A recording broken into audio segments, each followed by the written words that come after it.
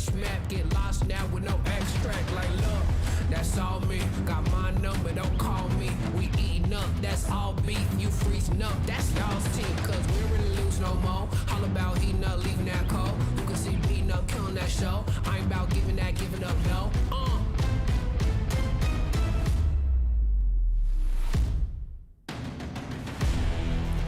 Nah, cause they don't want it with me. Look, you got a problem with me. Look, cause y'all don't want it with me. If you start a fire with me, then you never gonna stop me. Ay, sound the alarm. We about to go on. You getting it wrong. Time to go off. Can't hold us back. Truth hurts, you always that. My truth lurks, say y'all collapse. Now scoop first, where your homies at? Come my team with me right now. My team's on me right now. But what you mean y'all out? It's time to weed y'all out. Okay, we coming back with a vengeance. Time to go start your engines. What is this thing y'all mention? Time for y'all stop pretending,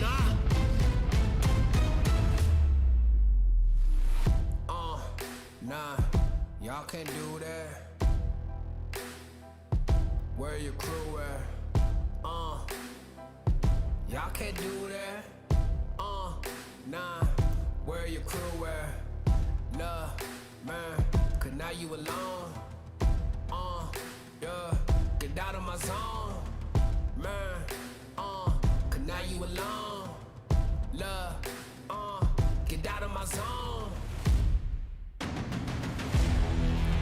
Nah, cause they don't want it with me. Look, you got a problem with me.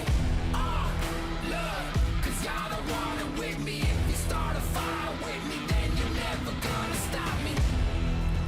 Nah, cause they don't want it with me. Look, you got a problem with me. Look, cause y'all don't want it with me. If you start a fire with me, then you're never gonna stop me.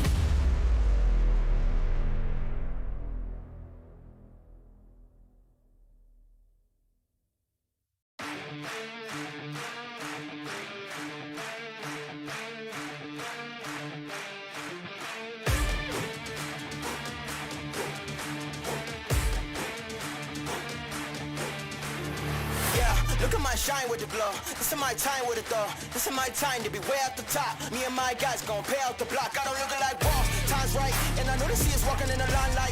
Promise you gon' wanna watch like a sci-fi. My guys are high risers, high tide. My crown if you come to my side. I pledge allegiance for lifetime. My squad connected like Wi-Fi. We grind and you see the highlights. This my life. It ain't a game now. Me and you, we ain't the same now. Lions coming out to play now. Opposition out the way now. Out of the way. You wasn't invited. Say you come to play. I dare you to try it. You don't wanna try me. Then step up to my team. Yeah, out of the way. Yeah, yeah. Out of the way. Yeah, yeah. Out of the way.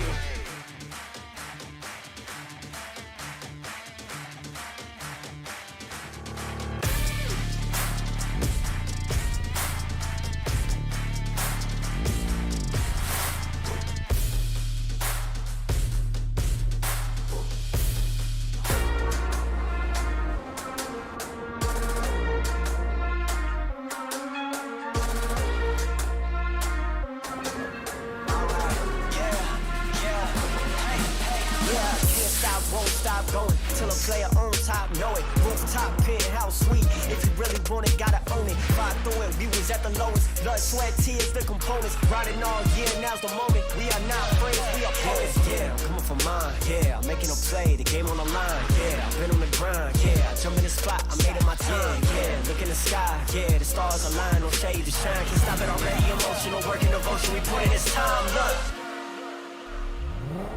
you won't stop.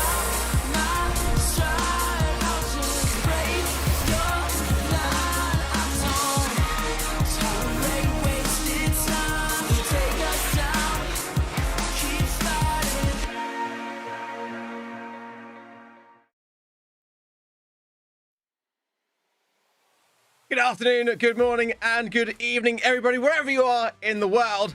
Welcome to the Snapdragon Pro Series Open Finals for Brawl Stars. I, of course, am Ark today, joined by Teddy. How are you doing, Teddy? I'm doing great, Ark. I am excited for today's matches and the Snapdragon Pro Series in general. Some exciting stuff coming up, and I can't wait to get into it. It's so exciting, honestly. Of course, the title is Brawl Stars, and of course, the region is Europe and MENA. But the Snapdragon Pro Series covers a multitude of mobile games across the entire world, as well as across many regions as well. We've got Asia Pacific, North America, and of course, Europe and MENA. But also, we've got a lot of other titles too. We've got Clash Royale, Clash of Clans, Wild Rift, PUBG, you name it. There's so many titles, and this competition is it's the fastest mobile growing platform in the entire world, Teddy. Yeah, big steps for the mobile scene. I cannot wait to see all the different events come true and all the different competitions. It's definitely going to be very interesting to watch. I hope the viewers at home are excited as we are to get underway, but let's just talk for a little bit about the tournament format as well, because I'm sure to many it could be one of those things that's a bit new to some, and there's a lot of stages to go through. It's a very grueling process.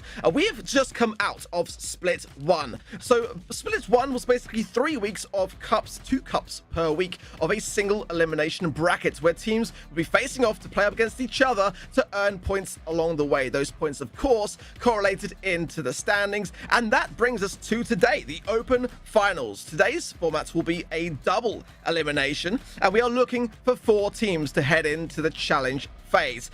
8 teams will be competing it out, and we'll be repeating this process again in the coming months to have a total of 8 teams going into that challenge.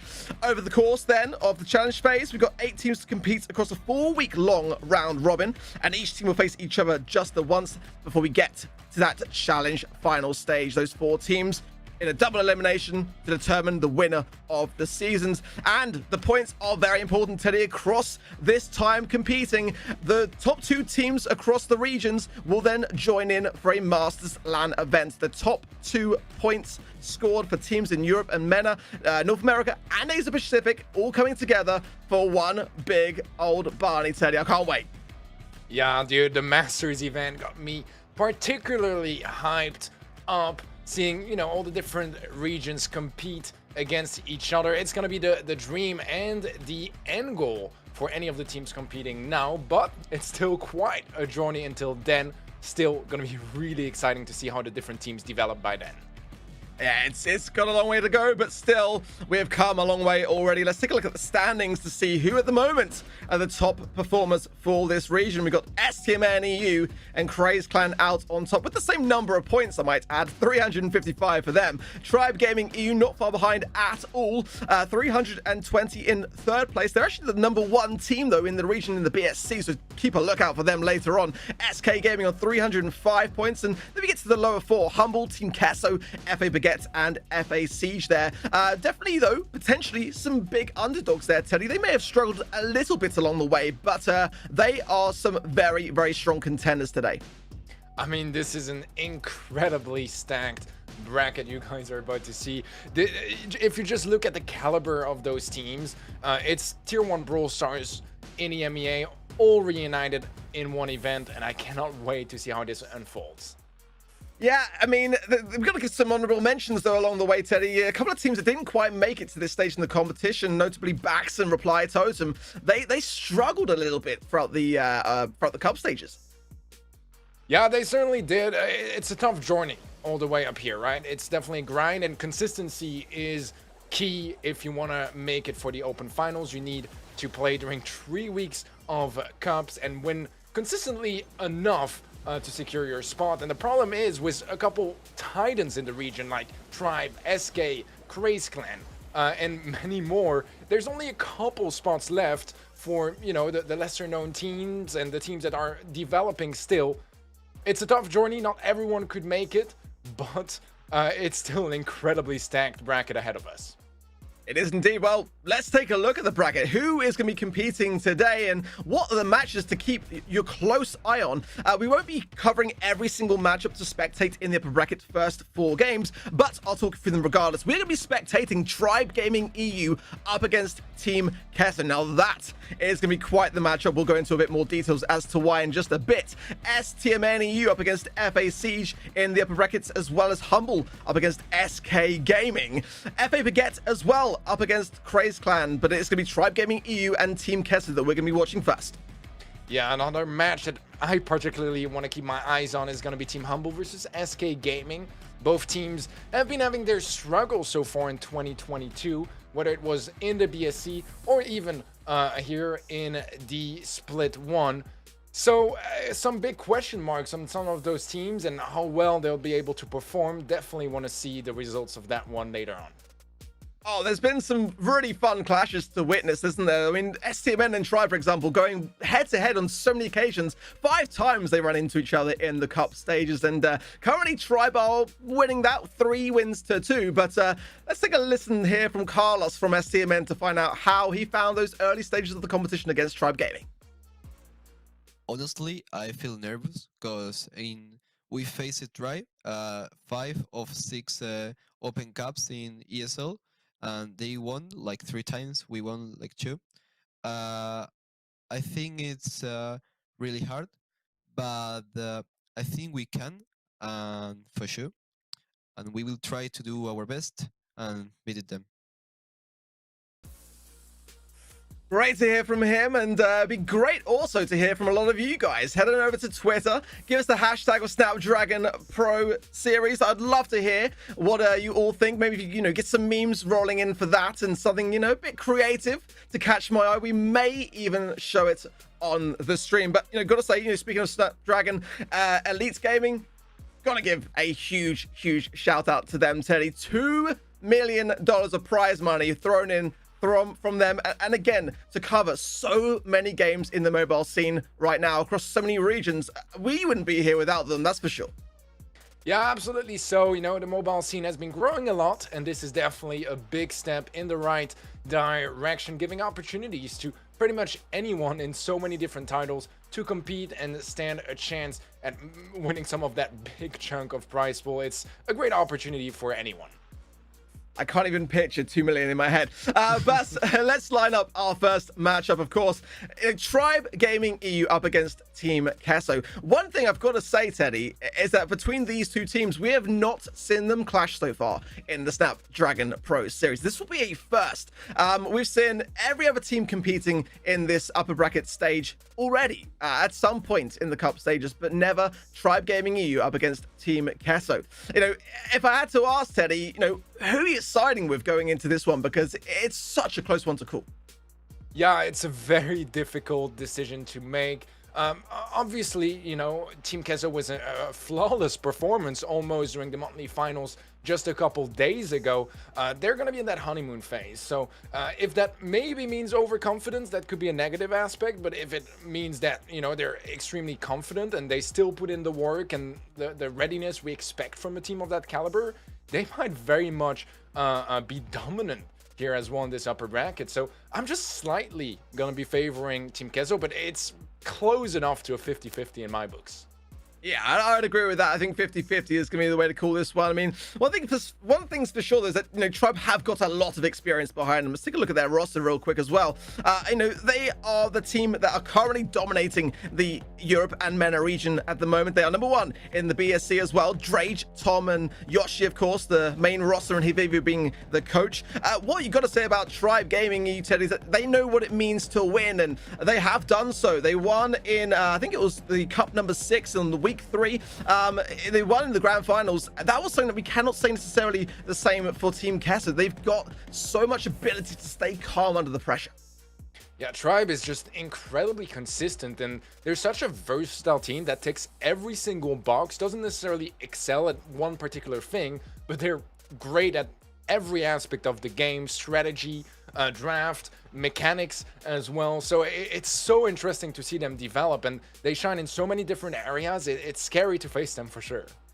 I mean, we caught up with Drage earlier on actually to discuss with him, what he was feeling going into his matchup against Team Queso. Let's find out what he said. So in the quarterfinals, we played Team Queso, and we actually matched up against them in the BSC monthly finals, in the grand finals, and we did take a loss against them. 3-1 to them. Well played by them, but this time it's going to be a lot different. We actually have a lot of practice going into this, feeling very confident, so hopefully this time we can pick up the dub. Right here from Drage. Definitely seemed, for the most part, pretty confident going into this one. Again, you know, interesting from our side. Didn't clash that much this year. What's that confidence? Yeah, I mean, I think a certain level of confidence is required at this day, right? You want to be intimidating to your opponents, but you got to be cautious with it as well. Don't overlook anyone. And knowing Tribe, I can guarantee they're definitely not overlooking this matchup, especially since they have a little bit of a grudge against Team Queso from the last monthly finals. Yeah, Team Queso are looking phenomenal at the moment. Let's take a look at their roster as well to revise anyone that may be new to the tournament now. Let's see Alias, Shay, Blacksea, and Javi and Rafa. You know, Teddy, this is a roster that has been a long time coming in terms of their fairly recent success, I think, but they have been a staple in the Brawl esports scene for a very long time, and many were wondering, when is it going to be their time to really shine? And it does seem like the time is now. Yeah, exactly that. You know, it's been conversations we've been having for months and months, if not years, about, you know, Team Queso, and when they finally make it into Tier 1, it seems like right now they're on an all-time high. Let's see if they got what it takes to stay in that position, because sometimes, you know, getting to first place isn't quite as hard as staying there consistently across, you know, a longer duration, and right now that's the big challenge ahead of them.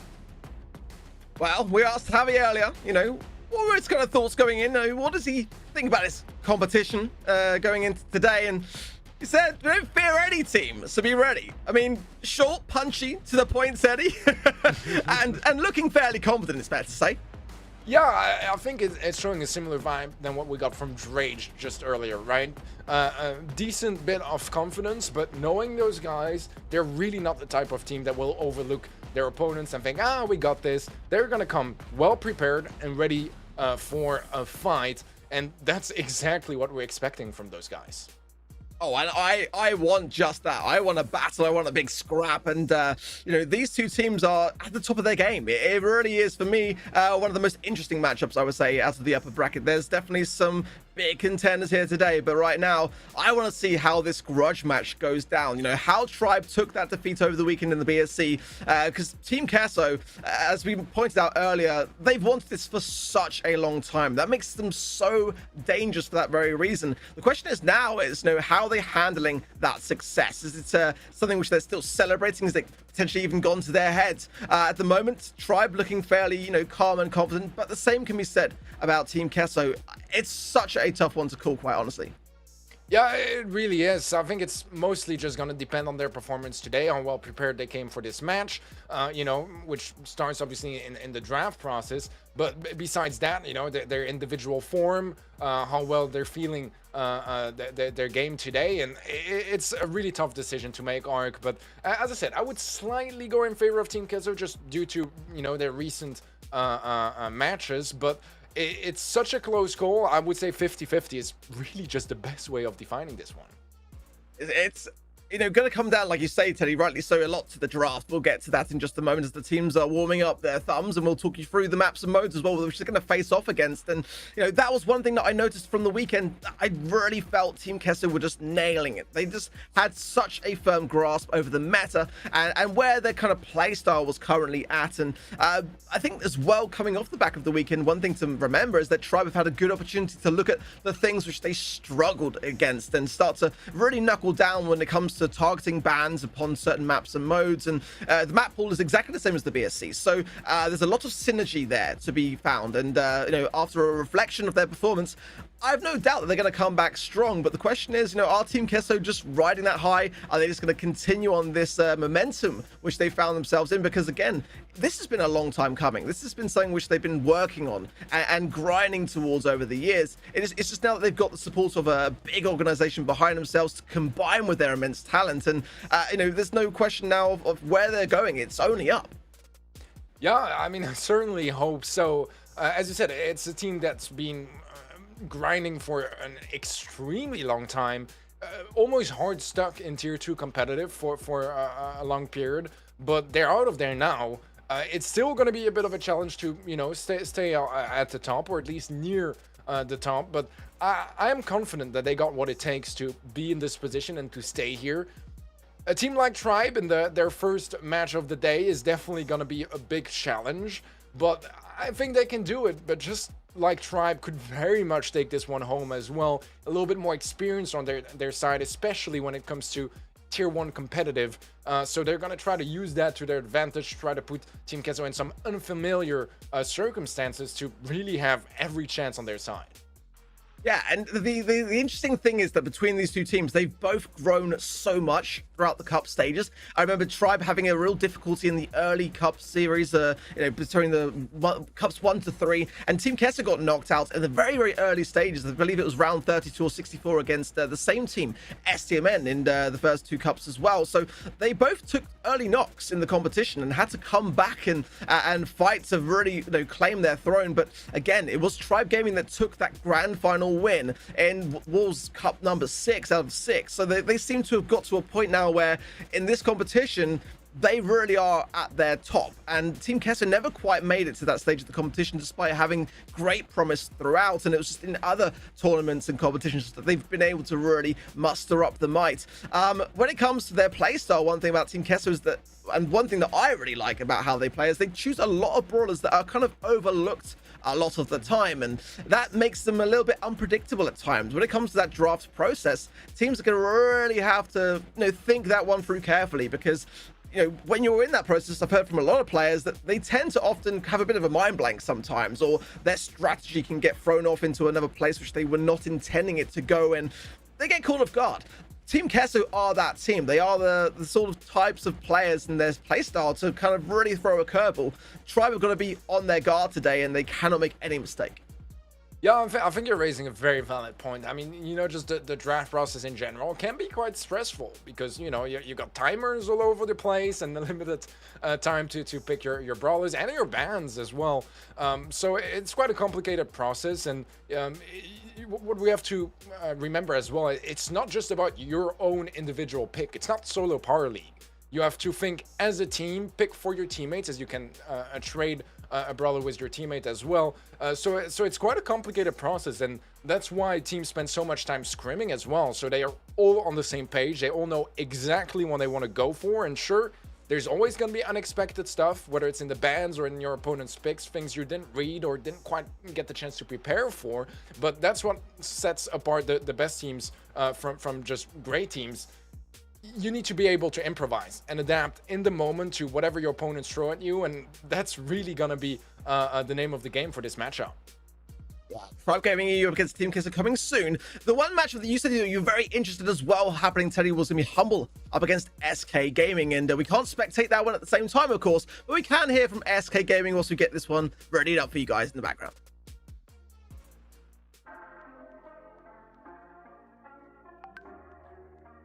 Hello, I'm Semantic and I'm from SK Gaming. My in-game nickname actually doesn't have like a cool origin as other people have. Actually, it just sounded cool back then when my friend had it, when I was like 8 years old or something. And I asked him if I can have it since he had a new one. He said yes, so I took it, I kept it fit, and that's my nickname now. My team's performance in the open qualifier was really good actually at the start. We fell off at the last 2 qualifiers though. I think we won 1 or 2. I think we won 2 of the qualifiers, reached once finals, reached once semis, I think, and then lost twice in like the early stages, which was not so good, but overall a really good performance. I would say my team feels pretty confident to come to these finals, not only because it's an awesome training before the MSI, general like the finals and the ESL itself, but also because we are hyped to play as a team more competitions. We are hyped to play like build more team synergy, since I don't know if most people know it or not, because we are a new team made like 5 months ago, so like, we still need a lot of more synergy to become the best. So if our team will be stranded on an island, I think Pedro or I will be the one in charge. Maybe even I would say. I will put Pedro and Chaos to do the muscle work, and I will put Gear maybe to be the cook, and I just look over everything and try to have like our survival on point, have enough food, have enough sleep, have enough like a good camp for us, look for a good spot, look at the topography, and look for a way out probably, and like just try to do everything with teamwork actually. Like someone does that, and like eventually it becomes all together. Let's start with Gear. Gear has flow, chill, and cool. Chaos has active, good, and tactical. And myself, I would say I have loud, planned, and just, let's say good, I guess. Okay, what most people would surprise us that Gie doesn't eat as Twix normal, but like bites into it. And Chaos is actually a really chill guy in real life. A brawler I would like to have a buff is definitely Spike's fertilize ability, just so you don't play Spike as like a long-range character and like be afraid of people, but that you are like really aggressive mid-range character, maybe even close range and like go in, maybe for increase on the fertilize heal. And the other buff is definitely give Stu his stun back. I would love that. And for the other teams out there, be aware, because we didn't show our best yet, and once we're at our peak, you should be scared. Only thing I have to say to you guys is thank you so much for your support until now, and just one rule in my community, please: be friendly, don't be toxic. That's all.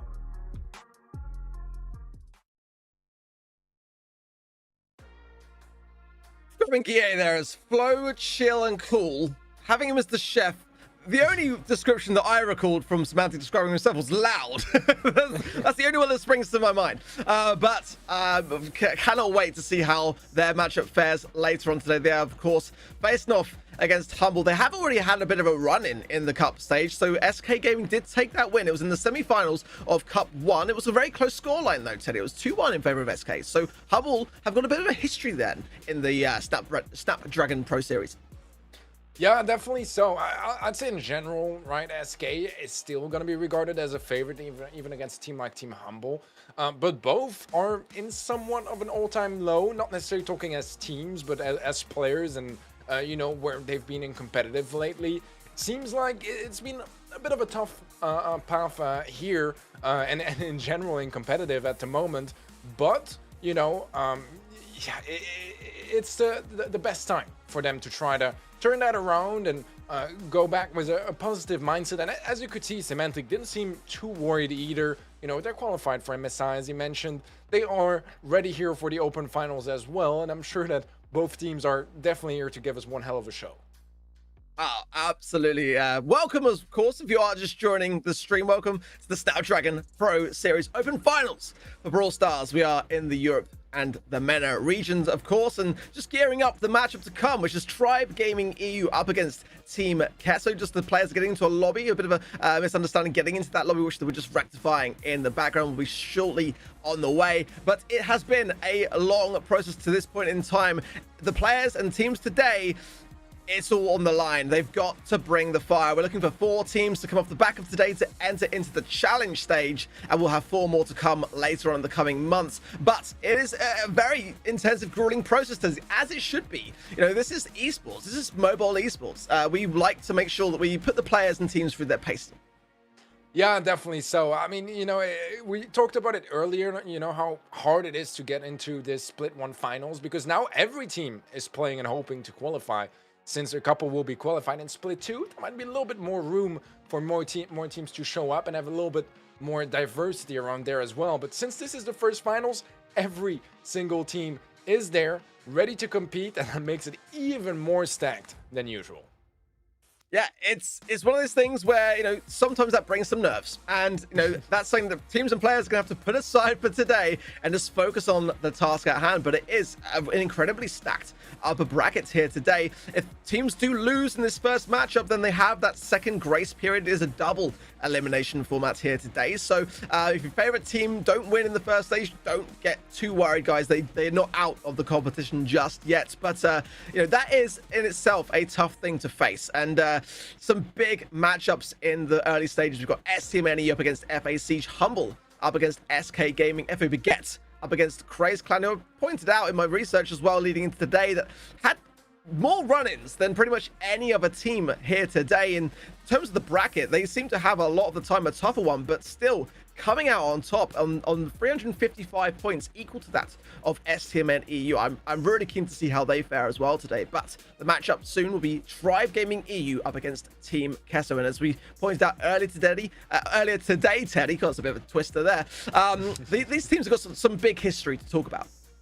Yeah, they definitely do. If you guys did not get the chance to watch the monthly finals, Team Queso beat them in the grand finals, taking their first ever monthly final.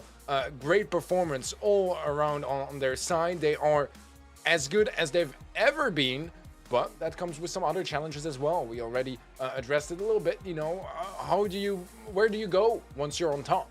How do you stay there? Because there are some questions that Team Queso hasn't really had to face until now, and this is their opportunity to double down on that statement and say, yeah, we're not just here stealing a monthly final, we're here, you know, taking everything, taking the biggest third-party event there is for Brawl Stars, and that's really what their goal is going to be for this season.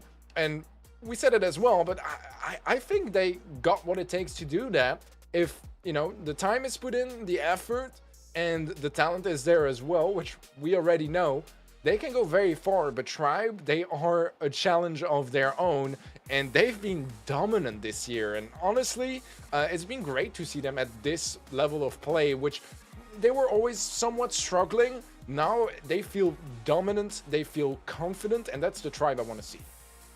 Yeah, and I mean, it's such a thing to look back upon now, as it seems such a long time ago, but you know, you've got to remember, this is a team that have got a world champion, of course, with Tom in 2019 on board. You know, Drage coming to the scene last year when he turned 16, and you know, now coming from there to just a few months back having his first monthly final win. This team have been growing along the time, and Yoshi has just been the icing on the cake for me this year. Like, to watch them play at such a high level and have the consistency that they've been having, they are a threat, a real danger. But that's something that Team Queso don't seem to be very, you know, put off against. Like, in fact, they seem to thrive off the back of that pressure as a bit of a ruffler in the competition. They don't have the same pressure that comes with that experience, and they've got everything to prove off the back of their performances as well. I again love to watch how they draft. I think a lot of teams for that same reason have been saying to me a lot this year that, you know, this is a team that really can go all the way, and it's just simply a question of when they will. Well, all we know for sure is that we have got our matches and modes lined up for this one, right, Teddy? Brawl Ball for Super Beach up first. Shooting Star for Bounty is our second set. Double Swoosh for Gem Grab, and if we get to the fourth and third, it will be Parallel Plays for Hot Zone and Flaring Phoenix for Knockout. Yeah, this is gonna be quite a varied a set of maps that we have ahead of us. Some closer range, especially looking at Double Swoosh, and even Parallel Plays to a certain extent can get quite nervous. Quite small areas here and there with intense fight, but also some more range, some more slower paced maps. Particularly looking at Shooting Star for this one, and Flaring Phoenix, where teams have a bit more time to set up and get ready, and it really just, you know, depends on the final moments. We have our bans coming true. It seems like Eve is going to be double banned, whereas Tribe will follow up with Squeak and Stu. Rosa and Ems will be banned out by Team Queso. Interesting, because we've seen a little bit of a drop-off with Eve being banned, and I keep saying to players, you guys know that Eve's still really, really strong, right? And they're not as bothered. Squeak has taken a bit more of a front runner there in terms of the bans, but now since that recent nerf to the registry gadgets, it's not quite as viable as it once was on Super Beach. The draft coming in now, though, Surge is being picked first by Tribe. It's such an interesting one to have as their go-to here. It wouldn't necessarily be my choice, but Surge, you cannot deny, since the rework, is in a fantastic spot, and I don't think in any way that is a bad choice from Tribe. No, I agree. I'm just a little worried because recently I feel like most Surges I've had the chance to watch in top-tier competitive, they ended up finishing games very often on level 1, so I hope that they find a solution around that, get that second stage unlocked ASAP. On the other side, though, Team Queso going for Ruffs and Byron, a very strong combination we've been seeing a lot recently, and particularly for Team Queso, they love the Byron, as most of the European teams do. Ruffs as well, just an incredibly versatile brawler. I feel like there's just not a single comp that can't use a Ruff. He's just good everywhere. Absolutely that, and of course the supply drops can buff both the damage and the healing qualities of the Byron, so great pairing there to have. And Max being drafted by Tribe is always a dangerous one. Barley as well, we know what Tom is likely to do with that particular brawler, though it could be Yoshi. We know what he's like on the Sprouts, so definitely knows his throwers when it comes to his thumbs. Let's see what this final pick could be then for Team Queso. They're gonna have to definitely consider the fact that there's a lot of speed and a lot of control on the Tribe draft so far, and this, yes, they've got the range and the ability to break open the map, and that could be the way forwards here. Really eradicate as much of the terrain as possible to eradicate what the Barley can bring to the mix here. But Ash, it is going to be, they're going to try to get up in the faces, up in the grills of Tribe, and ruffle some feathers early on then. Yeah, I think that's a pretty smart pairing. I mean, everyone knows about Byron and Ash and how ridiculously strong it can be. Plus, Ash has quite a bit of movement speed, especially when he gets in range, and that can help match Max's energy at least a little bit.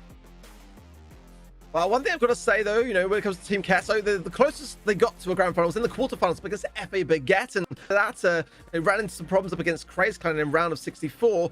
You know, they've got to put those past score lines behind them just a little bit and think about the present and the now. This is how they beat Tribe, and the draft so far for me does look to be a pretty decent one. I just kind of wonder when it comes to the terrain how that's going to fare. Drage goes for an early shot, didn't quite pay off, but they want to keep some of that terrain ideally for, you know, or you know, for the Ash to have some cover, right? But at the same time, Tom is going to use a lot of that as well. So how they play this roughs, I'm curious to see going in. So far, you know, Tribe with a good explosive start, but nothing yet on the scoreboard to show for it.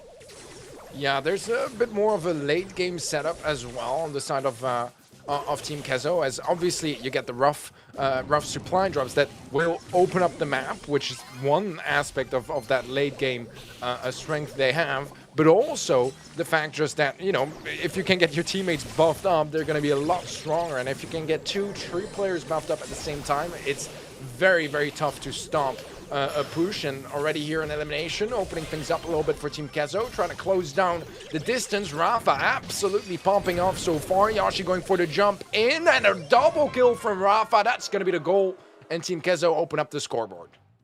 And a great time for it as well. I love the pressure that led up to that moment in time as Yoshi pops a gadget there, trying to gain that stack and therefore the advantage off the back of it. Rafa, though, is pushing forwards, getting the heals from Alice as Jay, and it's a great amount of pressure that Tribe must be feeling now. They have got the time, 1 minute on the clock, to be able to make something of this, but that will definitely come as a little bit of a shock, as a nice knockback there from Yoshi. But Queso here in a great spot, so they could potentially score from here, if not for that defense. Yeah, a clean defense there from Tribe. Got a little bit messy here and there, but they'll live it through. 40 seconds left, and they need to work towards securing a goal of their own. Otherwise, this first game will be locked in by Team Queso. Rafa going for a wide flank, but at the expense of a lot of HP. Drage popping movement speed, trying to get up close and close out the kill. Unfortunately for him, can't do that just yet, and he will fall to the Byron poison as Team Queso seem to be heading for yet another push. Good knockback, but the time now, 15 seconds, and the ball nowhere near where it needs to be, and no one from Tribe is picking it up, and that's got to be a bit of a mistake. There's just no time now whatsoever, whereas it could have been a possibility. I just cannot see any way how they're going to be able to push this one through, and Team Queso will take the first game. All right, what a way to start here for Team Queso. I mean, definitely what they were hoping to come with for that first game. You want to start off, you know, dominant and show that confidence. And overall, I think from the draft, and as soon as it was done, I felt like they had it in control, right? They get Byron and Ash on their side, Ruffs as well. Terrific brawlers, but oh my wars, Drage opening things up immediately with a phase shifter and goal. I mean, that's an answer from Tribe Gaming. Yeah, I mean, that was what they were going for in the first matchup, and that's pretty much seeing exactly how it should have gone the first time round. The pressure now that's going to be back on the shoulders of Team Queso, they have to make a response to this, and the comp is definitely one that can do just that, as Tom goes out with another last call to get some area to know on this right-hand side, and everyone but Team Queso clustered up together here. Sandbags going down again for Javi, but at the moment, I wouldn't be at all surprised if Tribe make another push in. Nice slowing there from Tom on the right-hand side with the sticky syrup, but now it's a 3 versus 1. Yeah, big kills coming through. Javi going for the charge shot, but it's going to ricochet off the wall, and that gets the ball nowhere where Team Queso wanted it. It's going to be cornered up by Tom on the left-hand side. And now Team Queso, they are going to be laying siege on that goal area, but it's not going to be easy to unlock, especially with the sticky syrup, slowing things down for Rafa, preventing too much of a push. Yashi trying to open up the right side as well. So far, Tribe are holding on, but for how long? It was a great defense. Drage got so much value, but look how well there Rafa staying alive. And another pickup from Drage, so importantly there, because Alias Shay could have definitely got to that ball, and Javi there in the mix could have definitely made a big difference. For now, though, the ball is pocketed. 50 seconds approaching fast on the clock, and another push coming in for Team Queso. Tribe have got to defend this and continue to do so, but they are standing well to the scrutiny as again Rafa goes down. Man, that's such a good position for Tribe to be in. They score 15, 20 seconds into the game, and then all they have to do is defend on that ball, make sure that Team Queso doesn't have a chance at getting it out of the corner and tying things up. About 25 seconds left on the clock, and Team Queso need to go for a push now. Otherwise, it's just going to be too late, and Rafa gets melted down. Not a chance for him. This is looking really tough for Team Queso.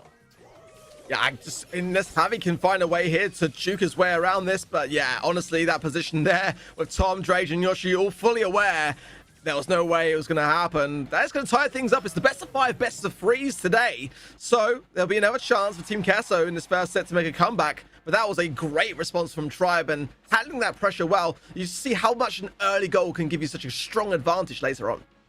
Absolutely so. I mean, Team Queso may be coming in with a tiny bit too much confidence into the second game, just not really expecting and somewhat overlooking that aggressive initial push from Drage. This time around, though, Ale immediately falls back and makes sure that there's no opening like that available for Tribe. Problem is, Tribe, they do find a kill on the left-hand side, and that already grants them a whole lot of control. Tom advancing forward and finding so much value. Another kill from Tom. Rafa is low HP as well, and this is looking a whole lot like another goal for Tribe.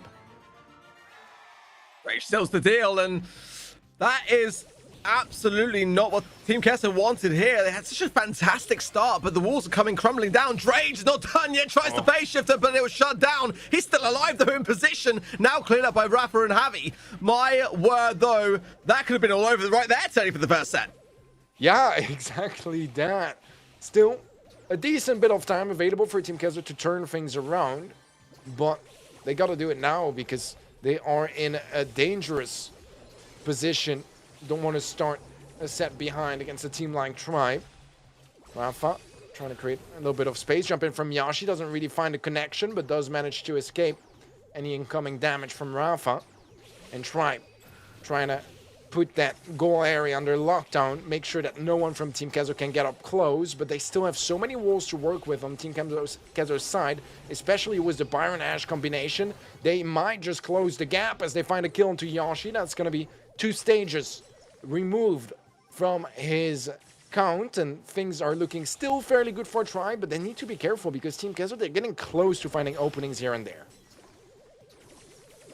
Well, this is a very deja vu here for Team Queso. We know how it ended last time round when the ball was cornered.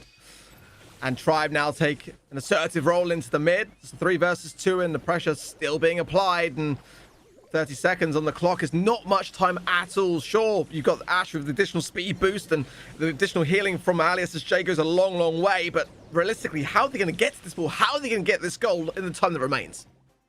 Yeah, it's going to be very, very hard, near impossible. Super comes through from the Byron, but Rafa goes down.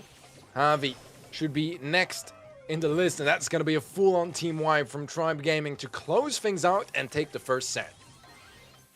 A very, very assertive start for Tribe Gaming, but it has only just begun, and Team Queso had a fantastic start. I would not be at all surprised if this one was one to go all the way between these two teams. And, you know, Tribe have got to consider the fact that, you know, that could have gone a very different way. If they hadn't have remained as composed as they seemed to handle the situation, the draft too was very much against them, I felt, for the majority of the time. At least it seemed to be at the beginning of that matchup. Yeah, I think overall TQ had a slightly better draft. I think it was a little bit more versatile and very strong synergies as well, right? You got the Byron and Ruffs, you got the Byron and Ash. Even just the Ruffs and the Ash can really complement each other well. So I felt like they had a really solid draft going for them.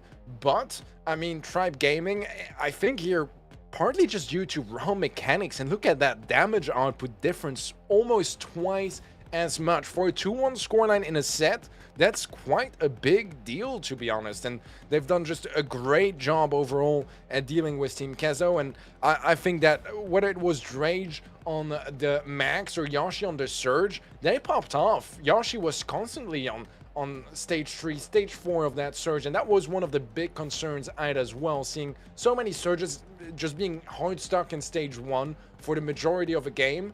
That was big pop-off time from both Yoshi and Drage on the Max, and I think that really went a long way in saving that set for them.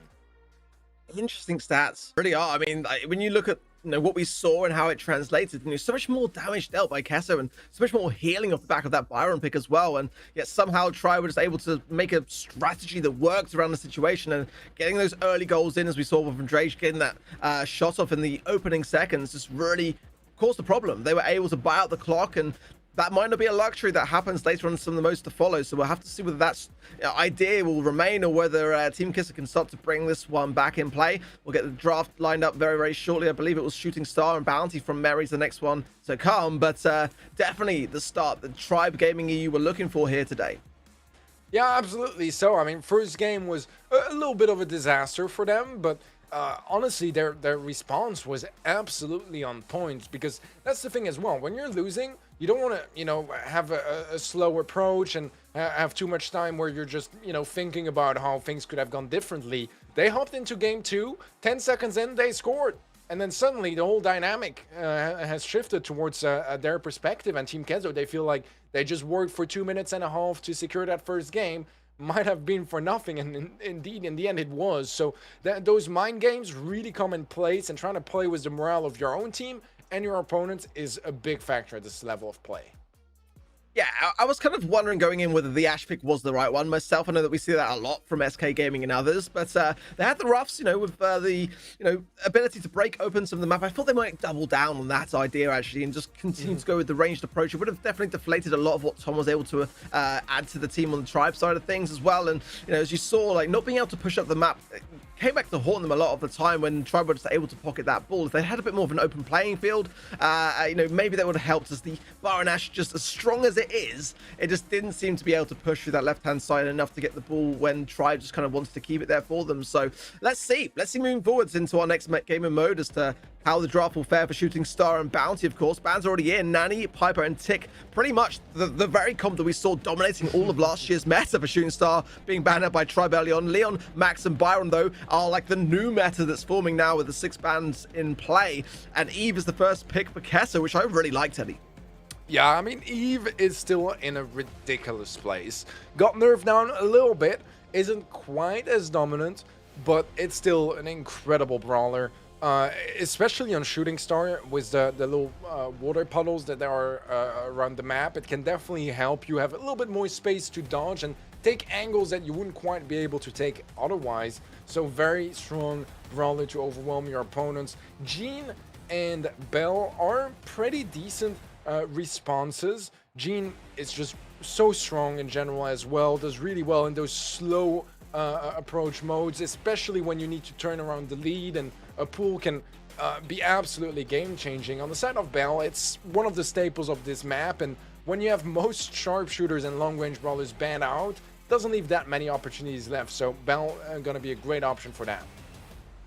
Bo coming in from Team Queso, and I mean, this is interesting. I don't know whether it's my go-to, but I don't know. I just hope for Team Queso they're not running Super Totem, because I know that Tribe like to push up against that gadget style, as I do myself when I'm playing the game as well.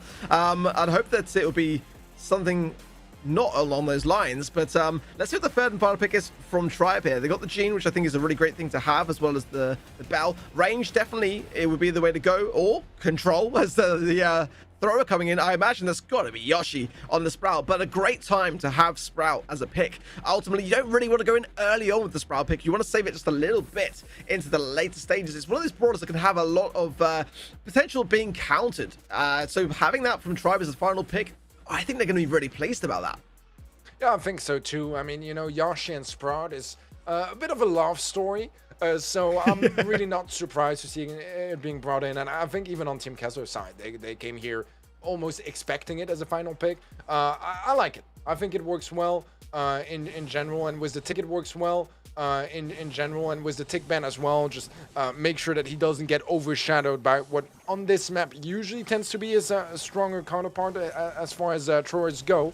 But so far, Blue Star picked up by Tribe Gaming, going to be giving them the early lead. Let's see how Team Queso replies. So far, they've been falling back pretty much all the way into their spawn, and Tribe have so much map control.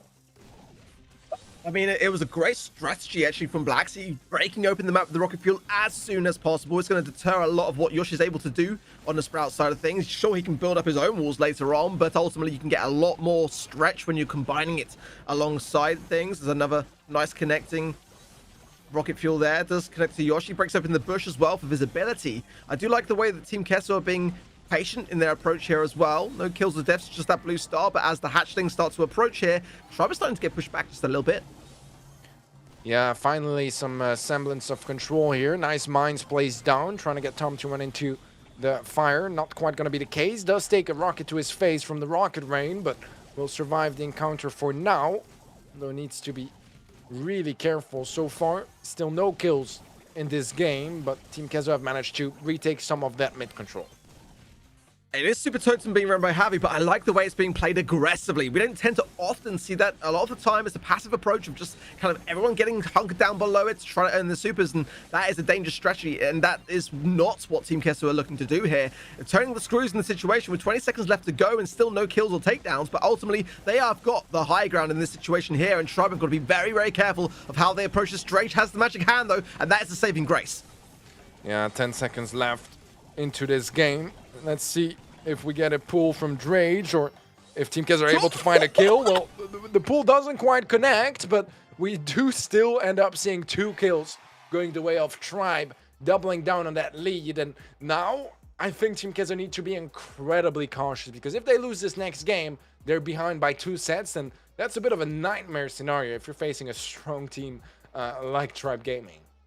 I agree. Towards the end, though, there was a moment where I think Taun's on 78 HP, and yes, sure, a death did follow, and it was going to be Tribes either way, but definitely that was a decent moment for Queso. Just didn't quite go their way, but this time round, they have got the Blue Star. They got an early takedown as well onto Drage, and they're still continuing to push forwards aggressively, which I quite like, actually, here. They've got to start to break down this confidence that is being exuded by Tribe now.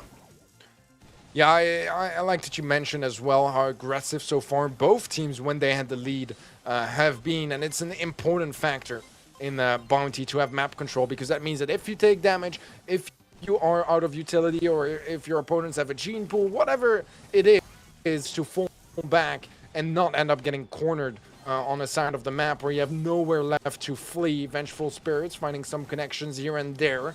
The most value just yet. Are gaining some ground and trying to lock Team Queso into a position where they have no run. Well, there'll be a little bit of a cushioning if Rafa can get super, but Drage shuts that idea down straight out of my mouth. I was going to say, if the hatchlings came out to play and the egg pop there, it may have helped just a little bit to push out of the situation, but no, that is not what is happening right now. Tribe, though, still trail 1 star, just 1 single takedown, and Javi is so low on that top left-hand side, and so is Black Sea now. I just cannot see how they're going to get out of this one as Yoshi gets that takedown, giving Tribe the lead. Yeah, Black so desperately trying to open map, make sure that Team Queso have a little bit more ground to navigate around, and also just make sure that Yoshi can't pop off nearly as much with the Sprout, but it doesn't seem to be ending, as Yoshi's going to be sitting on 5 stars by the end of this game, and Tribe Gaming still make it a fairly confident win. That's going to be 2-0 in sets, Ark. And a pretty powerful statement there of PF when you've got 5 stars and you can just head on over to the spawn and say, go ahead, take him. It's not going to help you, but if it helps to, serve some morale back towards you, then, have these 5 stars to add, to the situation. Tribe are looking fierce, and this is not at all what we necessarily expected coming off the weekend as a big victory, a huge, if not the biggest, most important victory for Team Queso in the BSC to get the win over Tribe, and it just looks like it didn't happen at this point. Tribe just looks to be fully in control of this one. Yeah, no, that's a very fair point. I think in general, maybe Tribe try to fix a lot of their problems, but this is a dominant statement on their end. 16 stars to 8 in total for this set, and that's just a night and day difference. Very, very confident Tribe Gaming, very comfortable Tribe Gaming. 2-0 in this set as well is just even more comfortable than the first set was. I mean, you got to remember as well, the stars that were dropped, 5 of them came from Yoshi as on a platter, quite literally in the final seconds, and the only other one being Drage as a definite very early instance in the second matchup. Tribe just stayed on their feet. They had a great comp for it. I think arguably, possibly the better comp, despite the argument there of Eve, being a great counter to the idea of the Gene. But ultimately, at the moment, that's 2 sets down. This could be a 3-0. If Team Queso do not pull their socks up. I mean, so far as the matchup has been moving forward, it feels like it's going in that direction, at least for now. And I don't think that the drafts are particularly, to blame either. I feel like both sets we've had so far were either in favor of Team Queso or very, very 50-50. Maybe in this one, Tribe at a slight edge, but I still feel like the Eve first pick is a big threat and very hard to deal with. Tribe almost made it look easy. Yeah, I'm with you on that one, honestly. Like, just very, very narrow margins in it. Well, similar ideas coming with the Gene ban on both sides for double swoosh gem grab up next. Byron ban and Amber ban is actually an interesting one here because that is a big, big targeted ban. Team Queso loves to play Amber, and boy, does Javi play it well. If not the best Amber, I like to say, in the Europe and the MENA region here. Crow being banned as well, Pam being banned, and the E first pick again, but Squeak now showing its face for Tribe, and Max as well as a pick that they seem to be bringing back into their arsenal here today. It's going to be in double swoosh, and I like that. I mean, Max is an unusual mid to have, but one that can be really, really quite good here. Yeah, I completely agree. I think it can be a great, changing the pace of the game as well and try to get out of those sticky situations. We see the Bo and the Lola to complete the comp here for Team Queso. I think in general, both Bo and Eve and Lola can very much be played as a mid. I'd say here most likely we'd see the Eve mid, but even the Bo wouldn't be that shocking either. The mines are really annoying to deal with, and always his attacks, the shots traveling a little faster than they used to, makes it much easier to hit your targets and dish out a whole lot of damage as well. And those mines, it's rare at a pro level that someone actually gets caught by them, but just the fact that you need to take the time to defuse them and make sure that you don't get stuck there or you can't get funneled there either, it's a big factor, and it can really go a long way in dissuading some aggression from your opponents. I mean, I like the Lola pick. We saw that a little bit coming into play from Bax recently over the weekend. They added to a lot of the pick rates in the BSC at least. But I do worry a little bit. I mean, Squeak is definitely one of the strongest brawlers here. I feel I love to play on left lane, lock things down with the residue. But Tom's going to go right lane here and go up against the Lola matchup. And this is the thing I was going to be interested to see is like what lanes they're going to choose here. And I do feel like still, Team Queso play this one right. This is a very viable comp here. But I think that Tribe have also got what they like. They like to play a lot of Bell. They like to play a lot of Max, and Squeak, I feel, is one that they wanted as well. But at the same time, if Team Queso can make this work, there's no better time for it because there's nothing more to come. If Tribe win this one, they will take it. Yeah, so far, the start has been quite alright for Team Queso. They do end up losing Javi on the left-hand side, but still a slight gem lead. It's going to be a nice buffer to have in case they lose some control. Gives them a little bit more time to come back. Javi already stepping onto his second nest egg so far. Has yet to really place down too many mines on his end, as Alias's J is able to secure a couple extra gems. A nice kill from Javi on the left-hand side, and that's a whole lot of control now for Team Queso, and a whole lot of gems on their side as well. Hatchlings coming in, 3 gems dropped there for the taking. Alias's J can just creep up for it. He has got the gadget there for the jump as well if he needs it. Just keeping them there for safe measure. Ratio in the middle is not going to do much at all. Blacksy can still dance around it, and of course, since the nerf, only 10 seconds will be on it. I think Team Queso have managed to pull this one back at just the right time, and they played the comp well to perfection almost, to be fair. That much of the map broken up. I mean, Tribe Gaming got to play it a little bit better than that, but I like the fact that we are seeing a comeback. I would love this to go all the way between these two teams. Yeah, personally, I mean, I get why the battle is there, right? It's there to counter the Lola, get some nice bounces between Lola and her ego. But I feel like it was very underwhelming in this game so far, because it's not really that good a brawler on this map. Unless you have a lot of destruction and really open things up, it's going to struggle at holding the lane. As you can see here, Blacksy does stamp on the nest egg, which will help Yoshi connect a couple shots. But it's just really hard to scout through those bushes using those singular low reload time, or high reload time rather, shots. And Blacksy just smoothly able to deal with him. Before as well, it took a while, didn't it, for Tribe to really swap lanes. I do like to play and prefer to play the Squeak here on the left myself.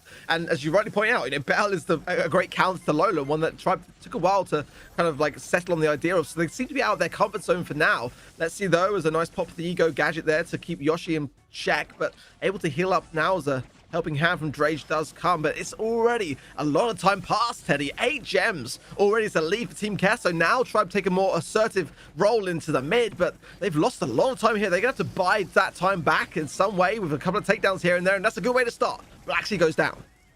Yeah, it definitely is, and Tribe Gaming have done a terrific job at retaking that mid area. Problem is, they're still far behind in gems, so Team Queso, they have a lot of time to work with to go for a slow team push and play it as a team. Blacksy going in a little bit early there. I'm going to cost him his life, and SSJ takes some damage as well. Team Queso, they need to go for a full-on reset. Play it all together and push a certain area of the map together as well. Doesn't seem to be working out that great, though, as Drage is still causing so much problems on the side of Team Queso, not able to get anywhere near the mid again until Tribe now tie things up in gems. Ashling's coming out. That's going to help out a lot, but at the moment, Tribe have done a fantastic job of bringing this one to a point where they managed to stay in the game here. Tom picks that one up, but too low surely here. He's going to stay alive and does go down eventually to the mines, but it's not enough HP for Alias to really contest this. Oh, but no! Drage drops all the gems. Blacksy can walk out of this one. A big mistake there from Tribe, Teddy. Yeah, that was a big placement mistake. I don't know if some information was not correctly given, or if that was just a risk Drage was willing to take. But yeah, that is going to be a tough situation to come back from. Not going to be possible here for Tribe and Team Queso. They do take this third set in the end, staying in the match as well. As if they dropped the set, it would have been over just that quickly. Yeah, and it almost actually had a reset towards the end. There was the mark in play, and if those 8 gems had been dropped, it looked like one more second than they would have done, it may have been a different story. But until that moment when Drage went down, I felt like it was hard to call which way it was going to go. But ultimately, yeah, just getting a little bit overzealous in the middle of the map there and going down as a result of that. I think Tribe would be kicking themselves a little bit, because they, until that moment in time, was smooth sailings all the way. Yeah, definitely so. I think they had an opportunity here to really just crank up the pressure by an extra notch, as they could have been at a match point, and that would have been taking a lot of effort from Team Queso to deal with. I think it's a little unfortunate, as you said, that their setup time for Tribe was a little bit low, you know, some lane swaps coming a little bit late, and by the time they were in the position they wanted to be in, TQ already had 8 gems lead, which is just really hard to come back from. Yeah, but Tribe did. They were bringing it back. You know, they had, and I was surprised to see that, because I felt like it was just going to be very, very much a swift and, you know, GG go next kind of situation. But there was some resistance still there. You know, Tribe obviously, you know, digging deep and looking back at their performance up until that point to realize that, you know, we've got this, guys, but they didn't towards the end. And Team Queso now have got some valuable momentum that they can bring into this next set, because before then it was looking pretty bleak. I think that was absolutely the round that they needed to have. And I mean, look at that. I mean, Team Queso not dropping on the gems, that's for sure. More or less though, in terms of the damage, you know, very much on an even playing field, but and similar in the gems that went into the pocket, but just those takedowns on the specific people that were holding the gems on Tribe by Team Queso is what made all the difference there. Yeah, I think it's kind of crazy as well to see that, sure, it was a 2-0 in this set, but damage-wise, they were about 1,000 damage apart. That's one shot of anything, which is quite ridiculous to say, especially for a 2-0, right? But we'll be moving to parallel plays up next. Already got some bans lined up for you as Gale, Squeak, and Sprout will be banned out by Tribe. TQ banning out Eve, Leon, and Byron. And we already got the first big Bell from Tribe. I do like Bell on this map quite a bit. I'd say in general I prefer Byron, but obviously, you know, Byron is banned, so Bell is probably the second best shot after that for a mid-brawler. Well, yeah, let's see. I mean, I do like it. I mean, at the same time, though, I feel like parallel plays, maybe not the place necessarily for Amber, although you can get some good value in fairness on the left side lanes. And that can be and go a long way. All I'm thinking is that for anyone to pick Amber here, it's money in the bank for Team Queso, is a brawler which they love to pull out. Let's see though, the response coming in from Tribe. 2 brawlers will be coming in shortly, and there's still some usual suspects that we can see here. But the Gale is a big shutdown, I've got to say. But Stu could be potentially available. Crow could be surely under Tom's thumbs now. But that Sprout pick would have been a nice one for Yoshi to have as well. I imagine maybe staying on the Bell. Let's see what comes in next for Tribe. But, you know, at the moment, I don't know. I feel like Team Queso have actually got what they want here. Yeah, I think they're very confident, those brawlers. You said it at the beginning of the broadcast that Team Queso would love to experiment, and seeing Bo and Amber brought in here definitely showing some signs of that, and just the extent at which we've seen Bo today in almost every single set, but Brawl Ball, quite ridiculous. But, I mean, it could be worse for them as they're not out of the competition just yet. Pam to complete the roster here for Tribe. I like it. It's very versatile, and since they picked Crow as well, that means that there's literally no anti-heal available. Byron is banned, so no melees to deal with the Pam either. So it can be quite a strong pick, but we got one of the biggest hyper carry brawlers there is in the game, Stu, being picked by Team Queso. The problem for me with Stu is that it relies heavily on the player's performance, right? You either really pump off or you can be quite underwhelming. What do you think we're going to be seeing here? This is the thing. I love Stu here. I think Stu can be one of the most oppressive brawlers actually to have on parallel plays, but it is one that Tribe don't tend to want to play. Perhaps it's just one of those brawlers which they just don't tend to necessarily get along with or feel like it fits to their playstyle. But like you say, Teddy, in the right hands, it can be such a dangerous one. And if Blacksea plays this well, and Blacksea loves this kind of playstyle. He's a fantastic Leon. He loves the close quarter combat. If he can close the gap here while staying in the mix as a result of that Gatter Hill star power that he is running, Drage will get the takedown. But I feel like if he gets into the right spot here, he is going to pose a big problem for Tribe. But at the moment, Tribe have done very, very well. They've actually already pushed the top right-hand zone, and that is a threat that Team Queso have got to take care of. Yeah, the mark onto Blacksea is great as well for Tribe to deal with him in that position. He is a bit of an annoyance so far, is able to find Tom. V picks up Drage, and that now means that Team Queso have free access to Tribe's zone. However, Yoshi has been capturing top right zone for quite a while now as well, putting Tribe in a very strong lead, especially considering how many percentages there's still left to capture on their own side. Oh, this is verging on a walkover. I mean, Yoshi's been there the entire time, jumps in now, the zone's almost completely done. I mean, it's just looking so strong in favor of Tribe now, as they surely will approach a match point. They can pretty much just stay in their own zone, and at the moment, Team Queso just a bit all over the place, Teddy, to be honest. Yeah, it feels like they're not too sure themselves where to assess their resources. They're done capturing their own side now. Problem is, in those sort of situations, is that Team Queso, they need to attack, they need to capture on that bottom left side of the map, but at the same time, with 8% left to be captured on their own zone for Tribe Gaming, they can't really afford to dispatch all their resources into offense, because if Yoshi even nearly steps into that top right zone, the game is over and it's match point for Tribe.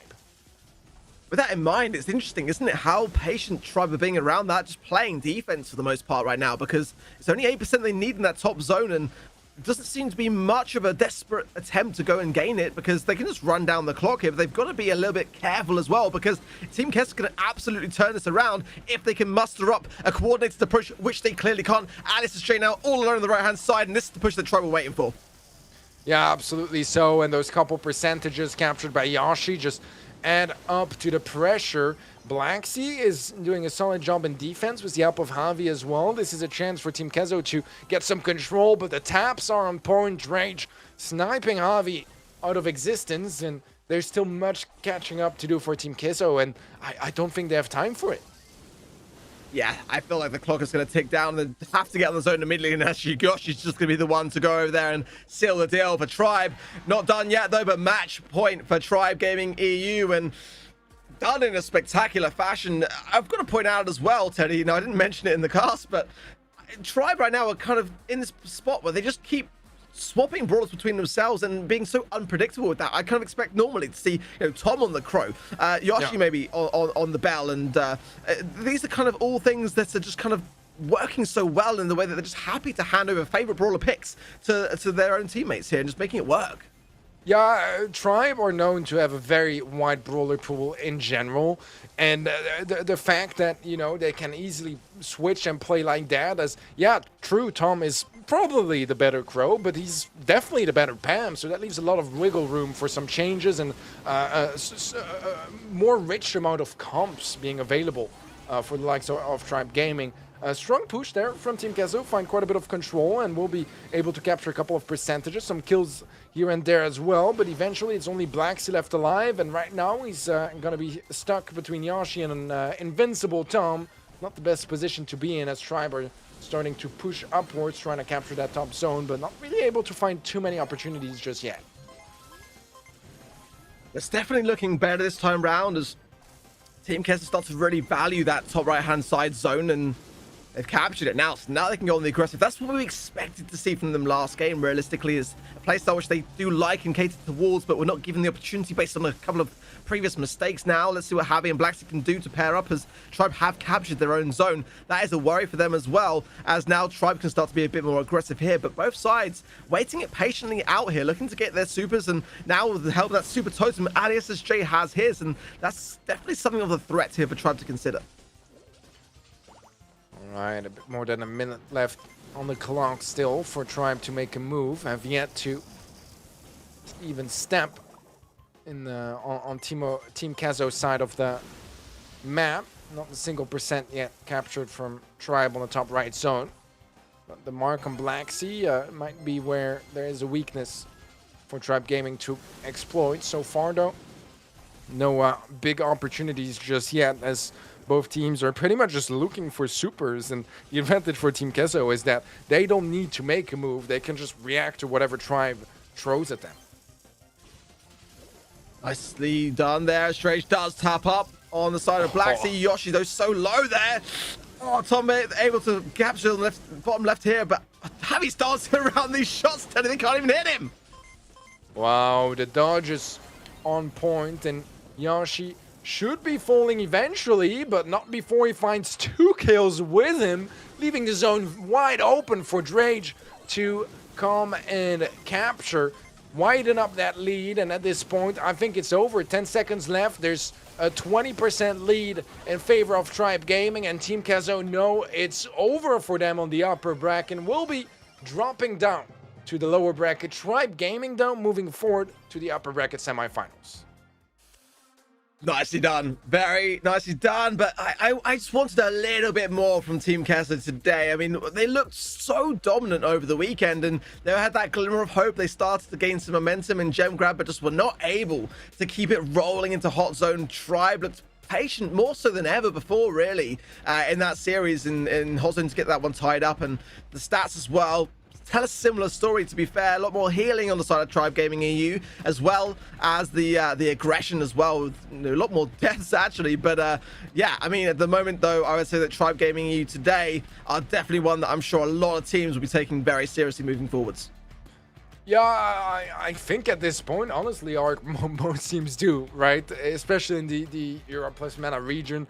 You have to. If you're underestimating Tribe Gaming, I don't know what you're doing. I don't think Team Queso did underestimate them, but I just think that today Tribe came in hot, and Team Queso just never really had the time to find their footing and their pace in this match.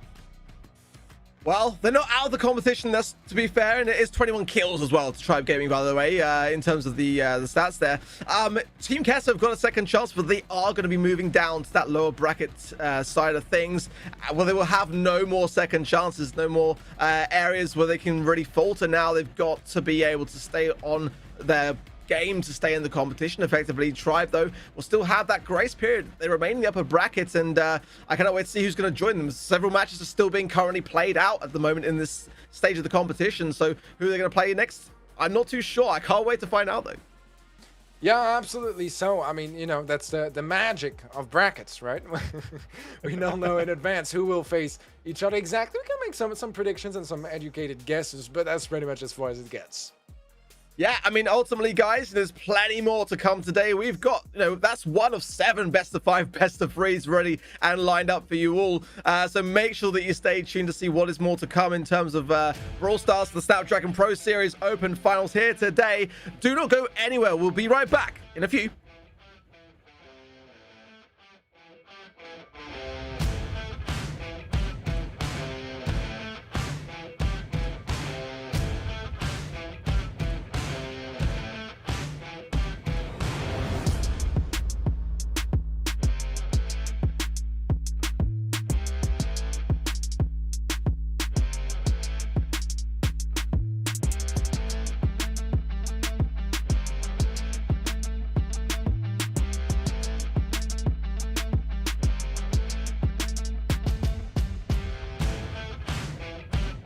Professional Brawl Stars player for Tribe Gaming. My name's Drage, and I am the in-game leader for Tribe Gaming EU.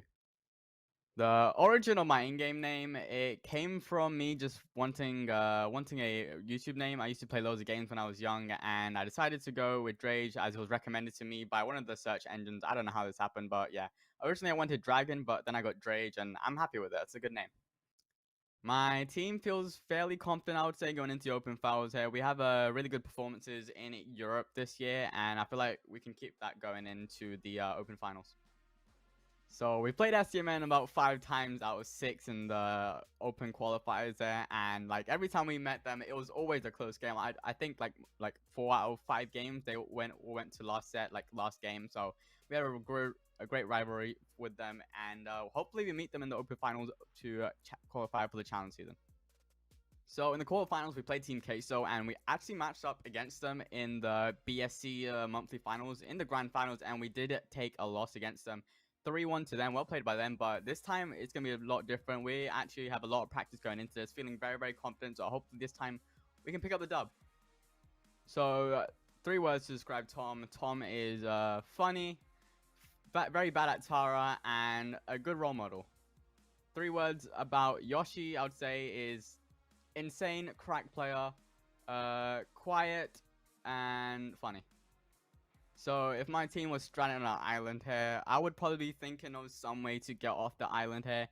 Tom will be probably thinking of ways to get some sort of food or something along those lines. Yoshi will probably be spinning on the sand like 24/7 there, doing what he does. If it was a zombie apocalypse and I could choose one brawler to defend me, I'd probably pick Primo. Primo's a very beefy person there. You know, I bet he can tank a few shots and save my life, hopefully.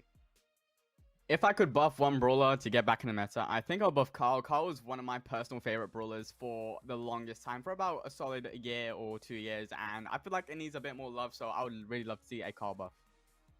To the other teams, my team is hungrier than ever to do as well as we can in EU this year in any sort of competition, so you better not underestimate us, and you better look out. I appreciate everyone that supports us this year, last year, any year I've been in Tribe, so I really appreciate the support, and also use code TOM in the shop.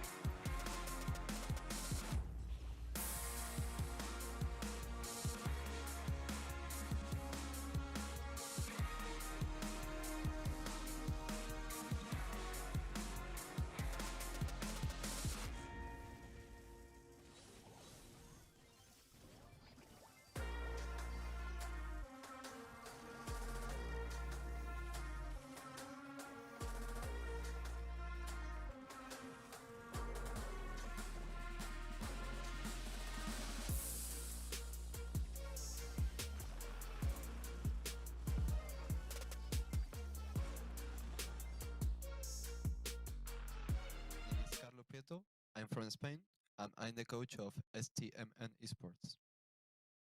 As performance, I feel really strong. I think we played really good.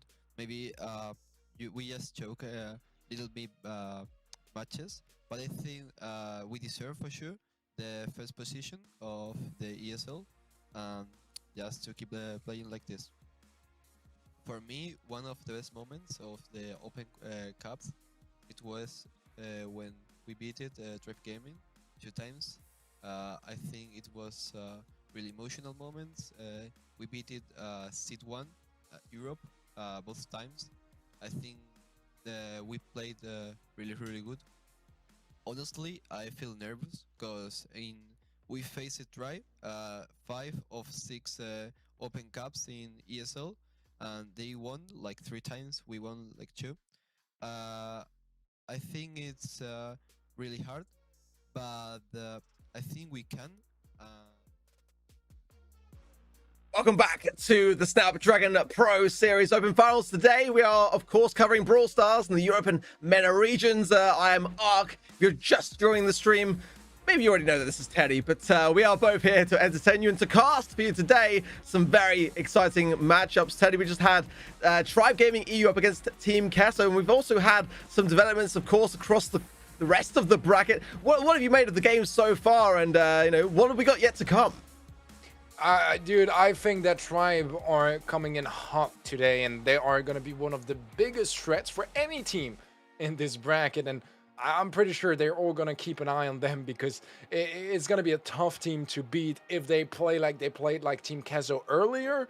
I don't know who will be able to stop them.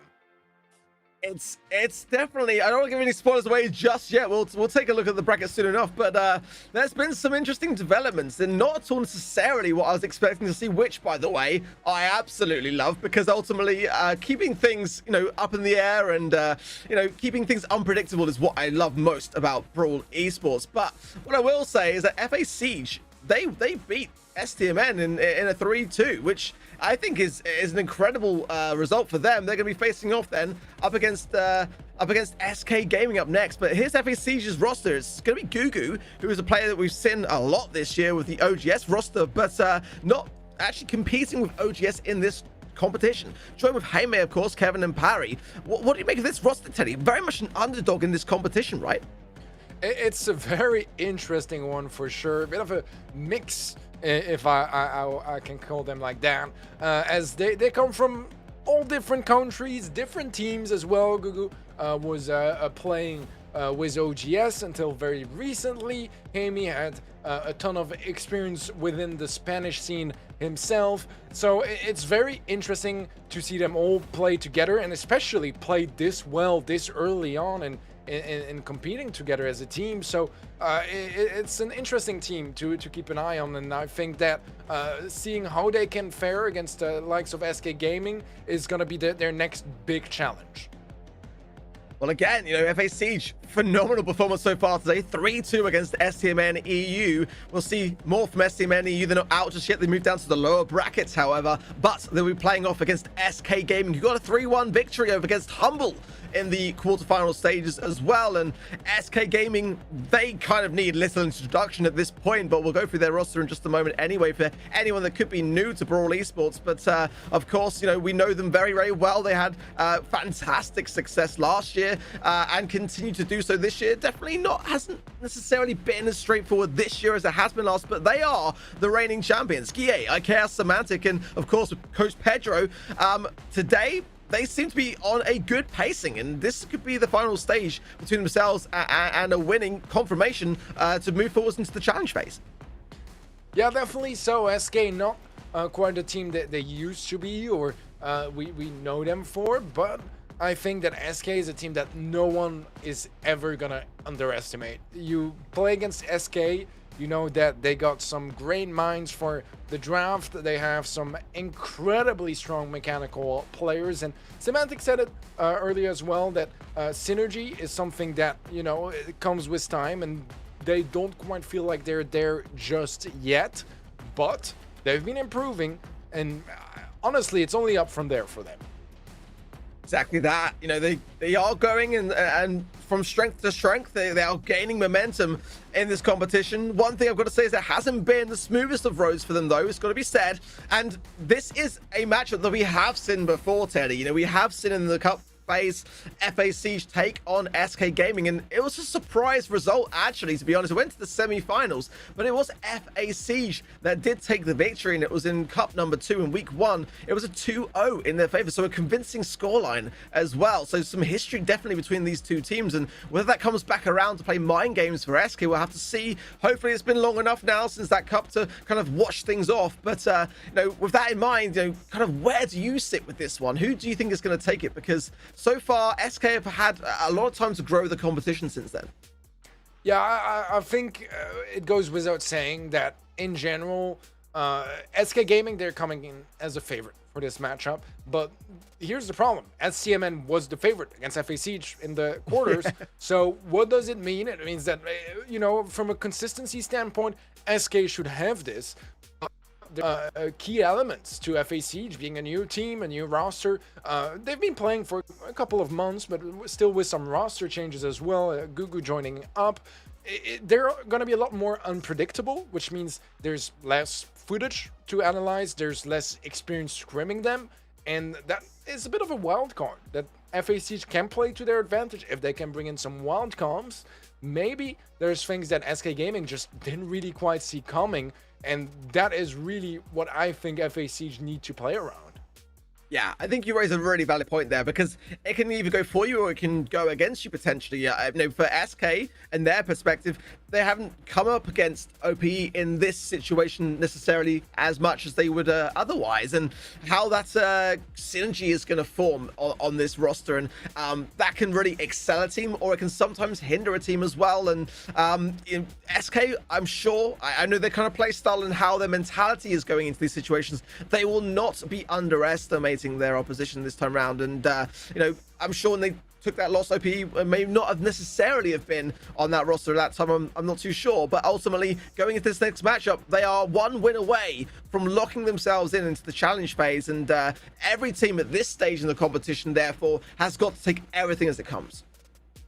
Yeah, definitely. So it's going to be a hard match for FA Siege no matter what. SK is not really a team that they want to face at this point of the competition, because SK is always going to be at least somewhat scary. The only advantage I would say for FA Siege and their timing for this match is that SK is not the SK we used to know, not the super strong dominant team that is nearly unbeatable. So maybe that leaves a bit of an opening for FA Siege to make some magic happen.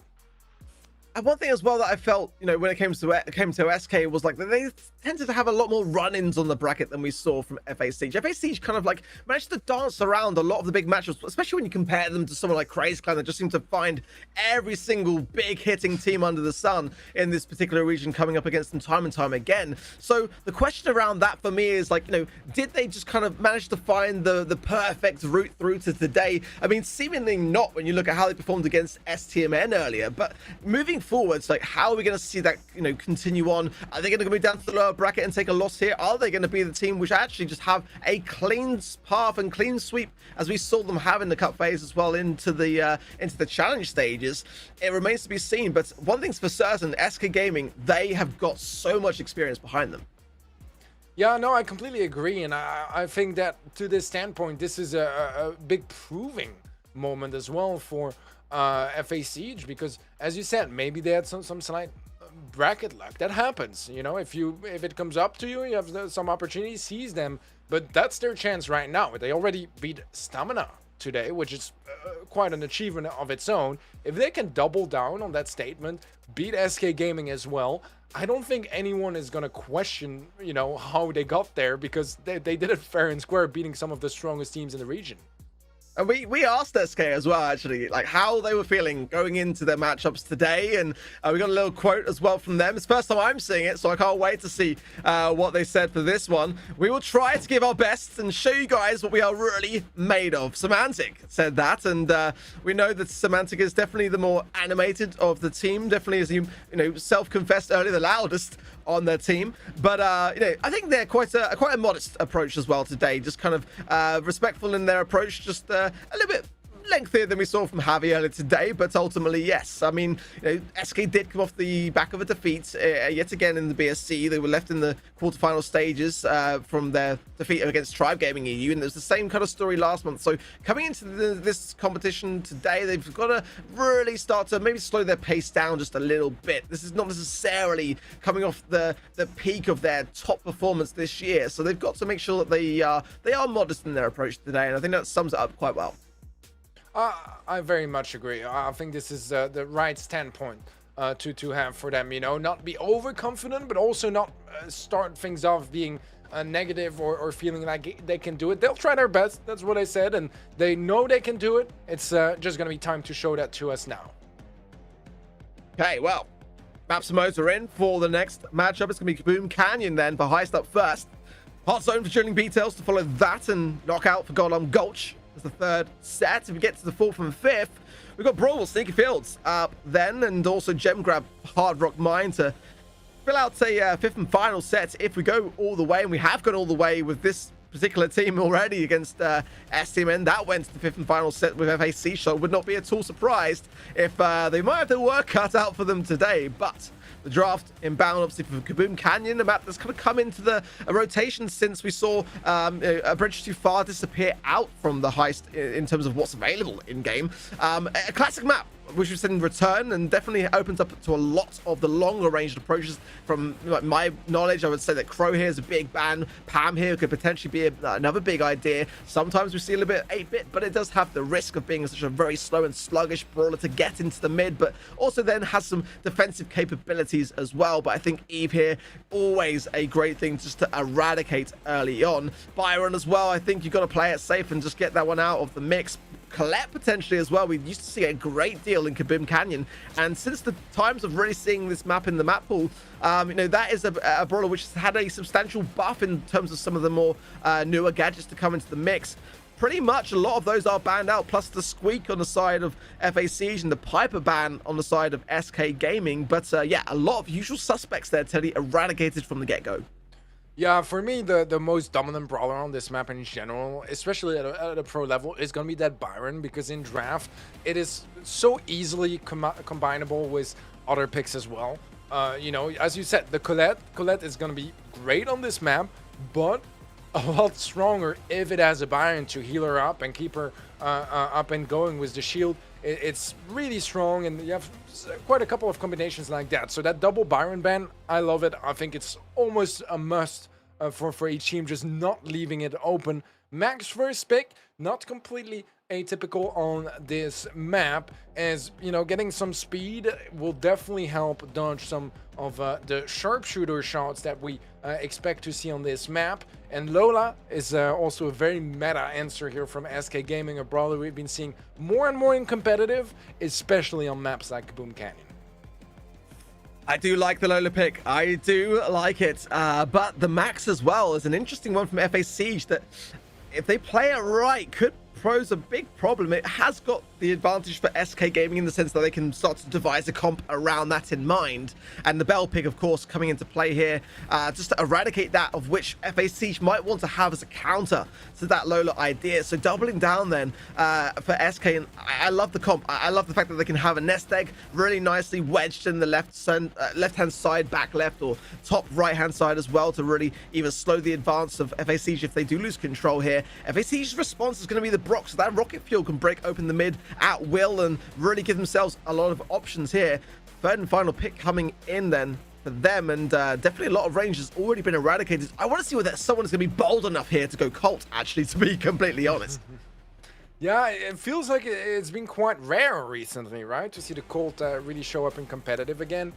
Colette is actually going to be the third brawler here brought in by FA Siege. Just want to point out as well the lovely pick synergy there between Bell and Lola, as they might not really work the best as a team, but at least it prevents Bell being used to counter the Lola, as it is one of the more prominent counters in the meta right now to deal with Lola. Let's see what the sixth and final pick of this draft is gonna be. I assume maybe some destruction, but no, it's gonna be the Pam instead. I think I like it. I mean, it's not the easiest to bring it on Kaboom Canyon because those are very long-range engagements. You can't get the most damage on safe, and those sort of interactions are not always the easiest to sort out, but it can still bring in a lot of value and sustainability to the comp, keeping that mid position under control, for example. Yeah, I like the comps very much. Nice to see the collab. I still love to see a cult, but I know it's a risky one. Let us know, guys, in the Twitch chat as well. Who are you predicting to take the win on this one? Cast your predictions over on the Twitch chat there and let us know who you're rooting for, who you think is going to win. Doesn't necessarily have to be necessarily who you're rooting for even, but just who you think is going to take the victory in this one. But bear in mind, you know, FA Siege are a big underdog in this one, Teddy. They did take the win up against STMN earlier today, so I don't want to rule them out. We're going straight into the matchup, though. SK looking very, very low. We saw there the gotcha gadget that we said going into this one, which would be a big factor. Having that additional healing off the back of those shots from Kevin can go a long, long way here. All right, already some kills going the way of SK, and that early mid control that was in favor of FA Siege. Obviously, being able to remove that wall makes it a lot easier to access the mid, but if it's to die immediately after, it might not really be to their advantage as yet. Nice super from Kevin onto save. The healing station very quickly dealt with, and Kevin does end up going down, but the HP pool is rather low for SK. Can Hamey maybe find some resets? Doesn't seem to be the case, and SK Gaming back to a decent HP count as Gia is able to defend off Gugu. And so far, the man advantage remains in favor of SK Gaming, although, and that was one of the things that scared me a bit with something like a PAM. It's not the easiest to get a whole lot of damage on safe.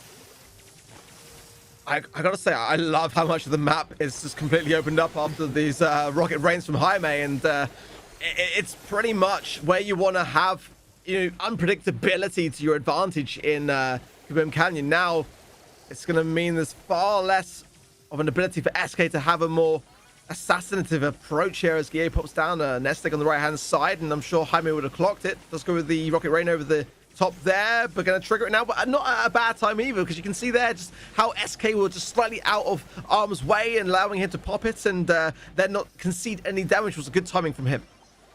Yeah, it's quite interesting how so far SK Gaming have had mid control for 90% of the game, and yet they are still behind in damage. Now, they have a little bit of time left. If they can find some kills here and there, they can turn things around, but this is the moment for action here for SK, and FA Siege, they need to hold dearly to this defense. Decent super from Kevin here. It's only 1% setting both teams apart, and the connection is there. It's all tied up, and finally, SK Gaming take the lead, but it took them pretty much the entire timer to make it happen. And the defense was solid from FA Siege, but eventually, if you have no map control, damage is going to come true. Yeah, you got to stay composed, and I think that's what we saw SK doing so well there. They were just not looking hesitant or, you know, unsure of themselves. They just was playing it calm and collected, knowing full well that if they just brought down the clock and timed their push well, then they could secure the damage that they needed right at the nick of time there. And again, like, I think that FA Siege just maybe dropping the ball a little bit early, or maybe some nerves coming into play a little bit, as it's fair to say they are the lesser experienced team. SK Gaming, of course, have got so much of a track record here, but it was not a bad start at all. Let's see what they do now with a good start, pushing to the mid, damage rolling in as well. This is looking like a good response from them so far. Yeah, this is very strong from FA Siege. Similar start to the previous game, except this time around they're holding on to that mid control, and that's the difference between both comps. Is SK, if they have mid control, it doesn't really mean they'll get a lot of damage output on that save. It's a very different story for FA Siege. They just need a couple of seconds of mid control. They get that save all the way down to 52% HP. SK do manage to retake a little bit of control, so the horizon might be a little brighter on their side, but some missed shots and a missed mark from Guille, and control seems to be drifting back into FA Siege favor. Well, nice connecting damage there from Kevin, and Gugu there just going to be caught a little bit off guard as Chaos and Semantic do clear it up. Gear goes down though. That's a very important shot there from Jaime, and Rocket Rain over the top as well. It's going to keep Semantic back, and still not a shred of damage then from SK, but potentially some coming in now from Chaos as the Ego gets dropped here. But no! Gugu clears it up and keeps the defense alive, and now FaZe are back on the offensive, Teddy. My words, this is a strong performance this game from FaZe. This is what I somewhat expected in the previous one, seeing how early they had that mid control. Let's see if SK Gaming can take it back. Gugu, low HP, is wasting a lot of utility from SK, a lot of time as well for Kevin to come and clear things up. Nice shots from Kevin once more. He is still up, but eventually the connection from Hamey. So they trade each other out, and 50% damage, even almost 60 is what it takes here for SK Gaming to come back, and this is exactly what FaZe needed. Yeah, that is going to be a huge amount of confidence then going in to our third and final matchup on Heist, because yeah, it's a hard thing to recollect yourself on Heist, especially as it's one of the game modes that I feel personally that when you are getting battered in the final seconds, it feels like, you know, you got a little bit hard done by almost, and just little mistakes here and there can have a big knock-on effect. And I just love the way that FaZe came into that matchup, just looking so much more composed after the back of that loss. Let's see whether they go into this one in the same fashion, or the SK can actually bring this one back around in their favor. Yeah, for me, there's definitely a comp diff in this situation. I think FaZe just overall have the better comp because they have more damage output and easier access to the mid as well. The difference is the caliber of the players when it comes to mechanics and experience. If there's any team that can deal with those sort of disfavorable drafts, it's gotta be SK Gaming, and so far they've done a great job at preventing too much damage being done. And this time around, I mean, they start things off with the lead, and they haven't had the lead pretty much ever in this match, except for the last couple of seconds of game one. Yeah, we saw a lot of a slower approach to breaking the bush there from Jaime this time round. It's allowed SK to really utilize a lot of that bush and that unpredictability to hide themselves away and keep their movements guessed on the side of FaZe here. But now the speed coming in, the let's go. Kevin goes on the aggressive then on the Colette super, but doesn't connect as well as I was hoping he would. It's gonna make it a 3 versus 1. More damage gonna rain down, most importantly for SK, and FaZe, despite looking so strong in the last round, so far they've yet to collect themselves here. Yeah, that was a nice mental reset from SK Gaming between the previous game and this one to start things off this dominant in this third and final game of Heist. Definitely need to be confident and to know your team well. 50 seconds left on the clock, and it's not a big margin. There's definitely room for a comeback still, but FaZe, they need some sort of mid control, and they need it somewhat soon. Yeah, I fully agree, but there is, like you rightly say, not that much damage considering how many shots were raining down from SK in the early stages. It could be this moment here where FaZe, pulled the reversal on SK as we saw in that first game, as the damage now coming in. Nice connection from Kevin and shots to follow there from Jaime. The trickling down of the rocket will do a lot more damage on top of that. 66% is all that remains, and it looks like Jaime's not done yet, but there is time. 10 seconds here as Chaos approaches the safe. Semantic getting valuable heals off the middle here as well, and a healing station coming forwards. Can this damage be tanked? It might be able to be done, but I don't know this final seconds whether they will. It's going to be so close. Oh, not quite enough. How, Teddy? Oh, my word.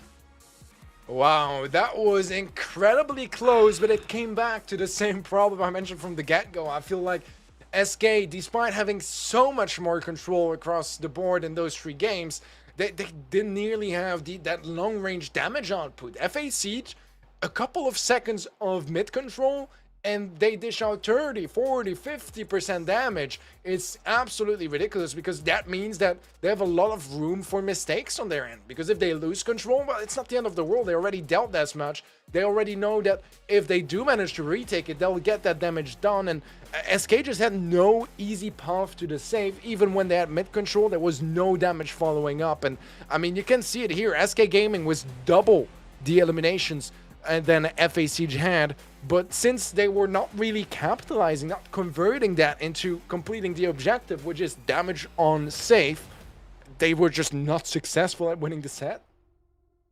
very interesting, isn't it? When you look at that, and there's a very dominant statement too. But I just felt like SK had the time to get the damage. I'd love to see how much body blocking went into that approach from FAC to prevent it, because 10 seconds in that approach definitely felt like a lot of time. The healing station there as well for a good amount of utility to stay in the moment as well. But I've got to say, I'm sure SK are kicking themselves off the back of that. I felt like it was just, here we see that final moment just coming in now, and see there Gugu dancing around Jaime as well. Everyone doing their bit. Gugu's then to the final moments as well. Beautifully done from FAC, and definitely a lot of a confidence booster going into this second set. Yeah, I think it mainly comes down again to that come from SK just not really being on point in my books. You see that final rush, how much commitment they had to put into even get close to the save. They had to push all the way right next to it, and they were not even still able to get the damage they needed. And that was just a big problem that they were never really able to address in their execution. And I'm hoping that their next draft is going to be a little bit more versatile and able to deal with those sort of situations. Yeah, I think definitely SK going into this next draft will have to be just kind of playing it a bit safer, actually, and just kind of making sure that they get a set back over FAC. So they've got to even out the scoreline quite quickly, because again, this is an underdog team that have breezed their way through against, well, I say breeze, they went to the fifth final set against STO and EU, but ultimately, you know, they've got momentum behind themselves. They've got through that first hurdle, and they're surely thinking, right guys, this is the one matchup that stands between us and a place in the challenge season.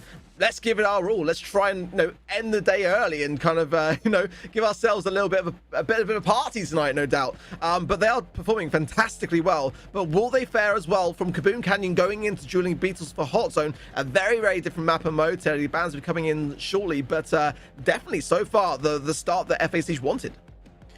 Yeah, absolutely. So it's going to be hard to double down and really, you know, come here with a strong performance in the second set as well. It's a very different playstyle that is required here for Dueling Beetles. We'll see the double Lola ban brought in, Ruffs and Sprout banned out by FAC. SK going for Eve and Ruffs as well. So 2 double bans, not the most often we see those double bans coming through. But yeah, it's definitely gonna be an interesting one here. Byron as a first pick, I don't dislike it. I would be a little bit worried about something like a Crow being picked by SK, maybe as a counter. The anti-heal plus Crow being a very strong brawler on this map could be a one way to answer it. But what are your thoughts on that Byron first pick? Yeah, Byron's an interesting one, because we did see Byron having such a dominant amount of play in Hot Zone for a long time, but just that little one shot away from earning super nerf that we saw to Byron fairly recently, I just don't really feel it having the biggest knock-on impact when it comes to Hot Zone. It's still a great pick to have. I just don't know whether it's quite necessarily my first pick if I won the coin toss yet. But the response coming in being the Bell and the Gale, I think Gale here is a great one to have, and especially if those walls stay up on the side of the map, that will get a lot of value. So the question now is realistically going to be that since the rough spanned, you know, are FAC going to consider a wall breaker to really kind of try to eradicate what, you know, what that Gale pick is capable of here? 2 more picks coming into play. There's going to be FAC just time to respond here, but so far I think I'm favoring SK's comp actually. I mean, I like what they're bringing to the table so far. Leon is an interesting brawler to bring in. I feel like it doesn't necessarily do the best against Gale in general, just, you know, with Gale having the possibility of just getting a rightly timed twister or just a super to knock him back and get him out of danger, even maybe stun him and get pretty much a free kill, which is not what you want out of a Leon super. So I'm not the most convinced so far by that pick being brought in. I'm just really curious to see what they decide to bring in as a third. It is going to be the Crow, which I like. I think it would have been a good brawler to complete the comp for SK, so taking it away from them and not having that anti-heal against their Byron can help. But still, they don't have the most damage overall on the side of FAC, and unless they really manage to have a strong control and strong positioning, it's going to be hard to retake, because spam is going to be a nuisance as well on the side of SK, as the healing and just the durability of that brawler is definitely going to be scary for FAC. Yeah, I have my money on the Plam or even a Meg. Meg's a very underlooked brawler here on Dueling Beetles, one that SK do enjoy playing, or maybe even an Ash. It's not probably the map for them to do it, but if it's the team that will, it's going to be SK.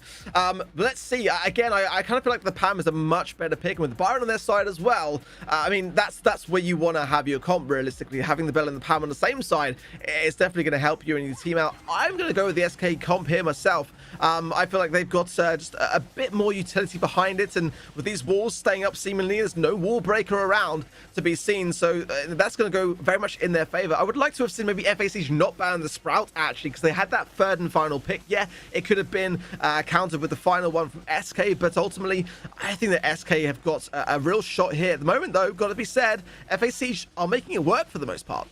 Yeah, that's an interesting twister being placed down by Semantic. Very defensive and just not really what you expect from SK, especially, you know, playing against a team where they should be the favorites. Having such utility that being used in a very defensive way is not really the biggest sign of confidence. The healing station is definitely going to help out, and that's one of the requirements as well for this SK Gaming comp. That healing station needs to be up. Until then, the comp might not quite feel whole. A nice stun onto Gugu. Semantic is poisoned, but has the healing station to stay up, and it seems like SK are slowly getting a stronger foothold in the mid area, catching up percentage-wise as well. It's great, honestly, to see Gugu back on the Crow, because one of my fondest memories of last year was watching him absolutely tear it up. But to his credit, he didn't turn into a one-trick. He just really started to diversify a lot of his choices. And yeah, great to see him back on his home turf. At the moment, though, SK have started to bring this one back just a little bit now, and everyone getting hunkered in as a very aggressive healing station there from Guille is in the mix as well, giving more survivability to this SK Gaming comp. They did struggle, though, it's got to be said now, starting to find their roots, and it seems like FaZe just struggling to bring this one back. Yeah, another healing station placed down, and this is looking dangerous for FaZe. A twister as well, completely locking them out of the action. A 2-on-2, but soon a 2 versus 0 as SK close it out, and finally something seems to be really going their way, and the way most people would expect things to go, as SK Gaming take their first game of this set. And a really great sign that SK are still able to bring back those moments of pressure, because that looked very convincing, I've got to say, for FaZe going into that final moments where the turnaround came into play. There was a definite moment that you could sense that SK upped the bar and started to remember, you know, who they are. Can they continue this on? Can they bring back a set? We'll have to see. At the moment, though, it does seem like FaZe have been allowed to take that first sign of control, but Semantic coming into play now in the mid after, again, another kind of very defensive twister, and I'm not too sure about those myself today. I'm with you. Yeah, I'm not the most convinced, especially this one, which, I mean, it's going to help not really give too much control away either to FaZe, but yeah, would you really expect FaZe to go for such an aggressive push? Probably not in the first place, but I think one of the big factors of how SK turned around that previous game is that in the beginning, FaZe did an amazing job in not feeding Semantic his super, because once he get it, if he stuns you, he's going to get another 1, 2, 3 shots down, basically unlocking his next super or being incredibly close from doing so. And that's a very problematic situation for the least. Kevin, though, finding a lot of value. It's only going to be Akeos left alive, and FaZe might be able to retake some of that control. Gugu getting tapped up and requiring these hills from high main. Just, I think one didn't quite connect along the way, and it does see his demise. As now is the 3 versus 1 for the mid, and it does seem like SK are starting to regroup themselves better going forwards. Gugu slapped against that wall again by Semantic, and I'm pretty sure has no twist to hand now. Yeah, no more left at all. So the scoreline very, very close at this moment in time. But if they get Semantic taken down and start to gain that back this mid control, they will not be able to get shut off by that twister, and that's a big factor here. For the most part, though, 20% more in the side of SK gives a lot of catching up to do for FaZe. They've got to start confirming some of these takedowns. Yeah, Kevin did just that. Actually, multiple OSU players. The Invisible Heal goes a long way as Kevin is back to full HP. Spots Semantic through the wall as well in the bush. Knockback is there, but no stuns. And that can be very, very big, especially if Kevin just keeps getting those eliminations left and right. He's still aggressive, still going. Finds another one onto Guy. It's only Semantic left alive as Akeos does respawn. Eventually confirms the kill onto Kevin, but FaZe, they're back in the lead. I was kind of surprised that Kevin didn't go for the takedown there on Semantic. You chose to go for Gear, got the results he wanted either way, so I can't really fault him that much for it. Jumping in then is Gugu, but taken care of just as swiftly then by Semantic and Gear, who are getting tapped up heavily by Jaime and Kevin. It's very, very close. There's so little in it, but Semantic is way out of position now as Gugu comes back into the mix. It's only Chaos now. Oh my word, SK have done it by 2%, Teddy. Wow, that was so incredibly close, but SK take the set, and that is gonna be a problem for FA Siege, because the more sets we play, the more likely this goes to SK, right? You know, from a consistency standpoint, SK win those, but right now that's a big missed opportunity to just crank up the pressure a notch and make things even more dire and desperate on the side of SK Gaming. Now it's going to be a lot of relief on their end, which, you know, they need to be cautious with and not let things slip out of control as they did in the first set. But SK Gaming showing some great signs of life and remaining absolutely competitive in this match.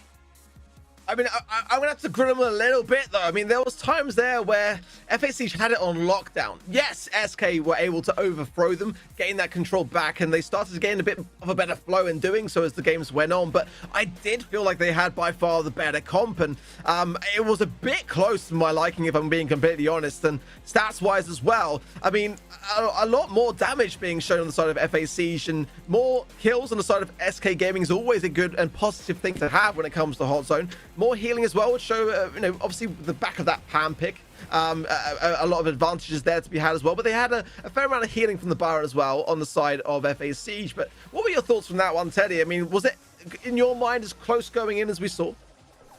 I think it's a complicated process here, because as you can see from the gameplay right now on your screen, Kevin, I think, was the only reason that game got close, because the first one wasn't that close. We had SK with a great comeback. Sure, started off a little rough, but you need some time to set up, right? You need some time for healing station, for some more aggressive twisters. And so it's normal to maybe start a bit on the back foot as you run through the lollipop drops from the Leon, all that stuff. I think here that second game of Hot Zone was only competitive because Kevin played an incredible Leon, and that did ask a lot from him. And you know, you need your players to clutch up once in a while and absolutely go ham, pop off, all that stuff. But that is not going to be something consistent that you can bring into every single game, expecting those sort of miracles to happen. And even here, it wasn't quite enough for FA Siege to lock in that game. I'm with you, honestly, because it was a difficult comp to play Leon against, in all honesty. I mean, you know, there's so much range and area spread. The Gale, as well, is a hard counter to pros like Leon that want to assassinate you at close range. Bans, though, coming in for Gold Gulch. Up next is Knockout, of course. Great to see it this year into the mix, but early bans in from FA Siege of the Tick, the Sprout, as well as the Eve. And then on the side of SK, the Byron, the Sprout as well, being valued quite highly in this instance in the bannings of the draft. And then the Gene, also an early pick of Rico. And that's got to be going into the hands of IKaos, right? Surely, Teddy.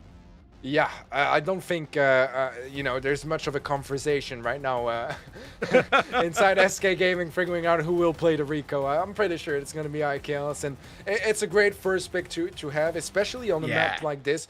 I would even dare to say maybe a missed opportunity from FA Siege to ban it out, because they know that if it's open, SK are going to pick it. Yeah, hands down, I think you're right. I think that we know that that is a brawler, which I'm sure IKaos has been since the 6-ban rule coming into play, or the potential of 6 bans being potentially banned out here. I'm sure that every time and time again, he gets that one out of the mix against him. So now, very much feeling like this draft could be going in the way of SK here. But the little pick that we saw Kevin on the last game proved to be a big, heavy hitter for FA Siege, combining that with the Ruffs, and I imagine therefore potentially running the field promotion star power to beef him up as well, to provide more survivability maybe as well. There is a nice draft occurring from FA Siege, and two very different play styles starting to show themselves, Teddy. Yeah, definitely. So I mean, I like Ruffs a lot. It's one of my favorite brawlers personally, and I think it brings a lot to the table. We see a Gale and the Bell to close out the comp for SK, and Piper being brought in by FA Siege. So one sharpshooter on each side, one brawler that can bounces shots, and then we have the Leon versus Gale, which in theory goes slightly in favor of Gale just because it has a bit more of a counter aspect to that matchup. But I would say overall, fairly even draft that does open things up for some nice room, you know, in the execution to really make the difference. The Gale pick is, I mean, if one for me that's straight up to counter Leon. I mean, it's not my kind of preferred pick on this map, but you know, you've got to have something of a hard counter. The one thing I've got to say though is it didn't seem to worry Kevin in the last game. He seemed to work around Semantic more than not, and it is going to be chaos then on the Rico on that top left-hand side as Jaime trying to seek out where he might be. But look at all of the positioning here from SK. It's very unusual here, having two of the players separated from their third now, joining together in more of a cluster here, and Gu going on the lower side of things to try and get an early pinch. All right, well, so far, both teams playing it incredibly safe. Don't want to feed supers too much, but a couple of mistakes here from FAC, and very quickly, that is going to give some slight damage and super advantage for SK Gaming. Not unlocked just yet, but that's pretty much the early knockout game. Try to get as many of your team supers available so you can be ready for that final brawl in the center area of the map as the gas closes out slowly. Already some exchanges here and there. Kevin popping super, gonna catch Semantic off guard. A little naive maybe on his side as Jaime finds Guy. It's only Chaos left alive, and his super won't find any connections either. FA Siege take the first round. I've got to ask why as well. Why would you use your super in a 1 versus 3 moment there? Because ideally for me, I'm thinking of reserving that for the next round. You know, very little chance of having a perfect lineup there to get something of a glory moment there. So as such, he's going to have to earn it back. And SK starting to show a few cracks here for me. Let's see though. Plenty of time for a turnaround here as the lollipop drop goes down there from Kevin. That is a tongue twister and a half. Guy, though, has got the mark to hand as well as the blowback there from Semantic as well. So a lot of utility starting from the side of SK here, but they've got to start to land some of these, making that early 3 versus 2 advantage. It's such a key thing to have here for me. Yeah, and let's see, as we do have 2 supers available for each side. Jaime in a dangerous position, forced to jump away. Not the end of the world, but still got a little bit scary here. Kevin has a super as well. We saw earlier how much damage he could do with that. And I really just want to commend his performance so far on the Leon. It's been incredibly impressive. Nice stabs from Jaime. Dangerous position for Gugu, but it's a trade so far. Only Jaime left alive, though, and SK Gaming with 2 players remaining close it out. It's 1-for-1 arc. Now that is the Rico super that I wanted in the last game. That was quite the connection there from Chaos, as he is, again, one of the most dangerous Rico players in this region. Doesn't quite connect on that one though, but yeah, he does so more often than not. Jaime low as well as Guille, they're going to agree to separate themselves out and heal up accordingly there, but Jaime as well has got the advantage here off the back of that rough supply drop, giving him more damage here, but Semantic almost caught out Gugu there, who comes back around now to heal up himself as the battle on the top commences, continuing on between Chaos and Kevin. Both teams now valuing just the importance of this round, as whoever takes this next game will take things forwards going into the next one. Yeah, the scary taunt here for FA Siege as well is going to be the lack of gadgets left. None whatsoever between all 3 of their players. They do have 2 players buffed up, which might go a long way in this final engagement, as the walls are pretty much completely destroyed, making it a very nice playing field for the sharpshooters. Jaime is low though, but dodging well so far. Gig goes down. It's the 3v1, 3v0, and FA Siege take yet another game. Really nicely done towards the end as well. There's a great amount of pressure as having a Piper is a risky play actually when it comes to drafting and knockout. You know, you really want to wrap the game up early on, and as the time goes on, the gas comes in, you're struggling under close proximity there. But I did like to see how well FAC kept their cool in that situation there, as SK, yeah, just looking less like their former selves at the moment today, honestly. I mean, there's still a moment to come back around in this set, but as time goes on, FAC, you're feeding into their confidence, surely.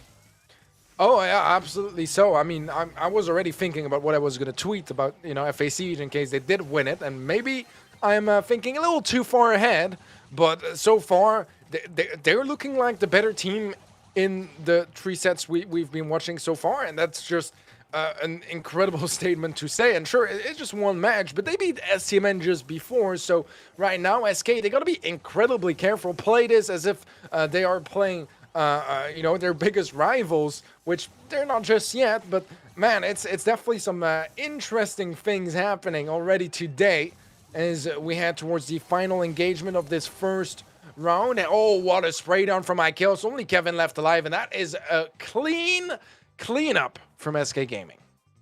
Yeah, that was night and day difference there. Honestly, that's kind of more what I look to expect from a team like SK Gaming, and they didn't look like they were struggling on that one at all. Clearly, communication more on point as Chaos tapping back then onto Kevin, who got a little bit more comfortable than he should have done in that top left-hand side there. The push forwards now, just getting this really awkward pinch, and look how Gugu and Jaime are pushed over to the right-hand side. Not what you'd expect to see at all now, as definitely it's going to make a difference as Chaos continuing to tap there. Gugu forcing out the sandbags, and oh, Gugu goes down with a beautiful tap from Chaos. Teddy, oh my word. SK looked so much better that time round. It was over so quick. It really was. I think I just needed to talk some smack about SK for them to feel like, okay, Teddy, that's enough. And just move forward from there. Wow, that was definitely impressive. And I felt like IKEOS was a bit underwhelming in the first game of Knockout on the Rico, especially from what we expect from IKEOS on the Rico. Much different story in that game as he absolutely popped off Guille with some great taps all around as well, and that's the SK we expect to see here. Yeah, all right, SK, you got my attention. I'm with you, Teddy. I feel like perhaps we've been giving them too much of a hard time right now, but I'm loving this back and forth that we're seeing now. As we are literally all tied up at this moment in time, and it's going to come down to very much how both teams play this one out. As you can see, just more of a cautious approach to not feed. That's what I felt in the previous matchups that we've seen in the previous games. FA Siege maybe just giving in a little bit too much value over to SK Gaming. They're going to have to rein that back in just a little bit in this one, because they would love to secure this set, and SK have got a great chance now to get the lead in terms of the sets for the first time now. Yeah, this is a big game for both sides. Jaime, it was the knockback from ooh, a little bit of a risk there, but it is going to be cleared up quite nicely by SK Gaming, and that advantage the FA Siege were building up, it's gone, because now one round and SK Gaming, they'll be sitting on the set lead as well. Nicely done, honestly, because there's definitely been some question marks in this particular game mode for SK, but they are starting to make this look far more convincing for me. Sandbags there will deter Chaos a little bit. He can't be far away from that super, and that is where he is dangerous. It's going to be said. It's still 3 versus 3, but at the moment, it is SK that are very much pinched, and Kevin gets some great value. Then Gia goes down there as well. That's the 3 versus 2 that FA Siege needed under the circumstances, because SK Gaming were getting some great momentum that has now been taken away. Wow, Kevin on that Leon is just a constant threat. He is marked, though, which is going to make things a little bit more difficult. And once again, most gadgets are already used by FA Siege. I think SK just stand in the gas here. Don't want to feed too much, but still a couple more shots. Oh, was that supply drop really necessary, Gugu? That, yeah. What we saw, didn't we, earlier on, similar ideas from Chaos with the super. I think he knows it there from the pin. I think he's well aware that, oh, that we're still got more to play, right? Okay, maybe I should have saved that one. We'll see whether that comes around to haunt them, actually, because ultimately, yeah, that I feel like he felt that was the end there, Teddy. Yeah, or I don't know if it was a misclick or what, because I was kind of going nowhere as well, but it's definitely not ideal, because a buff right now onto Jaime could have gone a long way. I mean, yeah, that's one of the factors that turned around the first game, especially coming into that third round where everything is opened up and they have no gadgets to work with. They pretty much needed that buff. I'm a little terrified at the repercussions from that, especially if IKEOS hits those sprays from afar. That's a big kill to get, especially on a Piper with this open of a map. Oh, the shutdown there was strong onto Kevin. SK saw it coming, and the positioning there for Google just kind of maybe giving it away slightly. A 3 versus 1 now. Nothing he's going to be able to do about it whatsoever. Surely now, yes, SK will start to take the lead in terms of the sets, and that will come as a huge sigh of relief so far. But the battle remains. Honestly, FA Siege are giving as good as they get, and they are still looking as dangerous as ever. No, they certainly are. And I mean, we talked about it, especially I did talk about of Smack, about SK, but they're still the favorites, no matter what, in those sort of situations. And they're showing us exactly why. It's one of the big character traits as well from SK Gaming. It's even in the most dire situations, they're never out until the match is completely over. And a lot of teams had to learn that the hard way. Overall, a little bit more damage on the side of SK Gaming. And usually more damage means more supers as well. Very much lines up there as they just got a little bit more. But it was a narrow margin, as you can tell from the stats.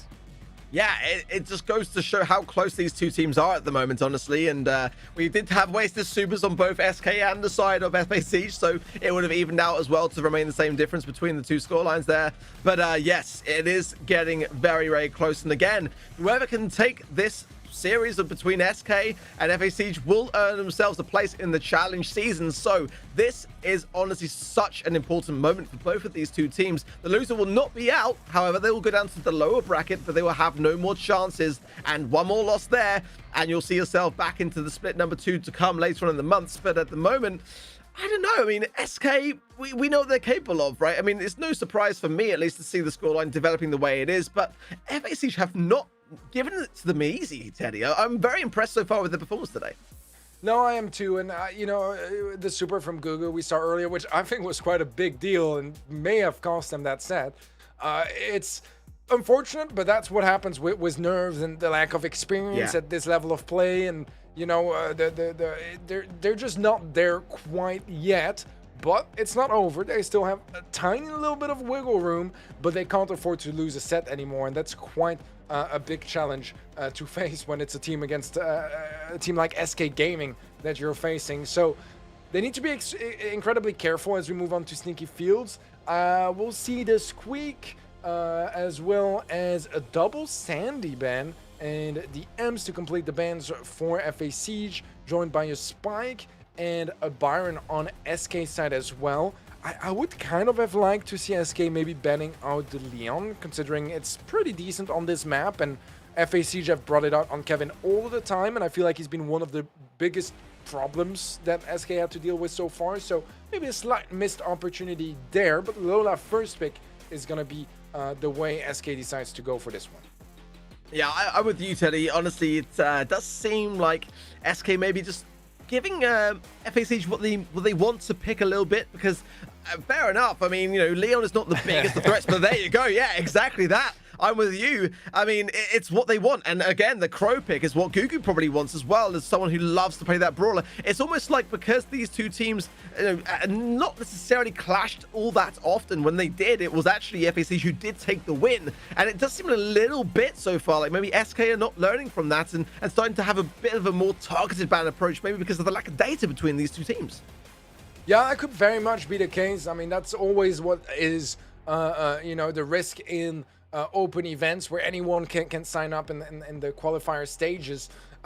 You can face teams you've never heard of before, never seen before. Not quite the case here, right? They do know each other. They've played a couple of times in the past, but this exact roster from FA Siege maybe not quite as much. So we'll see, as we do have both the Gil and the Ash brought in by SK. Nice combination there, because now dealing with that Ash is a bit of a nightmare situation for FA Siege. Perfect draft. Absolutely perfect draft here from SK Gaming. You gotta pick the Gale with the Ash, in my opinion, because that is the hardest counter. Tara is not a bad response, but I do feel here like SK should have the comp that they want. They love to play Ash here. It's like pretty much their playing field. I'm sure their stats, as Pedro's got all his notes in order. I'm sure in the drafts and the scrims and in all the practicings that this is the comp which they feel really, really works for them. I feel like they've got what they wanted spotted here, but is it something which has not been tried and tested against a less meta idea coming here from FA Siege? Because these are not the most common of picks that we tend to see on sneaky fields from a team like them that have got some great momentum in this competition so far. So I'm curious to see how this one's going to go, honestly. Well, so far, not incredibly well for SK, I would say, as we already have quite a couple of kills going the way of FA Siege. Not a single one just yet for SK, although that might be the opportunity. But what a shot from Kevin. The pass to the other side, but Guy is able to defend it off. The Twister is gonna make sure that Heymi and Gugu can't access the ball. It's cornered up once more, but still, I mean, a decent start from FA Siege. They just need to make sure they don't lose all control now. What a close shave early on, honestly, and I love the explosiveness of this approach from FA Siege, and Gugu continuing on does get taken care of eventually. Semantic just surviving long enough to get the ball out of the pocket there, but yeah, it's surprising me, honestly, but not necessarily so much when you consider the playstyle of Jaime and Kevin, who just continue to have such an aggressive idea of brawler combinations so far. SK are struggling, Teddy, massively so. Yeah, they really are. That's a wasted Gale Super as well, which would really help the defense out. They do manage to turn it into a 2-on-2, and with Guy still being invincible, FA Siege need to slow things down. But I just really quickly want to mention that Tara pick, which I think is actually very clever to bring in, because those pools, they'll help deal with the Ashe quite a bit, and the fact that the attacks are pierced through helps deal with the Lola as well. Now, that pool wasn't maybe the most impressive pool I've seen in my casting career, but still, I think that considering the comp that SK are throwing at FA Siege, I think FA Siege have been holding up more than well so far. Yeah, with a tanky brawler like Ashe as well, you know, you're able to cycle quite nicely off the back of those black holes from the Tara side of things, but now SK are starting to get their flow here and healing up accordingly in a very aggressive position, keeping back FA Siege behind this defensive line here, as, again, they can hold this. They haven't got to even necessarily push it unless they feel the time is right, and that time could be now. 3 versus 1 is there. They're going to seal it up with 15 seconds remaining. Very little, if not any time at all, for FA Siege to turn this one around, and that is a strong statement. Match point, surely, Teddy. Can there be anything that can be done? No, not gonna happen. That is match point for SK Gaming.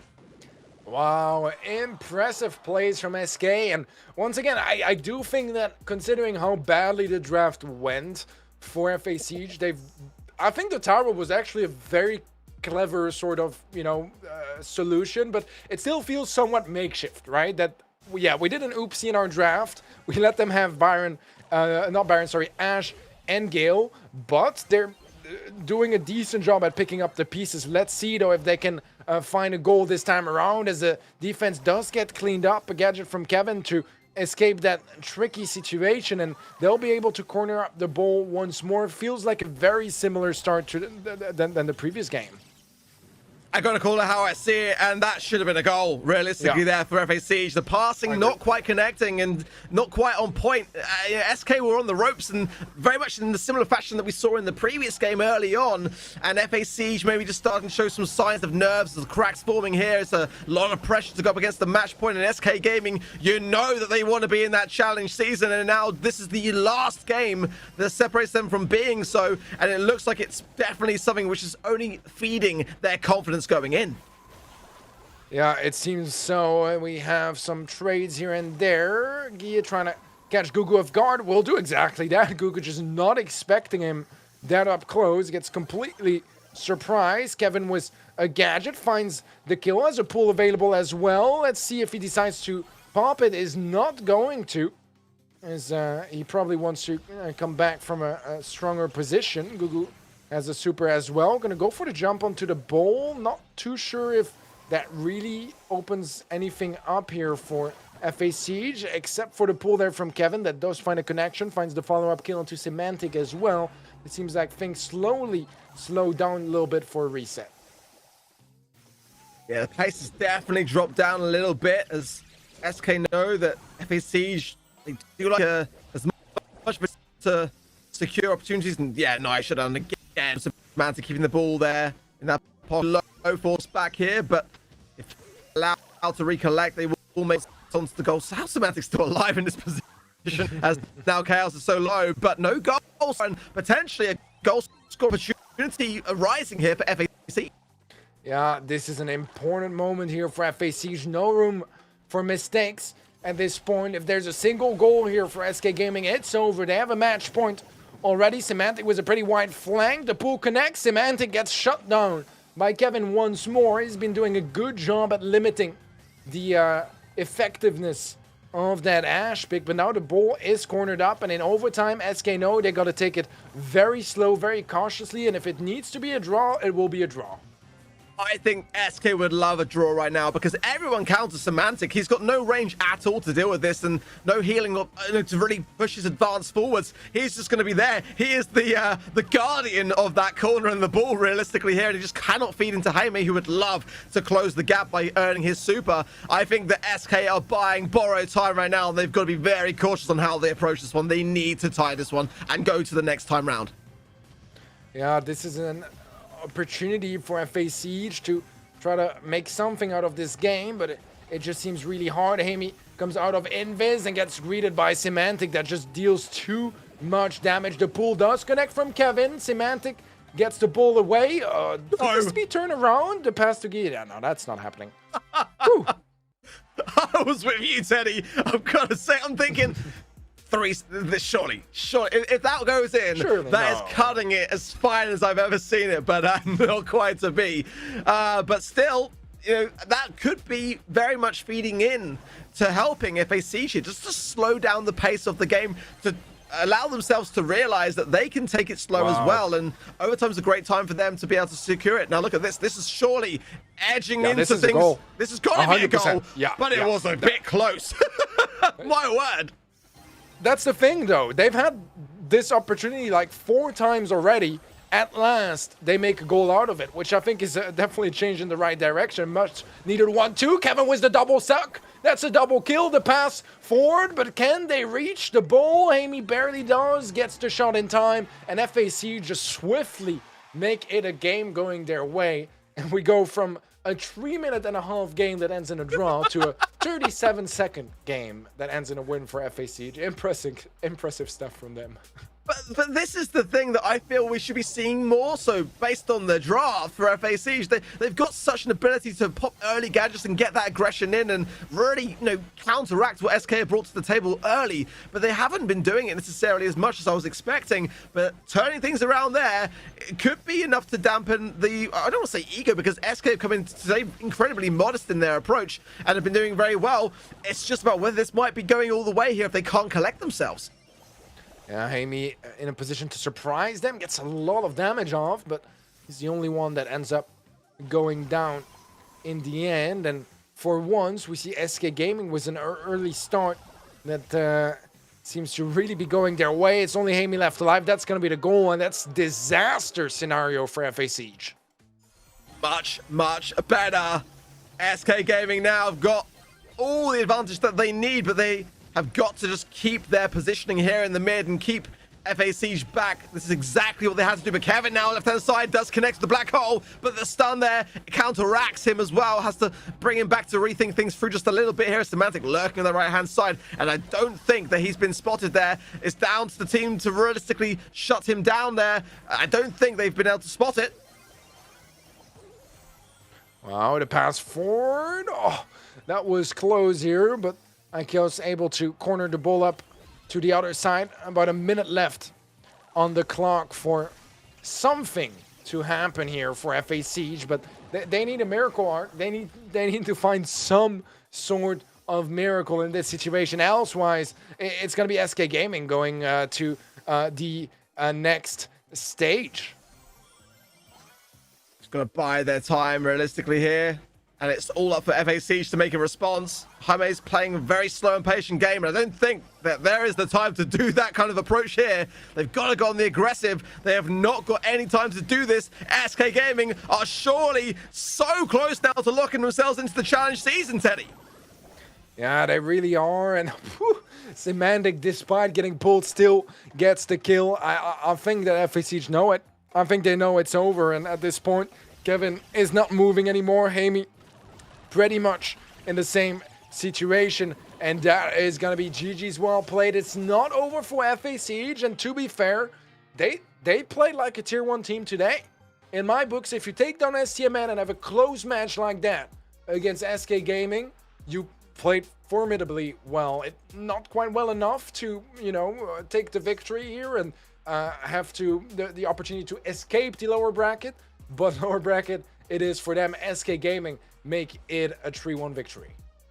Gotta give a hand, yeah, like you say, to FA Siege because, you know, they played so well under the circumstances, but it just wasn't quite enough. That experience behind SK Gaming, as we've seen time and time again, showing itself here today. And what a great result for SK, because it looked a bit shaky sometimes in that particular matchup. Wasn't too sure whether we might see them going out to the lower bracket, but it wasn't to be. Congrats to SK. They are the first team today then to qualify for the challenge season. And, you know, as the current champions, you'd hope to see that same sort of thing recur, right? It wouldn't be a challenge season without them at this point. Yeah, it really wouldn't be. It's nice to see them performing at this level of play. And there were some more struggling moments here and there, but I feel like all around it wasn't still too bad of a performance from SK. And FA Siege have absolutely impressed me. I'm going to be keeping a close eye on them in the future. And as we already mentioned, they are in the lower bracket, so we'll definitely get to see some more FA Siege action today. Absolutely so. I mean, you know, I've just been so impressed by them so far. I mean, they're not going with the big heavy meta ideas. They're playing some more avant-garde approaches, but it does seem to be giving them a little bit of an edge, you know, because a lot of the big teams in this region focus primarily on who are the biggest of meta brawlers that we're struggling with right now. Okay, well then we'll just scrim against them a lot. But you know, things like Leon and Crow is probably the stronger of those two ideas that's, you know, currently flowing. But Leon is kind of taking a bit of a back seat recently, but it's great to see so much value coming out of it on the side of Kevin and others that it just makes FA Siege a real underdog to have as a threat in this competition. Yeah, it really does. I mean, clearly STMN were not able to deal with it, and SK at times, you know, with some very small differences and things going slightly different, it could have been a whole different story here, really. Wow, honestly, I mean, today has been so exciting, but it wouldn't be possible without Snapdragon Gaming, Elite Gaming.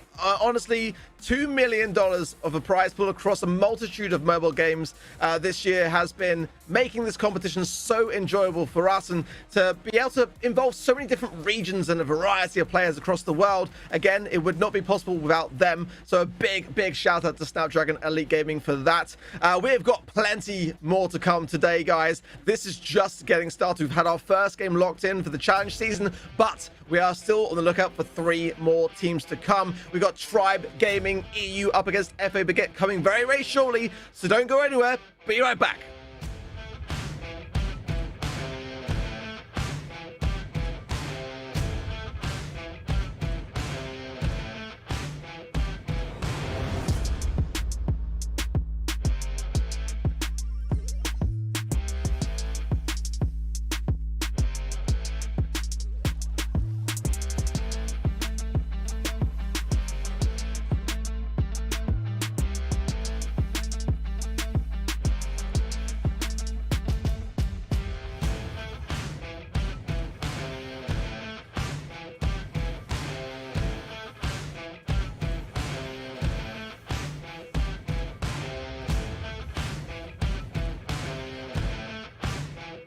The Snapdragon Pro Series is brought to you by Snapdragon Elite Gaming, Monster Energy, and DHL.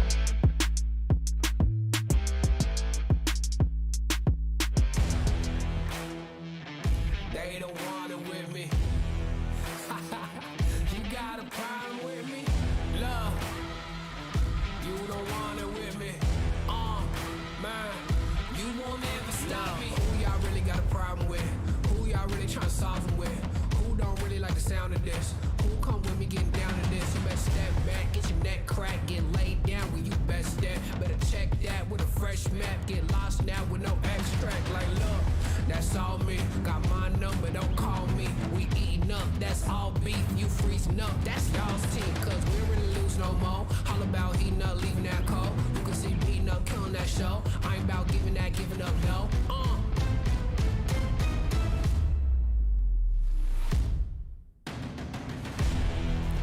Nah, cause they don't want it with me.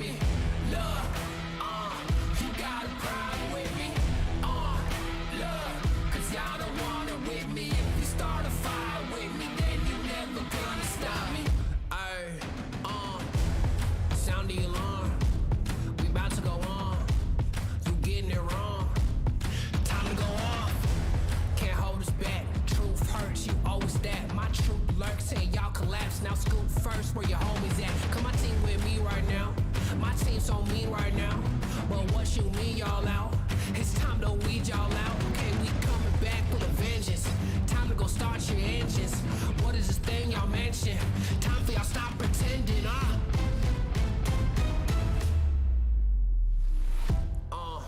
Nah, y'all can't do that. Where your crew at? Y'all can't do that. Nah, where your crew at? Nah, man, cause now you alone. Yeah, get out of my zone. Man, cause now you alone. Love, get out of my zone. Nah, cause they don't want it with me. Love, you gotta cry with me. Love, cause y'all don't want it with me. If you start a fire with me, then you're never gonna stop me. Nah, cause they don't want it with me. Love, you gotta cry with me. Love, cause y'all don't want it with me. If you start a fire with me, then you're never gonna stop me.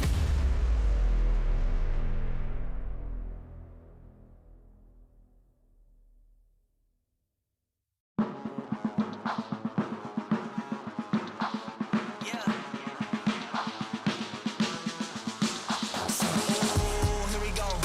Back again, same scenario. Win, win, win, win. Yeah, we on a roll. Yeah, 2, 4, 6. We like 10 and 0. I should probably tell them something that they didn't know. Back then, we was down with nowhere to go. Shit, might have been down, but we didn't fall. Now we running it like some intervals. Ooh, what now? Tell me who you see when you look straight up. Like, wait, who? Us now. What you gonna do when we pull up on you? Like, ooh, touchdown. You already know what it is when I come through you. Ooh, shut down. Welcome back to the Snapdragon Pro Series, guys. We, of course, are in the Europe and MENA region today. We're covering Brawl Stars Open Finals. We just saw SK Gaming take the win over FA Siege in spectacular fashion. And we're about to hear as well from the man himself, Semantic, over at SK Gaming, and seeing how that went down for them. But an incredible matchup, Teddy. Super exciting to watch, and kept us on the edge of our seats from the beginning to end.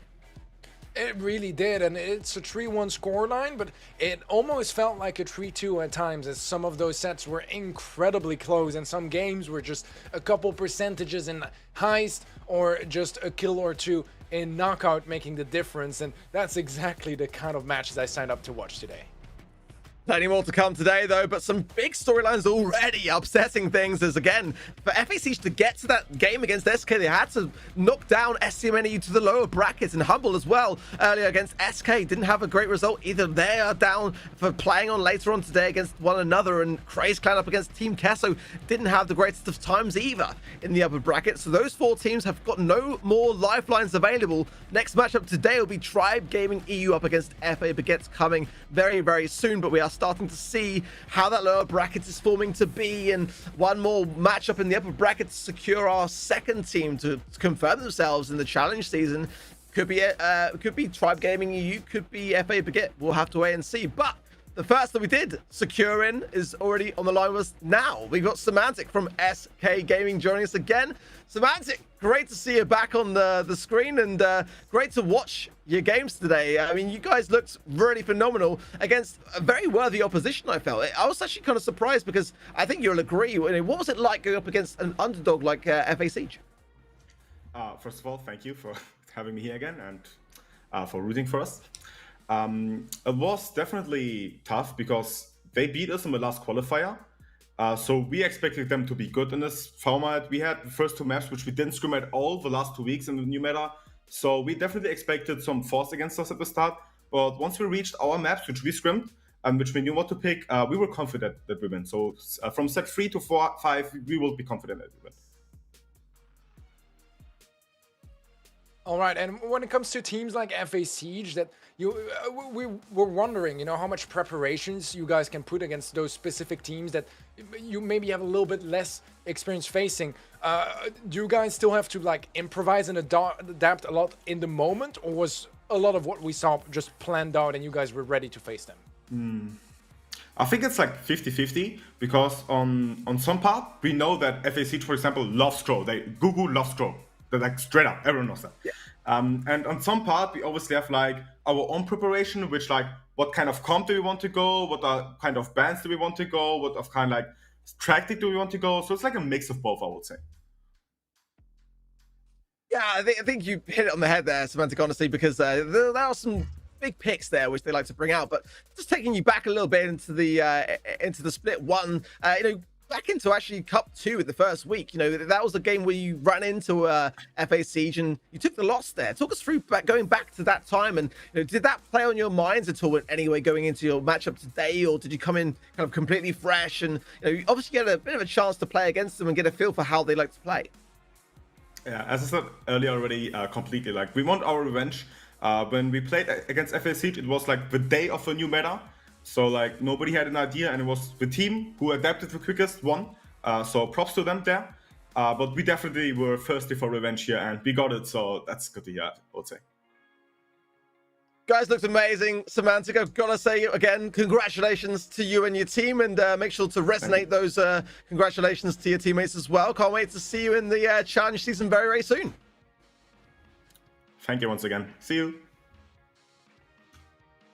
Well, Teddy, he's the big loud man, but today, he was very calm and collected actually, and a great thing to see, after the back of a victory, just brushing it off like it's just an everyday thing. Yeah, I mean, he's one of the only core members to remain from the previous year, and they've had their fair shares of victories. I think they know the taste of victory, and they know how to savor it in a humble way as well. And we definitely had a glimpse of that in the interview and in the match we saw earlier against FA Siege. Yeah, absolutely that. Well, we have got another banger lined up already today, Teddy. Tribe Gaming EU up against as well. Then FA Baguette up next. Let's talk again a little bit about Tribe Gaming EU for those that may be just joining the stream. Definitely are at the top of their game right now in this region. Drage, Yoshi, and Tom are the roster, Havivo being the coach there as well. But this is a team that many, if not everyone in the region is, I don't want to say scared of, but they are the biggest threat as many are concerned to be. Yeah, they really are. They're the most versatile and complete team out of pretty much anyone in this region. They just don't really have a clear weakness to exploit, or an aspect where you can say, okay, we are better at drafting or this or that. They're just really good at everything. And that makes them really hard to face. They have multiple dimensions in their game style. They can play it very passive, very safe, but they can also explode and go crazy on some brawler picks, especially thinking about Yoshi and Drage for that. But Tom has been doing a terrific job for a very long time now under the colors of Tribe Gaming, just doing an amazing job at being consistent and making sure that no one wins his lane against him. And so far, I mean, this Tribe roster is from far the best one we've had the chance to see yet. Yeah, they've got the notoriety, but we have seen underdogs play a big, vital role today, and FA Baguettes are just that. Honestly, we look at the FA Siege earlier today and how much of an upset they've caused. Well, this could be a big, big upset if FA Baguettes can pull out a win here. We know Darkham, Equak, Joker, OP as well, coming in from the OGS roster, as we saw Gugu just playing from the OGS roster earlier against SK Gaming for FA Siege. FA Baguette have got a very, very strong lineup here as well, Shoto being their manager and their coach along the way. Do not underestimate these guys, honestly, because they are fully capable of upsets here, and they may well put Tribe through their paces, Teddy. Yeah, definitely so. And you have players like Equak and Darkroom that bring quite a fair share of experience to the roster, but then the freshness from OP and iDark Joker with their raw mechanical skill, it's a very complete roster as well, and they do still need some more experience to polish things, but honestly, it's a very, very promising team, and I can't wait to watch some more of them.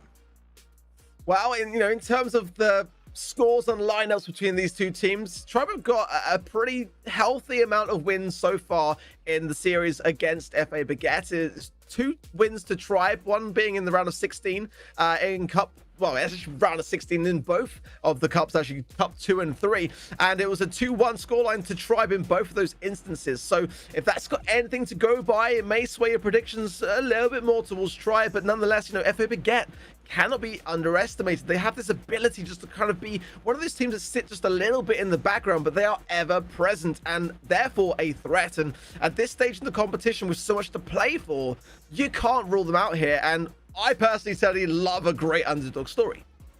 Yeah, me too, and I'm French, so I would love an underdog story Yeah, even you're more biased. here. But yeah, no, I mean, you know, just from the heart, I do think that this Baguette roster shows a lot of signs of promise. They already delivered to a certain extent this year. I do think, you know, it's fair to expect a little bit more from them still, and I'm hoping to see some greatness with Open in the roster, but realistically as well, Tribe are favorites getting into this match, just like SK was in the previous. And we have a little bit of a quote as well here from Shoto. We wish every team good luck and hope for intense matches. It will not be easy because every team can beat anyone. And I think we already had a little glimpse of that today with some of the score lines. Great to actually hear him resonate just a little bit again what we were already saying, because yeah, literally that is and could not be truer. Anyone is capable of greatness, and that's what's so great about the Snapdragon Pro Series. You know, we are in a position to be able to showcase these matches because of them, and this is something which Tribe have got to consider going into this matchup. If they start to underestimate their opposition, they're in big trouble. They've already got the bans coming in, but I'll talk through the maps and modes as well. First up is going to be Heist for Kaboom Canyon. Hot Zone then during Beatles will be the second set. Third set, Gold Arm Gulch for Knockout. Brawl Ball for Sneaky Fields, and Gem Grab for Hard Rock Mines, the fifth and final. But bans for Kaboom Canyon, Teddy, Squeak, Byron, and Eve on Tribe Gaming side, Max, Crow, and Bell on the side of FA Baguette. What are your first thoughts?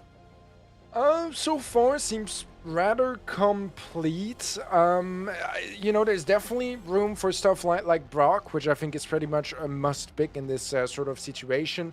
I like the Lola first pick from FA Baguette. We've seen it being played over and over again today, especially on this map.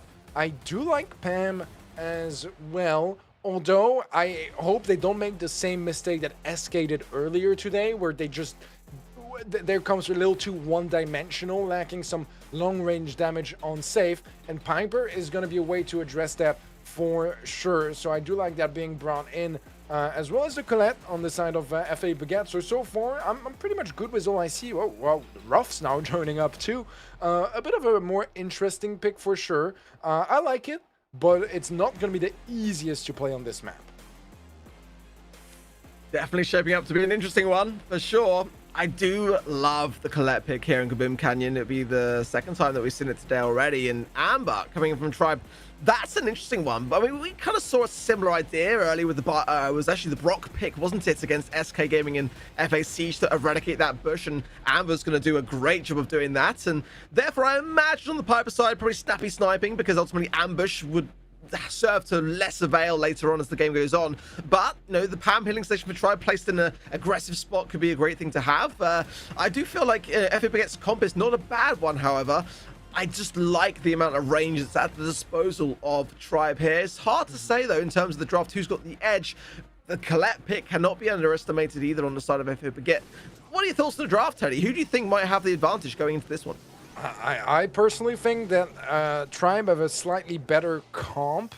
I like the idea of the Ruffs with the Colette and the Lola. You know, you take the mid, and if you can kind of just snowball from there, get some buffs out for your teammates, and end up in a situation where your team is just really strong, and it's not possible for your opponents to really come back. But I mentioned Brock earlier. I do feel like it could have been a really good pick for both sides. Just that very versatile, you know, the destruction plus getting the big damage on save from afar. But it's not going to be picked out, so we'll see how the Amber fares. So far, not the best. And FA Baguette, they have a solid foothold in the mid. A nice snipe there from Drage to end Ope's life. And that is going to be partly Drage's job here as well, to just kill whoever gets buffed up so they don't have that snowball capability I mentioned just earlier.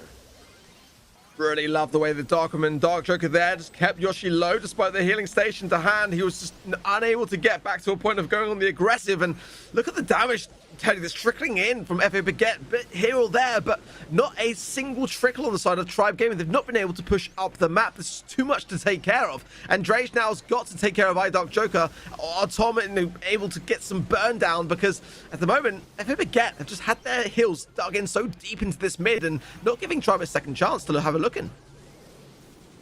Let's see if Tribe can turn that around. They do have a healing station available, but as you mentioned, except for Drage, they don't have the most incredible range on their side either, so it's not the easiest to convert and find damage on safe. A bit of a push on the left-hand side here for FA Baguette, trying to create an opening. Drage taking quite a bit of damage here as well. iDark Joker just not missing a shot, and now the super to connect onto the safe as well. Eventually, Joker does go down, but Yashi is there for the trade. It is still a lead for FA Baguette, and so far it seems like Tribe will get maybe a final push, but not even so certain about that. Yeah, it seems like Tribe is a bit disgruntled here, as it has definitely not gone their way, and a few taps missed there from Drage, and Yoshi going down prior to that meant that they were not able to pinch out the situation. The perfect start, got to be said for FA Baguette here, exactly how they wanted to go into this one. Pile that pressure on, you know, just make sure that your opposition knows that you are a threat to them, and it worked. It worked fantastically well. Tribe really to start to struggle. The only damage there was from Tom on the safe, and, you know, and Amber is not realistically the ideal person to be able to hammer that damage home. You're kind of restricted a lot in what you can do on it, so Tribe are going to have to really start to, you know, communicate better, land more shots, and confirm more kills. If they don't start to do that, this set could be well going the way of FA Baguette now. Yeah, very much so. A really good start here once more from FA Baguette. Already had a supply drop to open up the wall, have easy access to the mid, and in case they do lose mid control, make sure that you know, you don't have that wall as security, and so far it's going great for Baguette. Tom is pushing forward, but he gets sniped down by OP, and it seems like Baguette will be able to keep that strong foothold in the mid area. Tribe are struggling a bit still. Not the greatest of homemade recipes there from Drage. They might even choose to break this mid a little bit here, and it's not ideally what they'd like to do, but at this stage, yeah, they're going to have to. I mean, Drage will jump away, and it's actually brought the sandbag is going to be a big deterrent to take care of. And Yoshi, just what can he really do here? He's got the healing station down, but the amount of suppressive fire coming from Dark Joker there, as well as Darkham, nothing they can really do about it. They've got to confirm, and there's just too much in the mid to take care of for them to make a big push here. Yeah, Darkham playing off that Lola pick really, really well so far. I want to commend as well the performance from OP so far on the roughs, which has been very impressive. It's a brawler that's not the easiest to play, especially in those long-range maps, but he's just connecting shot after shot, and right now everyone is buffed up on Baguette's side, which definitely helps holding that control for this long. Problem is, now with 40 seconds left, Tribe seem to have at last taken back some control, but Joker strikes again on the left-hand side, knocks Yashi out of existence for now, and Drage might follow up shortly. Joker does end up going down, doesn't get the connection from his super onto the safe, and that might be the only positive thing going for Tribe right now, because as time is running out, that's yet another team wipe, and FA Baguette are the ones pushing forward. It is not often that you see a PAM get taken down that quickly. The synergy there between Darkham and OP just really, really knuckling this one out. 4% is all that Troy were able to get on this one, and yeah, you can just see from Yoshi, he was showing the angry face throughout the game. Towards the end, he was just smiling and spitting and just accepting defeat, laying down. I mean, what can you do? I mean, FA Baguette, despite us feeling, I mean, well, at least I certainly felt, I think you said the same going in, Teddy, that Troy had the better comp. They did not play it better on the map, and FA Baguette looking so good there for me. Yeah, I'm trying to, you know, find an explanation. I can't really come up with it just yet, because honestly, you know, when you think about it, Amber was a really clever pick. It deals well with Lola, because, you know, you get the pierce through damage on the ego and Lola herself, and it does well with rough sandbags. And on paper, I don't really see what went wrong, except that Baguette were the ones getting all the kills, all the damage, and all the damage on safe, and that really made the difference here. Yeah, that's strong stats. I felt like maybe the Piper pick just not being able to aid that kind of push forwards, and with no tankiness. They had a lot of range on the side of the Tribe, but FA Baguette just had so much suppressive ability. I mean, that Lola pick cannot be underestimated here, I feel, a lot of the time. And Colette, I felt possibly ban-worthy, actually, now that Kaboom Canyon's coming back in the mix. You know, it is, to be fair, one of those maps that has recently come back into the map pool, so players are still starting to feel out where the meta truly lies. But a lot of these brawlers are not, they're not strangers to us here. They're still very familiar. And I think that, you know, FA Baguette made that draft work, and that cannot be taken away from them. I think Tribe going into this next one, you're going to have to really think that one through, because FA Baguette have got great momentum going into this next game. Yeah, I think so too, and in general, FA Baguette has, you know, tended to be a team that does rely quite a bit on momentum and just looking incredibly intimidating at times, and other times maybe quite a bit underwhelming. Right now, it's definitely the former, and they're looking good, and they made Tribe almost look weak at times and really struggling, because those were two dominant games for Baguette, and we couldn't quite discern, you know, a big problem in the draft from Tribe here either. I said it from the get-go, I'm not the biggest fan of Pam here, but it seems like, you know, still on paper, that draft should not have justified such a one-sided outcome. Definitely not in favor of FA Baguette, so great work from them, and Tribe might want to approach things differently as we move forward to dueling Beetles. See, Teddy, that's where we differ, you see, because I am a huge Pam advocate, as you well know. But going into dueling Beetles, will we see it? I'm not overly certain we will, but it is actually not the worst of ideas. We actually saw it earlier today with, so it could be a good idea. Bans coming in, actually quite a lot of brawlers being banned out on both sides. The Sprout on both sides, the Eve on both sides, just the Byron and the Surge then separating things out. The first draft coming in for Tribe is the Squeak, and that's what they like to value here. I think the Registry gets a lot of value, but the Lola, which we've already seen FA Baguette get warmed up with, coming straight out from them alongside the Bell as well. I like that from FA Baguette, and I hope that Tribe have got a decent response for this one, or it could be another strong draft here from FA Baguette. Yeah, I think the Lola pick is interesting here, especially since Squeak does a pretty decent job at dealing with Lola in the first place. As per use, I mean, we've already you know, mentioned it a couple times, the Bell and the Lola sort of a relationship where you like to pick them together because they counter each other. But we see the Bow brought in by Tribe, definitely a brawler that's been really good at the moment. We've been seeing a lot of that from Team Queso earlier today as well, and the Leon as their final pick. And Leon, as we've seen today already, definitely one of those brawlers that's being slept on just a little bit, I feel. But Tribe going to bring it into play here. I don't see why not. Worked out pretty well earlier with FA Siege here. And Bo, though, that is a bold pick. I mean, it's a brawler which has received recent buffs and is starting to make its way back. But one thing I will say about it is very niche. And yes, the bow mines can shut down a lot of control in the left lanes, or even in the mid if you really want to break up the area of the map here. But Stu coming in for FA Baguette to add to those ideas. I mean, I don't realistically know how this one's going to go, Teddy. I mean, Tribe definitely seem sure of themselves, because again, that bow pick for me would scream out to be something which they've put into practice and tried. But FA Baguette, they came out so well in Heist. They caused Tribe a problem, and if they continue to perform like they were before, I do worry a little bit here that it could be two sets and very swiftly. Tribe have got to really make a stand here in Hot Zone, and I feel like they've got a decent comp to do it, depending upon how this bow pick fares.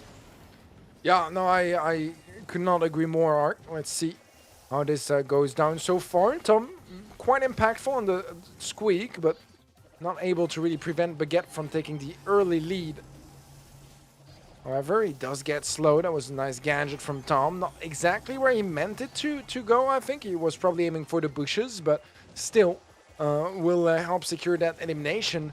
Tribe at last stepping into that zone, getting a couple percentages going their way, but we still have some trades left and right. Some missed shots there from Tom, and Ope is not missing quite as much. Tom low HP, forced back, but he does find the elimination onto Darko.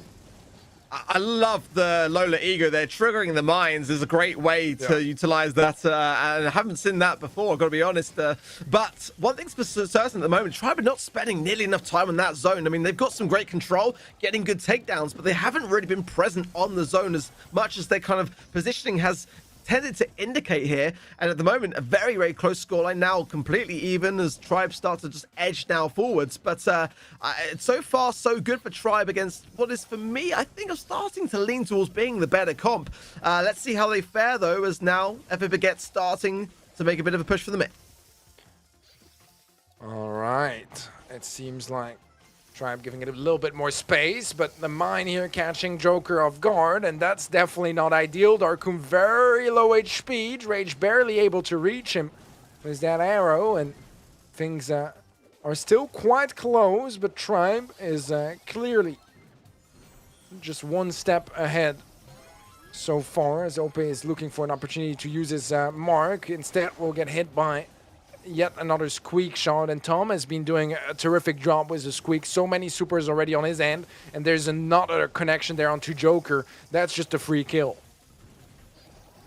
Starting to really make their mark now, a Tribe, as they get warmed up. That's what it felt like before. It just felt like FA Baguette came in so strong in Heist that it just took them unaware and just didn't give them a chance to really get settled. But now, this could be the very game mode to help aid that process, as they have got 90% on the zone. There's definitely enough time here, I feel, if FA Baguette get it on immediately and don't allow Tribe a single look in. I feel like this could potentially get turned around. Tribe have got to get on this zone, or at least get FA Baguette off this zone to keep this game alive for them.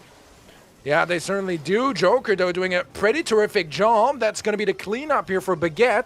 They're really not that far behind. There isn't much time left, but it is still possible. A mid shot from OP gets the follow-up, though. Yashi pushing forward, trying to tank it. It's only Tom left alive. He's getting some percentages. They do get him down, and FA Baguette somehow steal that game away. That should 100% have been Tribes. 1%! 1%, Eddie! What? I mean, how often do you see that, realistically, in Hot Zone? Not that often at all, and considering that Tribe had a good, 5 to 40 seconds there before they got overrun, there was enough time for a turnaround. They just couldn't get on the zone, and I felt like Drage was going to heal up accordingly, but then sort of went on the aggressive and got punished for it. FA Baguette are really starting to punish this one, and to leave that in the past, that is going to be a tough thing for Tribe going into this next game. If they don't, they're going to be 2 sets down, so they've really got to just forget that happened almost, and that is not going to be an easy thing to do. Yeah, especially not if FA Baguette gets this dominant start a game as they do right now. They're leading by 35% and counting, and right now they have full on mid control, and Tribe hasn't even stepped in the zone yet.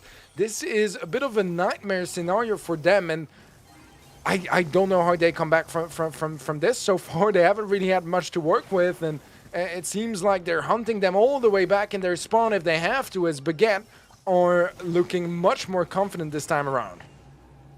Yeah, it's just that last win has really fueled them on and made them up a gear here. Not a single percent, Teddy. Not a single one until, again, Tribe not stepping on the zone. I don't understand that. They've got to be slow and cautious in their approach, but this is really, I mean, taking it to another level. 92% already captured by FA Baguette, and Tribe have only just started to get themselves into this game.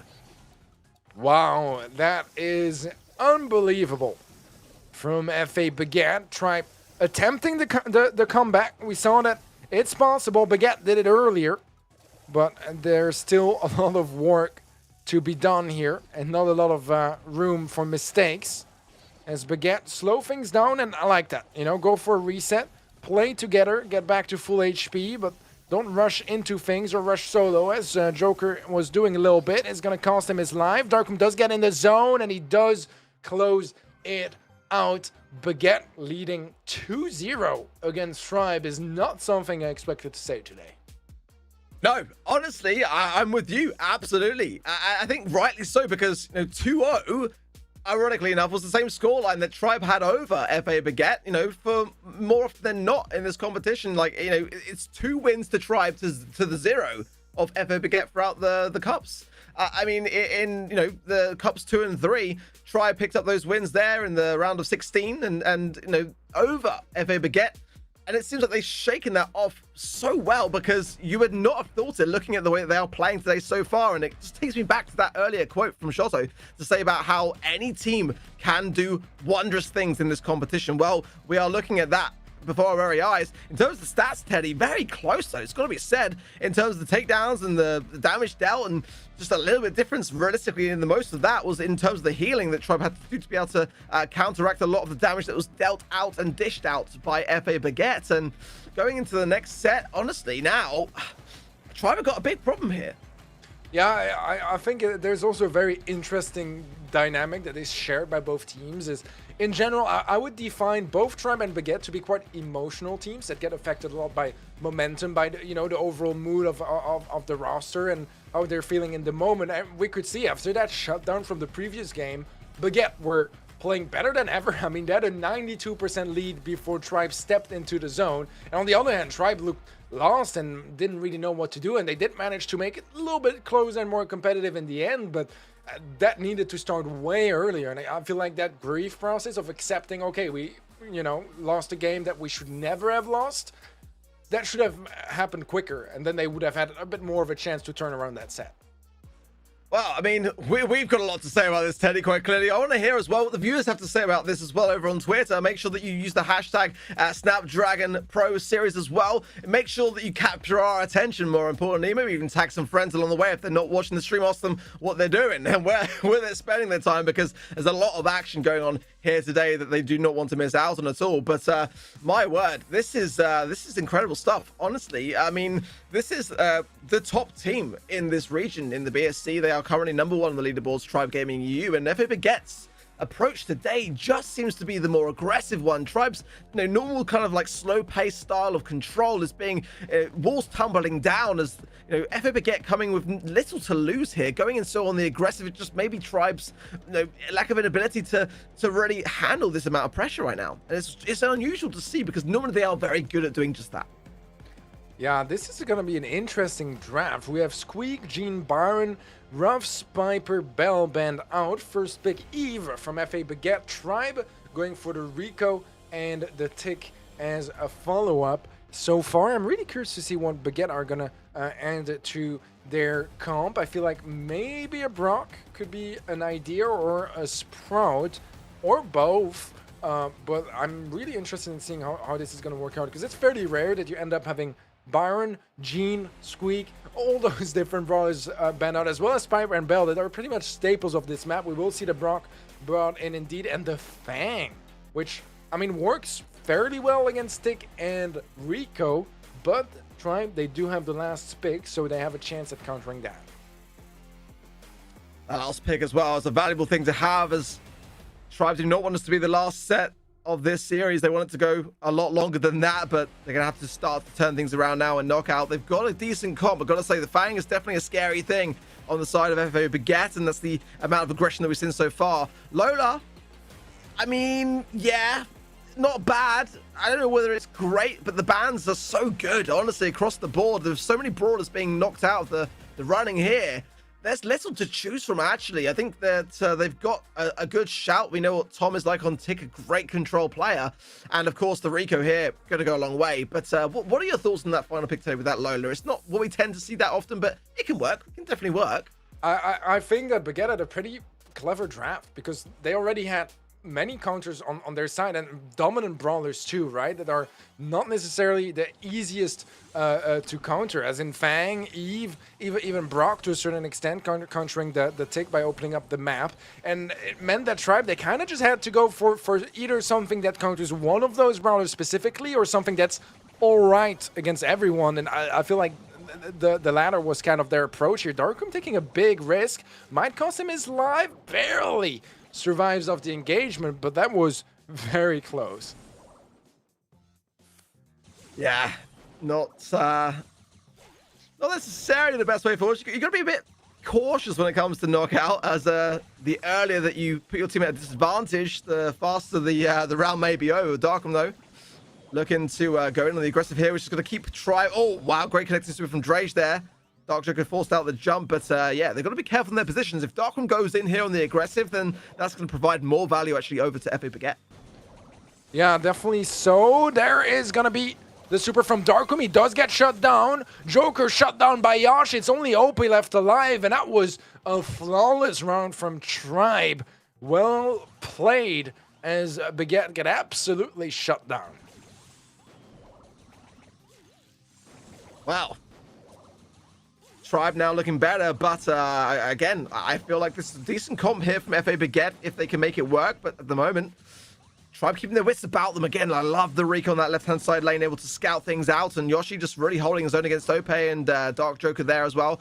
Eve not necessarily getting as much value as we'd like to see, but Darkham here, sneaking up, gets the takedown as well. The roundhouse kick onto Drage. Tom forced out with the last hurrah, goes down as well. 3 versus 1. There's no way that Yoshi gets out of this one.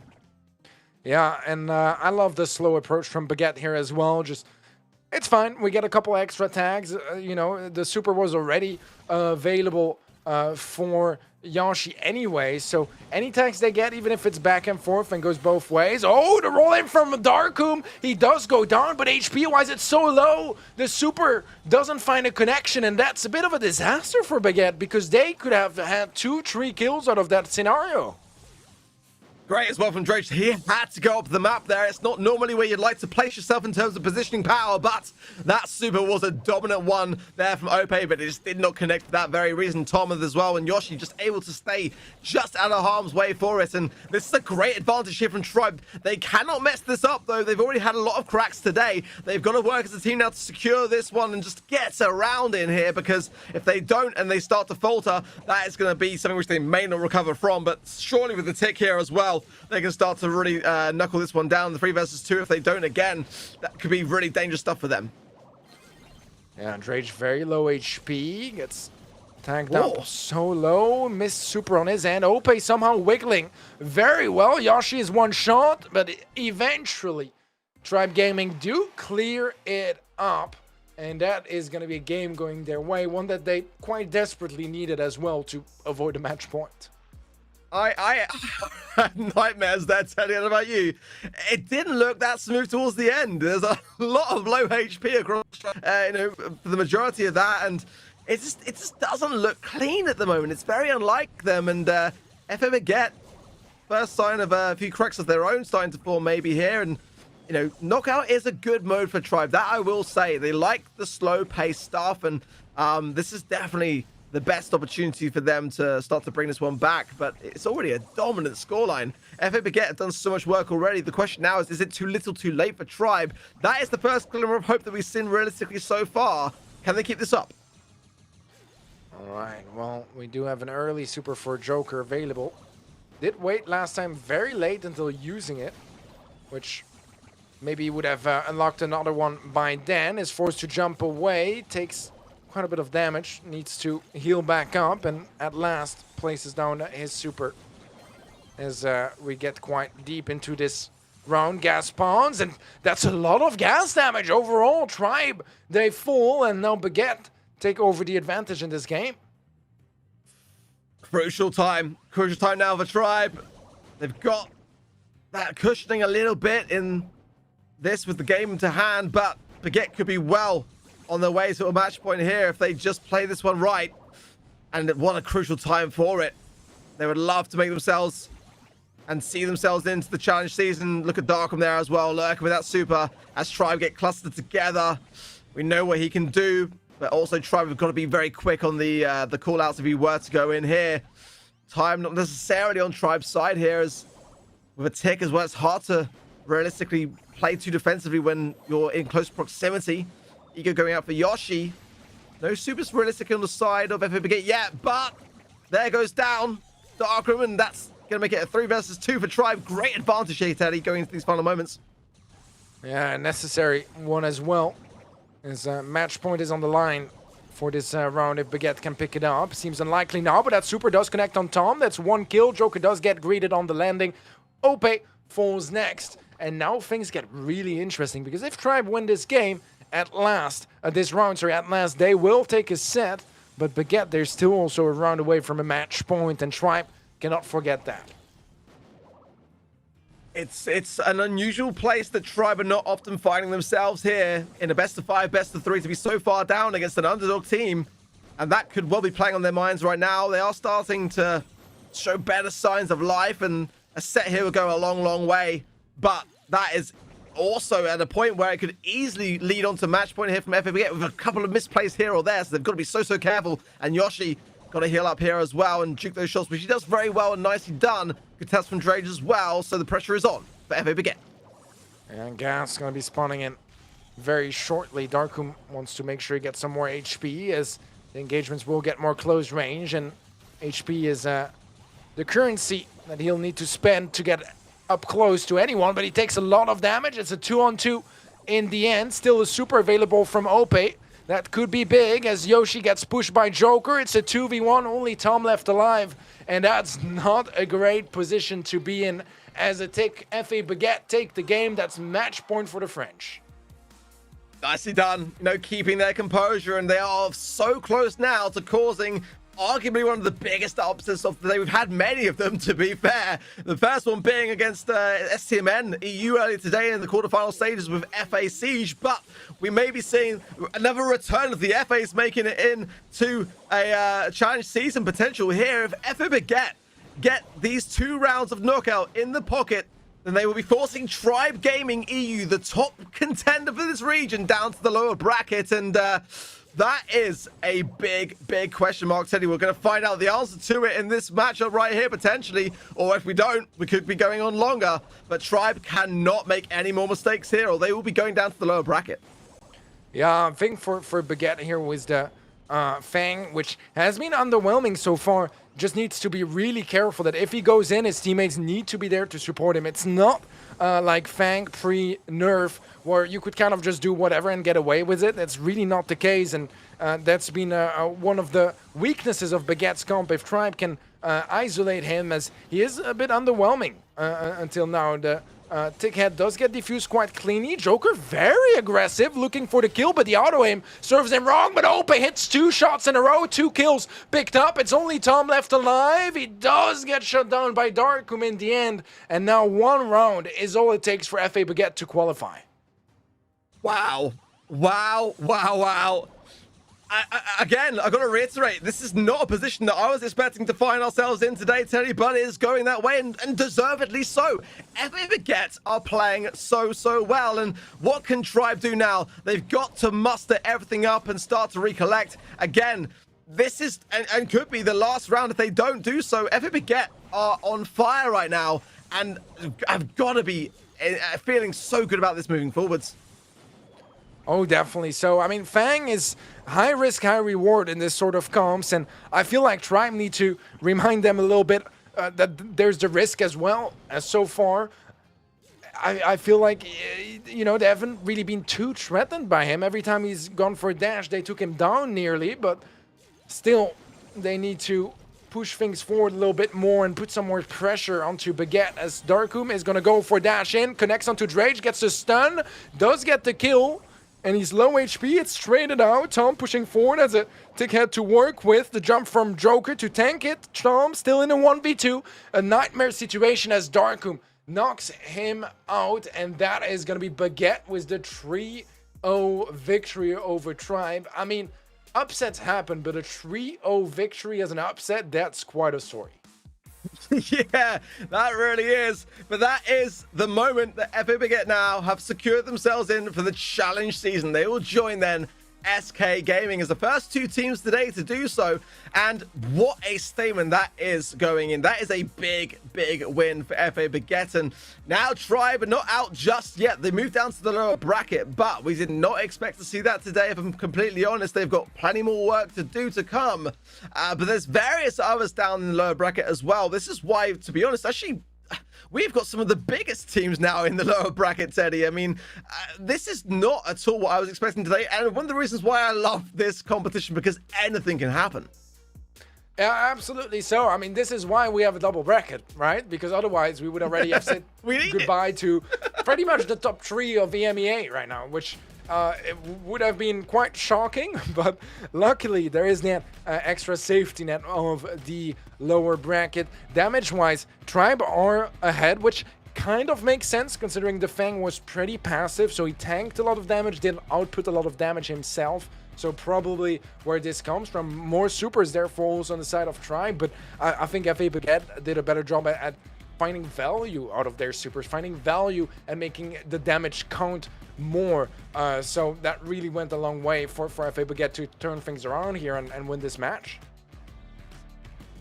It's one of those things that scorelines can look as good as that, and I mean, it's how you play it on the day that comes, you know, more around to be the case. And Tribe just didn't look as good as we've seen them perform, but they've got a chance to recollect later on today. But Teddy, honestly, like, I've enjoyed so much of what we've had so far today. Plenty more to come, and you know, this wouldn't be at all possible without the Snapdragon Elite Gaming.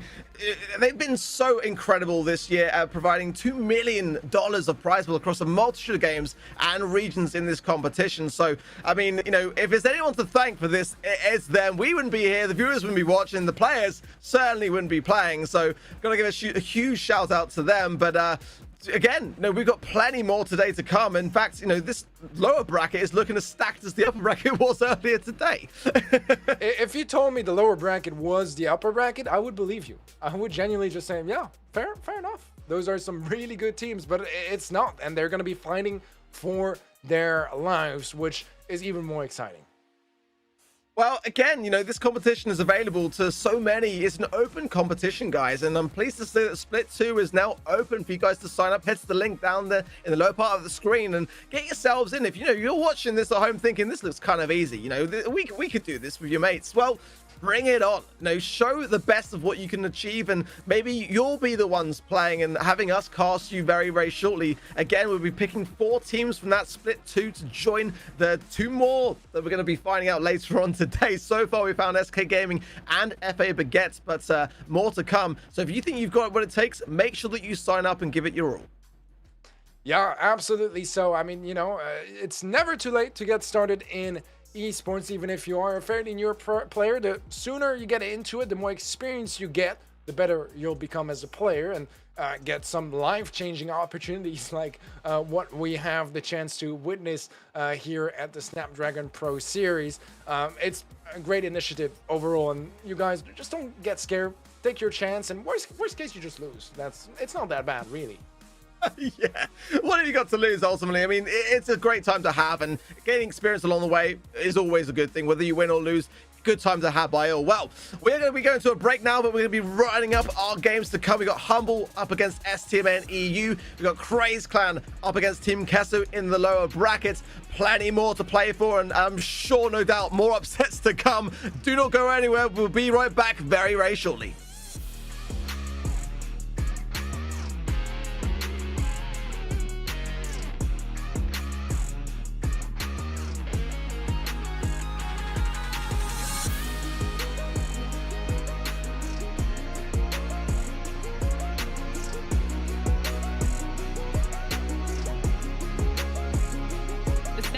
Pro Series is brought to you by Snapdragon Elite Gaming, Monster Energy, and DHL.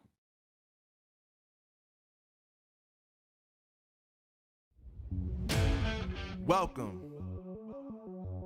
to the place where dreams come true, where everything you want can be yours, if and only if you're willing to work for them.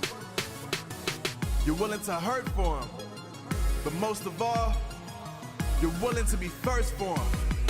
Ha!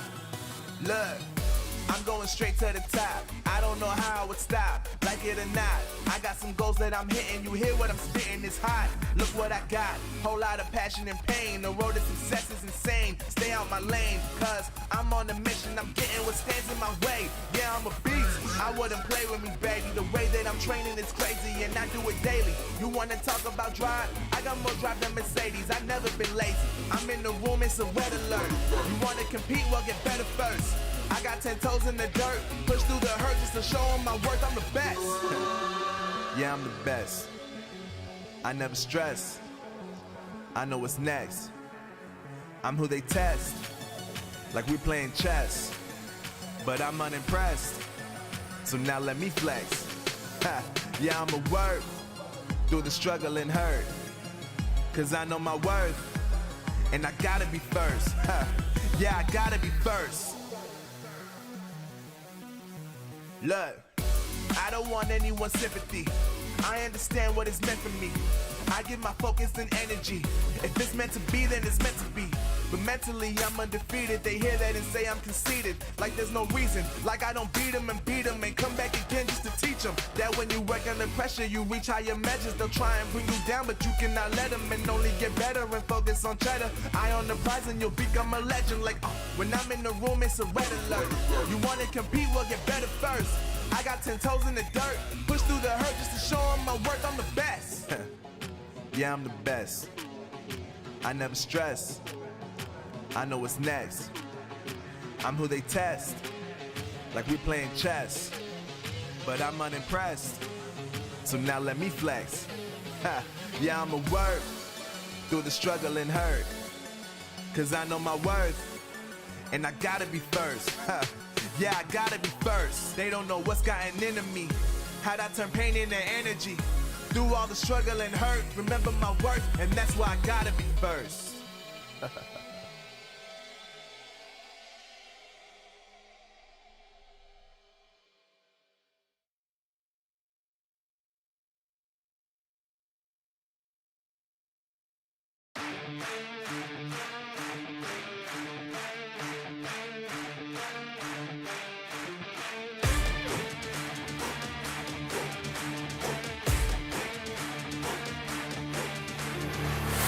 Look at my shine with the glow. This is my time with it though. This is my time to be way at the top. Me and my guys gon' pay out the block. I don't look like boss. Time's right, and I know the sea is walking in a limelight. Promise you gon' wanna watch like a sci-fi. My guys are high risers, high tide. Might drown if you come to my side. I pledge allegiance for lifetime. My squad connected like Wi-Fi. We grind and you see the highlights. This my life. It ain't a game now. Me and you, we ain't the same now. Lions coming out to play now. Opposition out the way now. Welcome back to the Snapdragon Pro Series for Brawl Stars. We're in the Europe and MENA regions. I'm still Ark, that is still Teddy, and we've got plenty more to come today. We are now in the lower brackets. We've done the entirety of the upper brackets and had some huge upsets, Teddy, just coming off the back of that last game. FA Baguette securing themselves in to join SK Gaming as the two teams for the challenge season. That was not the result we were expecting at all. Definitely not, and this is the crazy part as well. Is it is an upset, but they also beat Craze Clan in the quarterfinals. So two upsets in a row starts to sound a little bit less like an upset in a way. And they played impressively well today. And I've been impressed ever since they brought Ope to their roster. It's been paying off, and it's great to see those guys having some success. Yeah, it's been an eventful day. We've got many more events to come, no doubt at all. But first and foremost, we're going to have to get a word directly from my dog Joker from FA Baguette to find out kind of some of the burning questions that we've got to ask. First of all, Dog Joker, congratulations to you and your team. Definitely a huge win for you today, taking down Tribe Gaming EU. I know it's a bit of a general question to us, but how do you feel, mate? You must be over the moon. We feel really, really happy. We definitely didn't expect this result. We knew it was gonna be hard. Like, we had a really hard bracket in Crazy in the first round, and after we had to play Team Queso Tribe. So yeah, we practiced the maps, and it worked really well. All right, well, I was kind of wondering, you know, you guys brought Ope to the table, and I feel like you guys have been doing a lot better since Ope joined the roster. What do you think he adds to the team that was maybe missing before? I think OP plays the roles that we needed. Like, he plays some brawlers that we didn't have before in our roster. Like, he plays a lot of snipers, and he is also very good with aggro brawlers. So we adapted to our playstyle, and we play more aggro comps. Yeah, it's great to see, you know, this new formation occurring, and it's something that we weren't necessarily expecting to see today. So it's great to see how that one played out, working very well for you guys. But taking us back a little bit to the cups, you know, you were knocked out by Tribe in the early stages of round 16, you know, twice. You know, how did you guys, you know, sort of go about that in terms of your mindset? Because, you know, you've yet to get a win across this team, and then at the time when it mattered most, you did. So, you know, what did you guys do to, you know, put that away from things and focus on the present to get the win today? So the last 2 times we got reverse sweeped. 2 times we were winning 1-0 in sets, and this time we didn't want to get reverse sweeped again. So we said to ourselves, let's focus up and let's not give them the win. All right, I see. I have a final question for you, Joker. I know that nerves were an issue that you personally, but also as a team, had to deal with this year, as you guys are still pretty new. I mean, you're 16, right? Very new to competitive in general. But how has that changed? Did you guys still feel the same nerves playing today against Stripe, and you somehow overcame it, or what's the approach here? We can definitely see the nerves. Like at the start of the year, we were choking a bit because of the nerves, like you said. But today, I think the whole team we weren't so nervous. We just knew our game plan and we followed it, so we weren't nervous at all. So it's definitely you can definitely see it in our gameplay. Well, Drage, again, huge congratulations, and I've just got to give a great shout out to yourself. This is your first interview as far as we're concerned, and you handled it great, and a great example to many out there who would be aspiring to play alongside yourselves in tournaments like this. But congratulations, all the best. We'll see you in the challenge season, and yeah, great performance today. Thoroughly enjoyed it. Thank you a lot. Teddy, great to hear from the man himself. But yeah, I mean, for someone so young, it's not every day that an opportunity like this comes your way, and to really embrace it with everything you've got, got to give a huge shout out to the lad. Oh, absolutely. So, I mean, it was a great interview, and I asked very not straight to the point questions, and I was impressed. I was very impressed by his response. But I think being impressed by FA Baguette is something we got to get slowly used to, as their progression through the bracket was definitely impressive as well. Well, like I said earlier, we've got a lot more to come today still, and up next we're going to have Humble up against STMN. Now, I mean, this as well was a huge match that we were not necessarily expecting to see. Boss, Kirsten, KC for the Humble roster, and they had some great promise in the cups leading up to. They actually won one of the grand finals as well, but didn't come out its fair share of struggles in the early weeks though as well. It's got to be said, their week 5 was definitely, sorry, their cup 5 in week 2 rather was one of their better ones for sure. But at the same time, STMN, we didn't expect to see this clash necessarily, and I think this is going to be an interesting one, because if memory serves correct, Eddie, these guys have faced off against each other in the BSC in the quarterfinals, and it was actually STMN which got the win. It was indeed. It hasn't been the best year for Humble. They are somewhat of a fresh roster from this year, but if you look at the individual player's career, it does feel like, so far this year has been a more complicated one, as every single one of those players has had some amazing achievement, whether it was last year or the year before. It's been a bit hard to pick up the pieces, but they are a very determined roster that works incredibly hard to stay competitive, and that's what they are going to have to bring in here to stand a chance against Stamina, that is in somewhat of a similar situation where we know those guys can do better. We just want to see it. Absolutely. I mean, we've got to talk about Stamina. They also won a grand final as well in Cup number 2, a convincing 2-0 against FA Siege, but also got a lot of wins along the way as well. Tribe Gaming as well, Team Queso, Baguette, they've taken them all down in their time, but the question is, will they take down Humble today?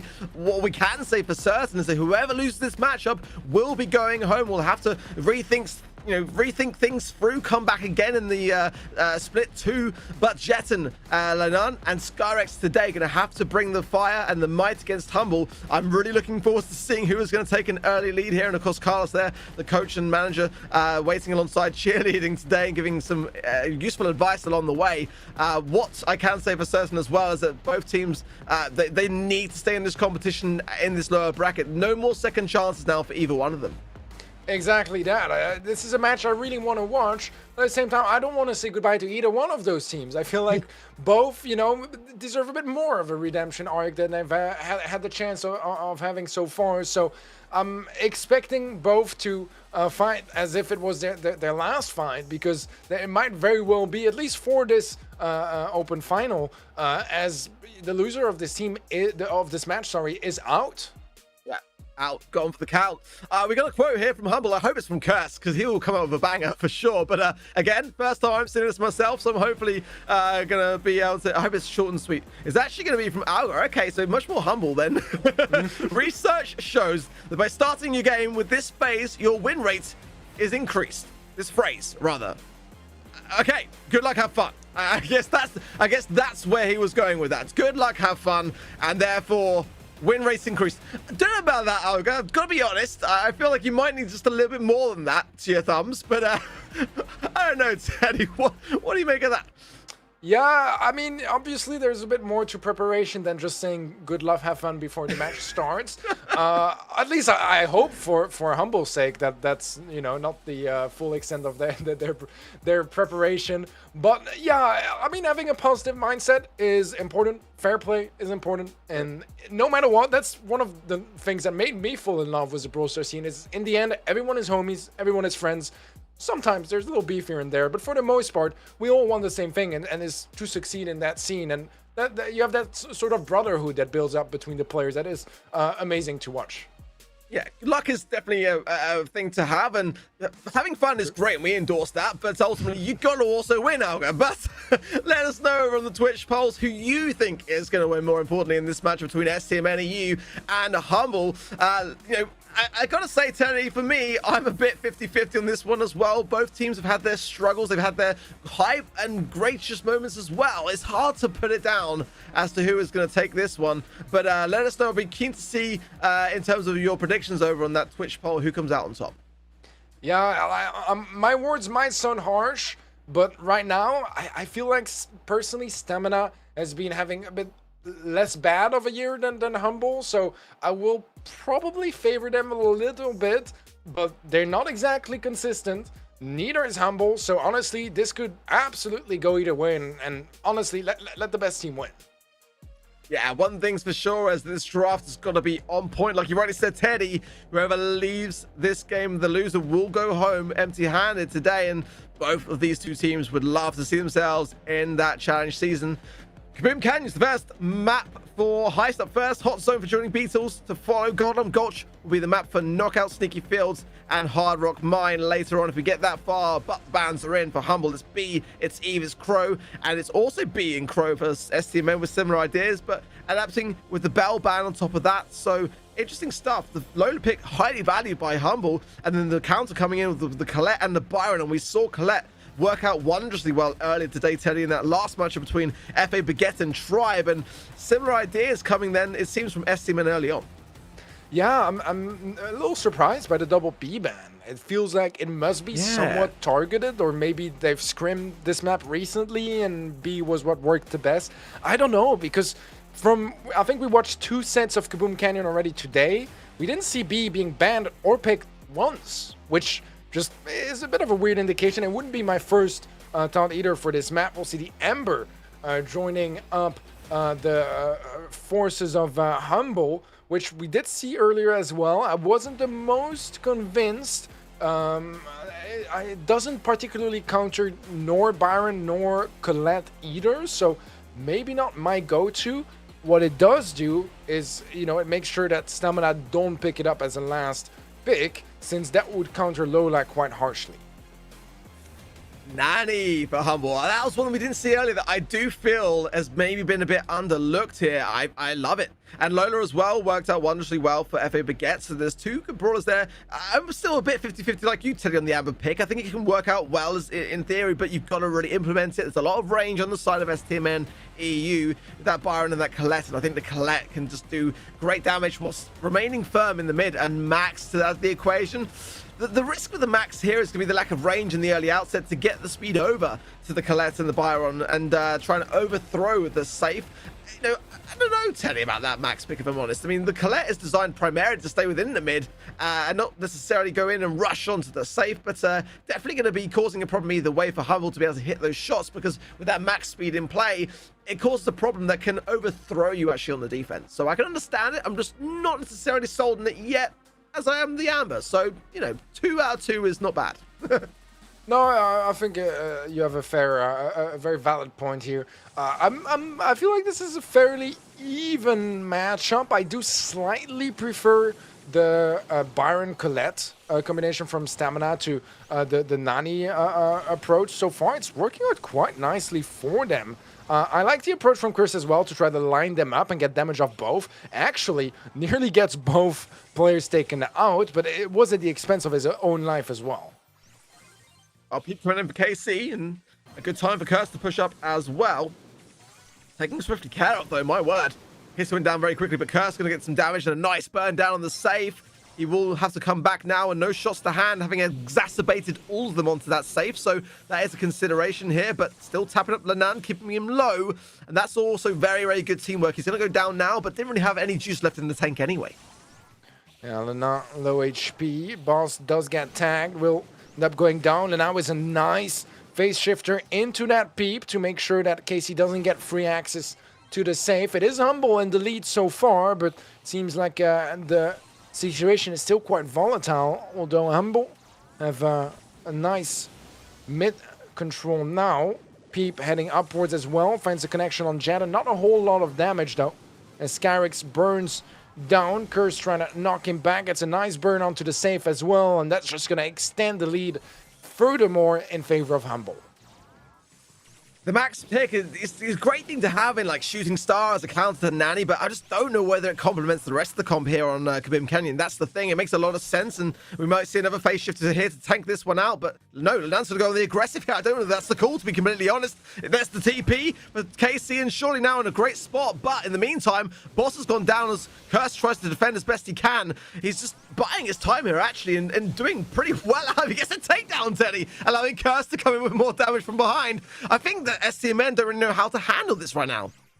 Yeah, great plays all around from Humble.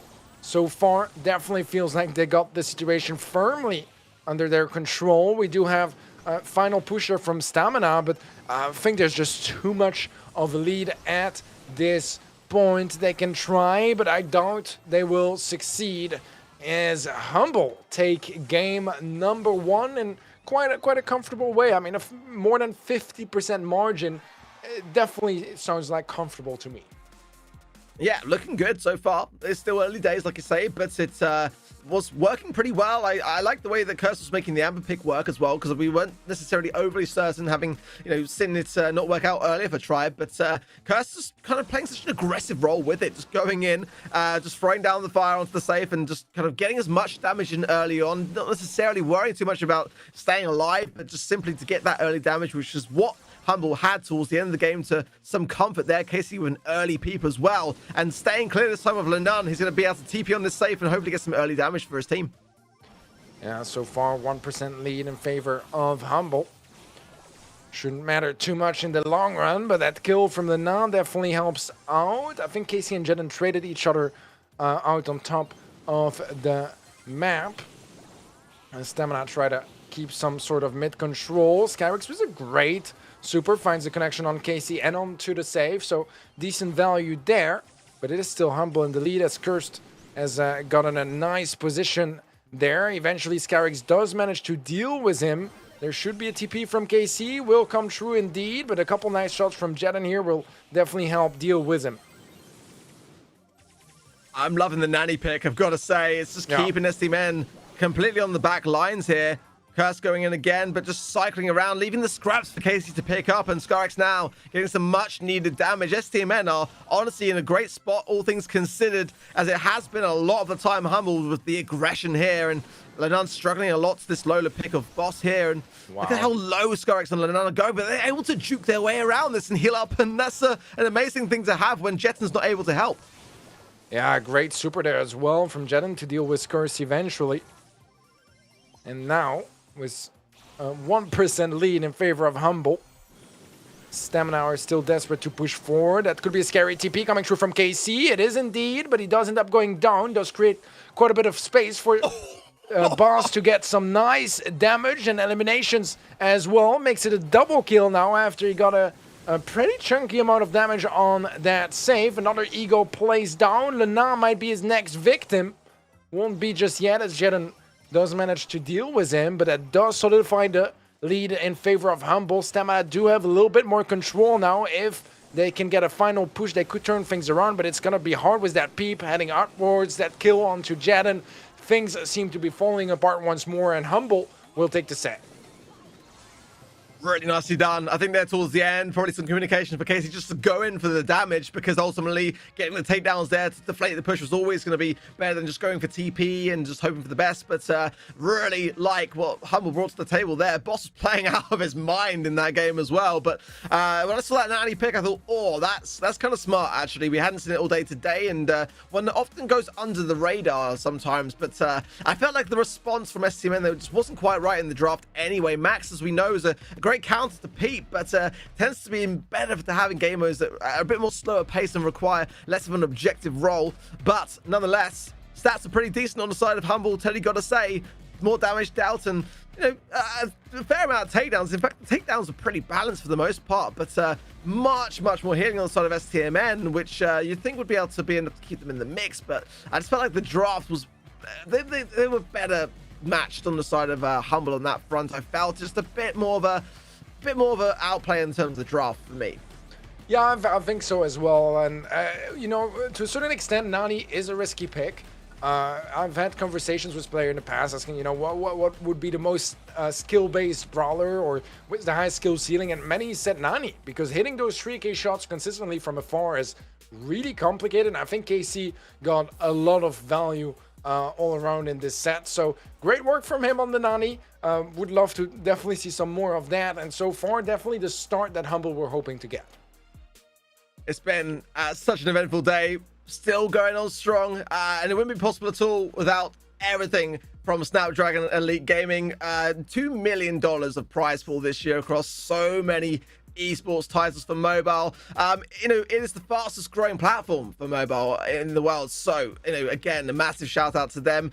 Again, we wouldn't be here without them. I tell you that's for sure, as would the players. So, to provide opportunities like this goes a long way. That is still kind of the story here for Humble. They've still got a long way to go. It's just the first sets, but ultimately STMN at the moment, not far behind. I don't feel if they'd got that draft a little bit more on point, it would have gone a long way for them. And I think this one is far from over. Going into dueling beats for Hot Zone. Bans are in, Teddy. It's Leon, Squeak, and Byron then for Humble. Gonna be Gale, Byron, and Bo. Bo ban for STMN. They seem to value it quite highly. We saw actually Tribe Gaming, you go with that pick and it didn't work out well for them. But I don't know about you, but I wasn't seeing it to be as high up the ban list as that, if I'm honest. No, I think it's a fair point, especially leaving stuff like Eve open now, which is probably a ban that could have been, an alternative to the Bow here. I do think the Bow is pretty decent all around. Any hot zone map that has one zone is going to be, a strong element for Bow to be able to place down his mines in the zone and basically just lock down access or buy time, whatever not. So I do somewhat understand, but at the same time, now it's going to be even a Crow that will be the answer from Team Humble. Two brawlers that can be quite scary to face, especially on those sort of more close-range maps. Even Crow, but Bell coming in for the STMN as well. Ruffs. Now, that's a dangerous combo, actually, that I quite like the look of. Bell and Ruffs combined is really going to be quite a strong thing here, and also gives the option of, do you choose to break open the map or leave the cover there for the rough side of things too. So I do like the diversity it brings. Third and final pick though coming in, and the Sprout is not banned here, may I add. So STMN could go for that. If they don't, then Humble could definitely make use of that particular brawl if they are left open to it. Definitely though, the idea of range could be good for the lanes, and it's going to be a super aggression. That is the story for STMN, and a pick that they do like here. Will Humble go for the Sprout here then? That's the question. I think that's the best pick, Art. I think that's probably the best pick. I mean, they might find something else that could do the job, but the 3-shot capability onto Bell, the counter to the sandbags. I think it's also a 3-shot against 2, maybe 4-shot, but still, it's a lot of damage, and Lola is going to be their decision. Not the worst either, but picking Lola into Bell is a bit of an interesting decision, I would say. Yeah, I mean, it's definitely going to come down to the lanes, really, and I think that that's where we're going to see potentially a lot of switching, or maybe not. But yeah, I fully agree. It's definitely a risk that Humble were clearly taking there, but a calculated one at that. We've seen Lola with some great games today, and very high up in terms of the pick rates. You know, and it definitely requires then, you know, a lot of. Well, we've seen Boss playing it really, really well today, and I imagine he's going to be actually on the Amber, so Casey going to be taking the reins of the Lola then. Fair enough. And that is the right lanes for me again, just to have that Lola against the Stu. There's be little that Lenan can do unless he pushes up, and that looks like that might be the plan here, as both him and Skyrex are low, but without the support of his team, Casey can't really do much here.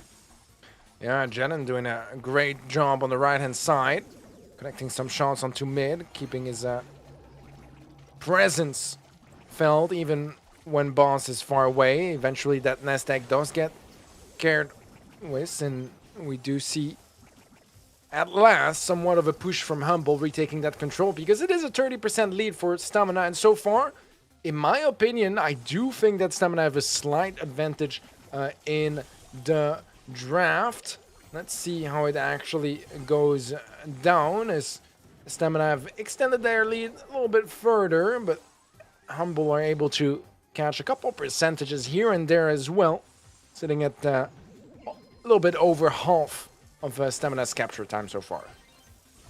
To be honest though, like, I don't know about you today, I'm not sure on that break. I mean, surely that's going to be aiding only to serve Humble, in the sense that Lenan can't use that cover to push up the map, and he's definitely at the disadvantage when it comes to range. It just feels like now Humble have got themselves in a spot where they're able to pile on more pressure and therefore more time in that mid zone to capture. And yeah, I just don't know whether that was the play realistically for me from Stamina, because Humble have performed better off the back of it than they were going into it. No, I think that's a fair point. Maybe a lane swap is what is planned. Yeah, that's it. The lane swap comes through now, and that just set up the terrain for Jennen to shine on that open lane. Gets buffed up as well, and I think that's kind of their bet now. They're gambling everything onto Jennen to pop off on that side, so he can help constantly on the mid area. Gets the mark to connect onto Curse. Follow-up shot is going to be a confirmed kill as well, and Stamina are not in that bad of a situation right now. They have the lead, and Skyrex is low. Will take a second to reset, but Jennen is not missing a shot. Gets the kill with the super as well. And although Lena is low, Stamina are very close to the finish line. Very close indeed. Just 10% now. Humble have got so much to do, and I just don't see it happening. A final ditched attempt from Curse and KC to make something of this, but not going to happen.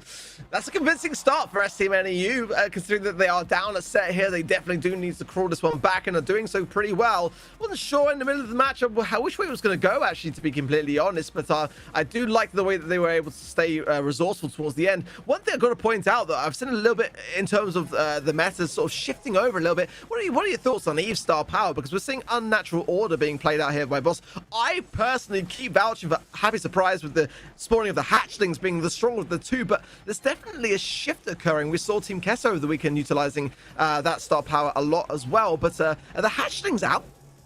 I think that it's still a very, very strong star power, especially at a lower level. I do think at a pro level, you know, once you get hit by the first shot, you pretty much have time and space to just dodge the last one, and then you not only deal less damage, but you also don't get the hatchling to spawn.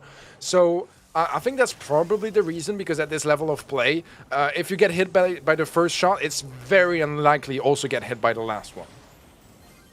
Yeah, valid points, to be fair. If you're this level of gameplay and you've been in the scene a while, then you should be on your Jukins for sure. But Curse going in aggressively, gets the slow as well onto the Nun there. Who's actually going to get a takedown for it, and Jetten able to heal up as well. It just seems like SCMN are able to keep their heels dug in firmly and be stubborn around it, and there's a takedown there, but it's not going to matter. Lenan can heal up as well. There are Skyrex, and that's a very good strong arm here for SCMN, who look like they're on the way here to claiming a set.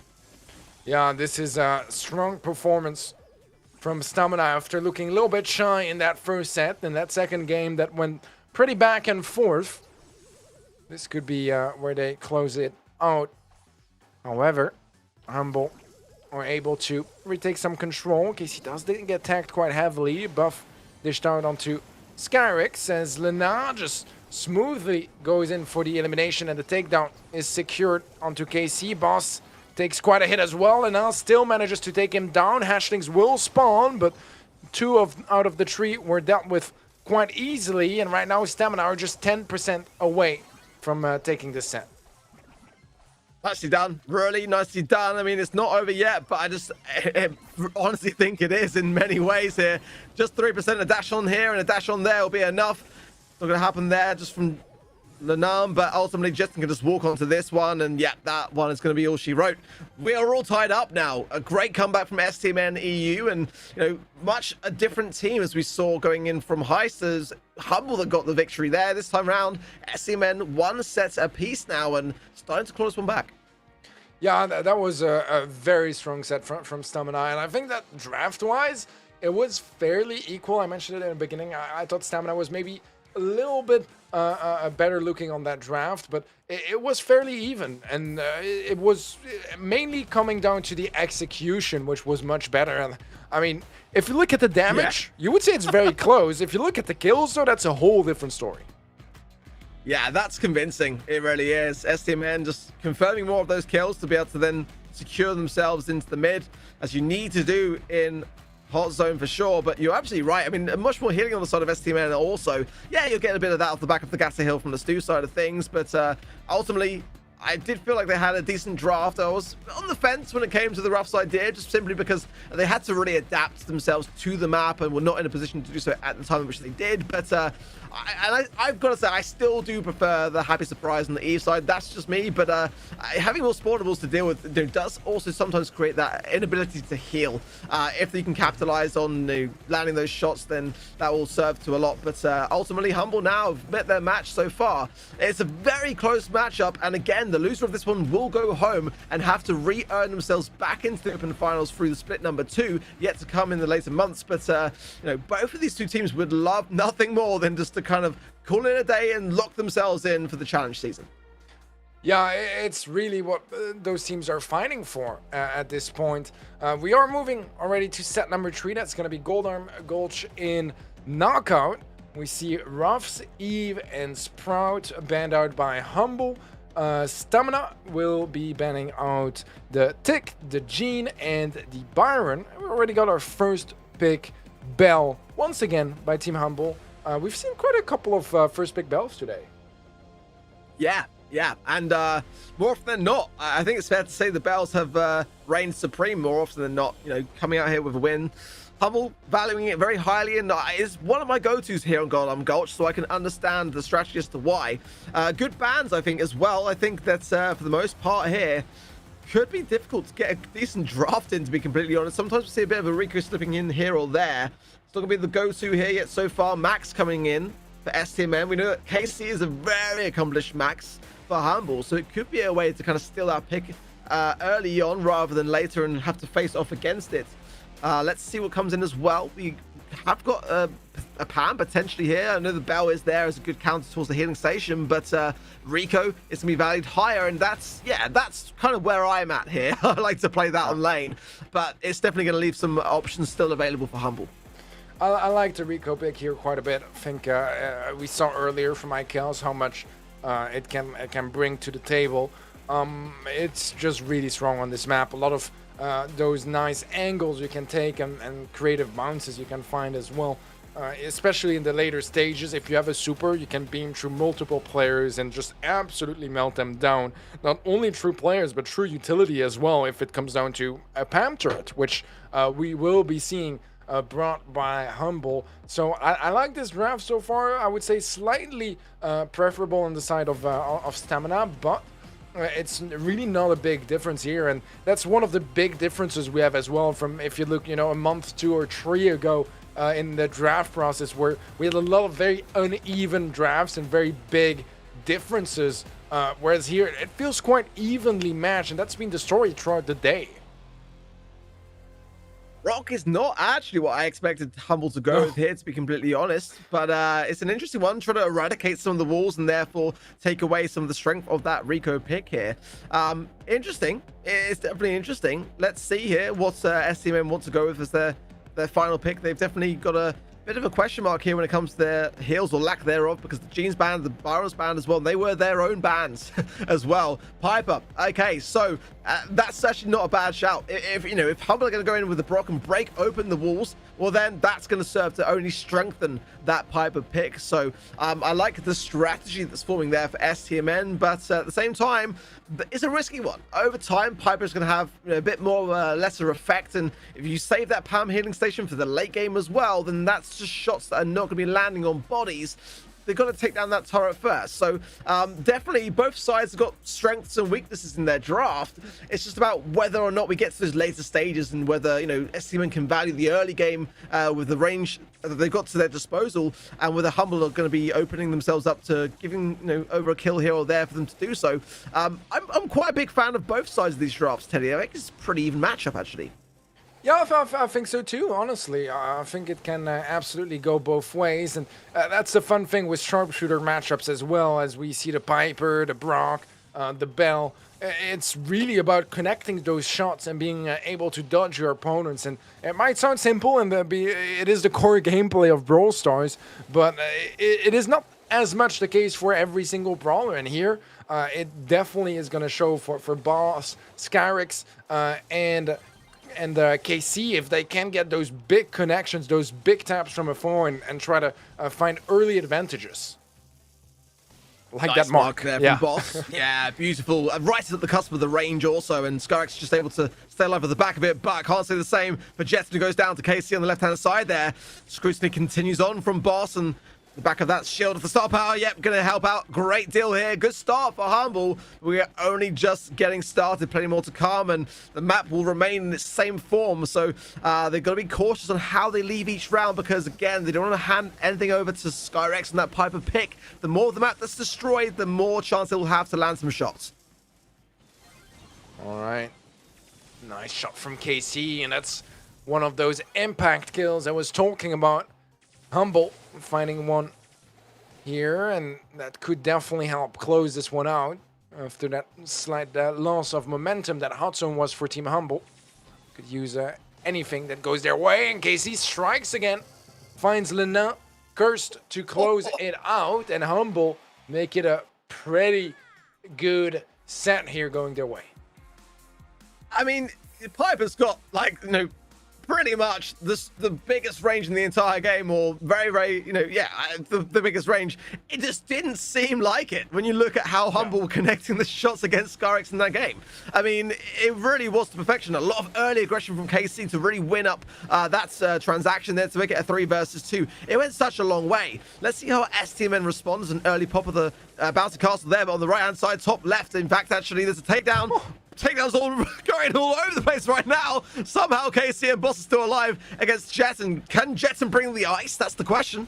Well, he does get some tags onto KC, but he needed that super for the extra range to confirm the elimination. Doesn't quite have it in time.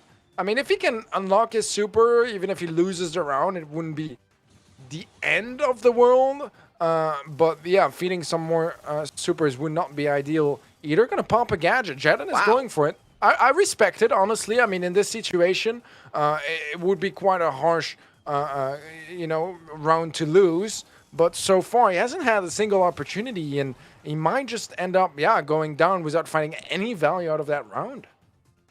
The risky time, 2 versus 1's not as bad as the 3 versus 1, but ultimately one less gadget for healing qualities later on, as the attempt to double down there, take the risk, and didn't find the reward. Let's see now as STMN Hunk on the left-hand side. Lena is marked as well. That would be a concern for him. And it's not like any other game where you can just kind of take the death and reset. Deaths matter in Knockout, and the speed coming into play. STMN really would love to get a connection. That's a great one at that from Jetson. Gets paid off for it as there down goes Curse, and leaving just Boss and KC alive here. It's the 3 versus 2. Pretty much one of the first times that we've seen it so far from STMN at this stage in the game. All right, we have the non-marked up, which is the only consolation that Humble have right now, with the man disadvantage they're sitting on for the time being. Nice tap from Skyrix. Follow-up homemade recipe secures the kill. KC should be next in line. And a super being used there, maybe not quite necessary, but it's a Piper super. You can't afford to lose it. If it just secures the round, prevents any more supers from being fed, I'll be fine with it. I'll be fine. Important run to be picked up here from Stamina, keeping them competitive. Yeah, I mean, Scarix as well is going to open up that entire bottom right side for this round now. So he's going to be able to just handle this side and just push everyone to the left, and he's doing it beautifully. So it taps onto Cursed. He goes down, follow-ups onto Boss. Just KC left. My word, that explosiveness there from Stamina. Oh, Skyrex, calm down, man. Oh, my word. Beautiful stuff. Wondrous stuff from Skyrex. Love it. Yeah, that was very impressive, and it's the right moment as well for Stamina to start popping off and get those impact kills. Let's see, though, if they can make it a set or if it's going to be Team Humble to win their second as we get into the third and final game of Knockout. Humble have got to really value now the early game, because you can just see how dangerous STMN are once the map is fully opened up. And nice connection there from KC, but a phase shifter away from Lenan, taking no chances whatsoever. Meanwhile, as well, it's a 3 versus 2 as the top left transaction was in Humble's favor. They can't feed these supers now. Skyrex, yep, going to break open, and at the right time to do so, I feel, as well here. Lenan just continuing the pressure. They know it's little chance of a turnaround here, but they have got range still at their disposal. They can land some shots here, get some more supers in early on. Even if they go down, it's value in the bank. Alright, nice tank from Skyrex. Need those to connect. Finds another one onto Bombs, but the healing station is just so good at keeping them up and running. Lena try to create an opening, but he gets melted down. Round very firmly and comfortably secured by Team Humble. Stamina do have a couple of supers to work with, but that is pretty much all they got for this one, as they need to be incredibly careful. This round would be giving away the third set to Humble if they pick it up. Marks from Boss, honestly. I mean, every time onto Skyrex, and it just seems to magically find its way onto him. Ah, such nice stuff. 2 versus 2 now, though. Pressure on. Both Jetson and Cursed are low, but it's going to be Jetson that shows the first sign of aggression. Bit of valuable healing there for Cursed. Oh, but he almost got away with it. Not quite, though. 2 versus 1. Next egg popped. Boss can't tap it. He's going to have to then be patient in his approach, and that's going to be against him massively so here. Jetson now full HP, shield as well from the gear, as well as Skyrex just taking the time here, and why not? Skyrex can break, try and earn super back again until that smoke comes in, Teddy. Boss can't even try to, not feed this situation here. He's got to do something. Yeah, it's not the end of the world either, because Jedden, it's a Rico super. It's not necessarily the hardest to get or the most important one, I would say, compared to some others. So he can afford to try to play this one out so far. I mean, he got some shots to connect, but eventually he gets shut down. And now both teams are perfectly tied up. However, whoever wins this round takes a whole set with them. Okay. Wow. Definitely a pressurized circumstance here, and both of these two teams, I mean, we are tied yet, so this is a big important factor here. Humble near in the mix, and STMN have been gaining value from here as they've been going along. 3 versus 2 now. Humble behind Boss and Cursed, the only ones that remain. Great advantage point, Eddie.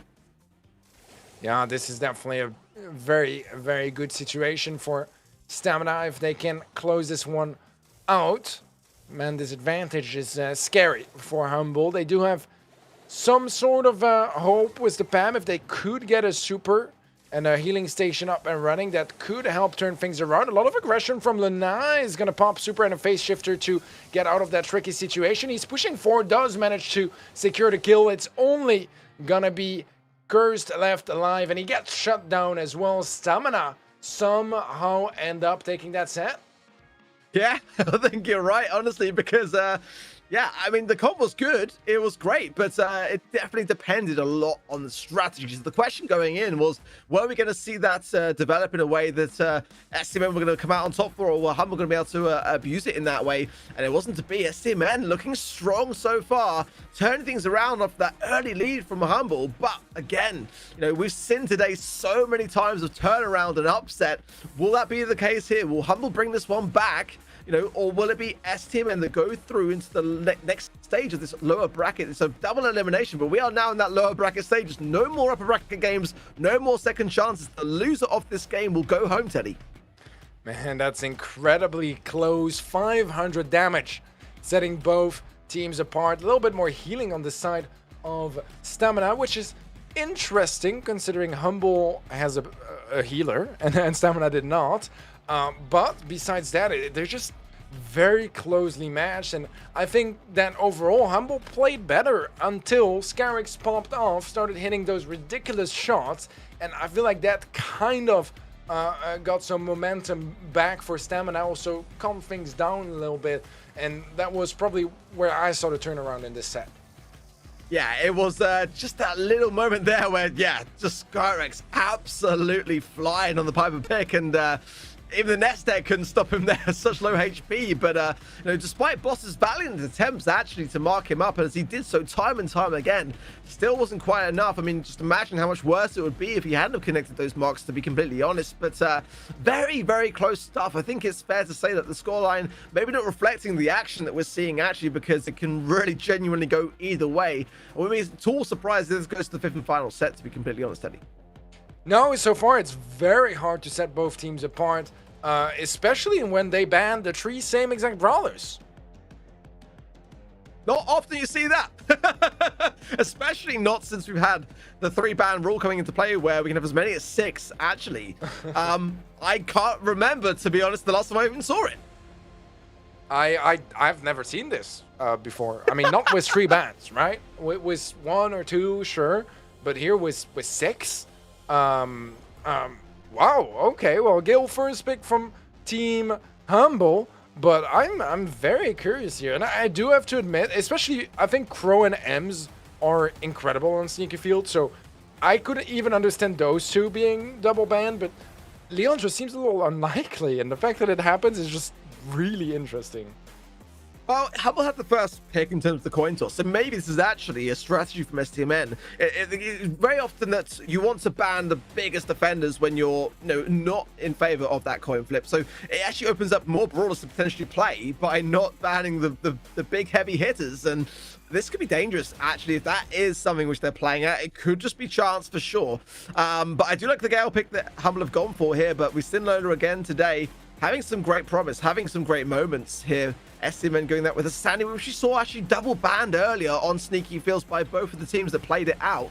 I don't know. I'm still not completely sold on it, despite being able to see the massive value that it brings when there's so many bushes in play. But I don't know, Teddy. What's your take on the Sandy pick? Are you for it or against it?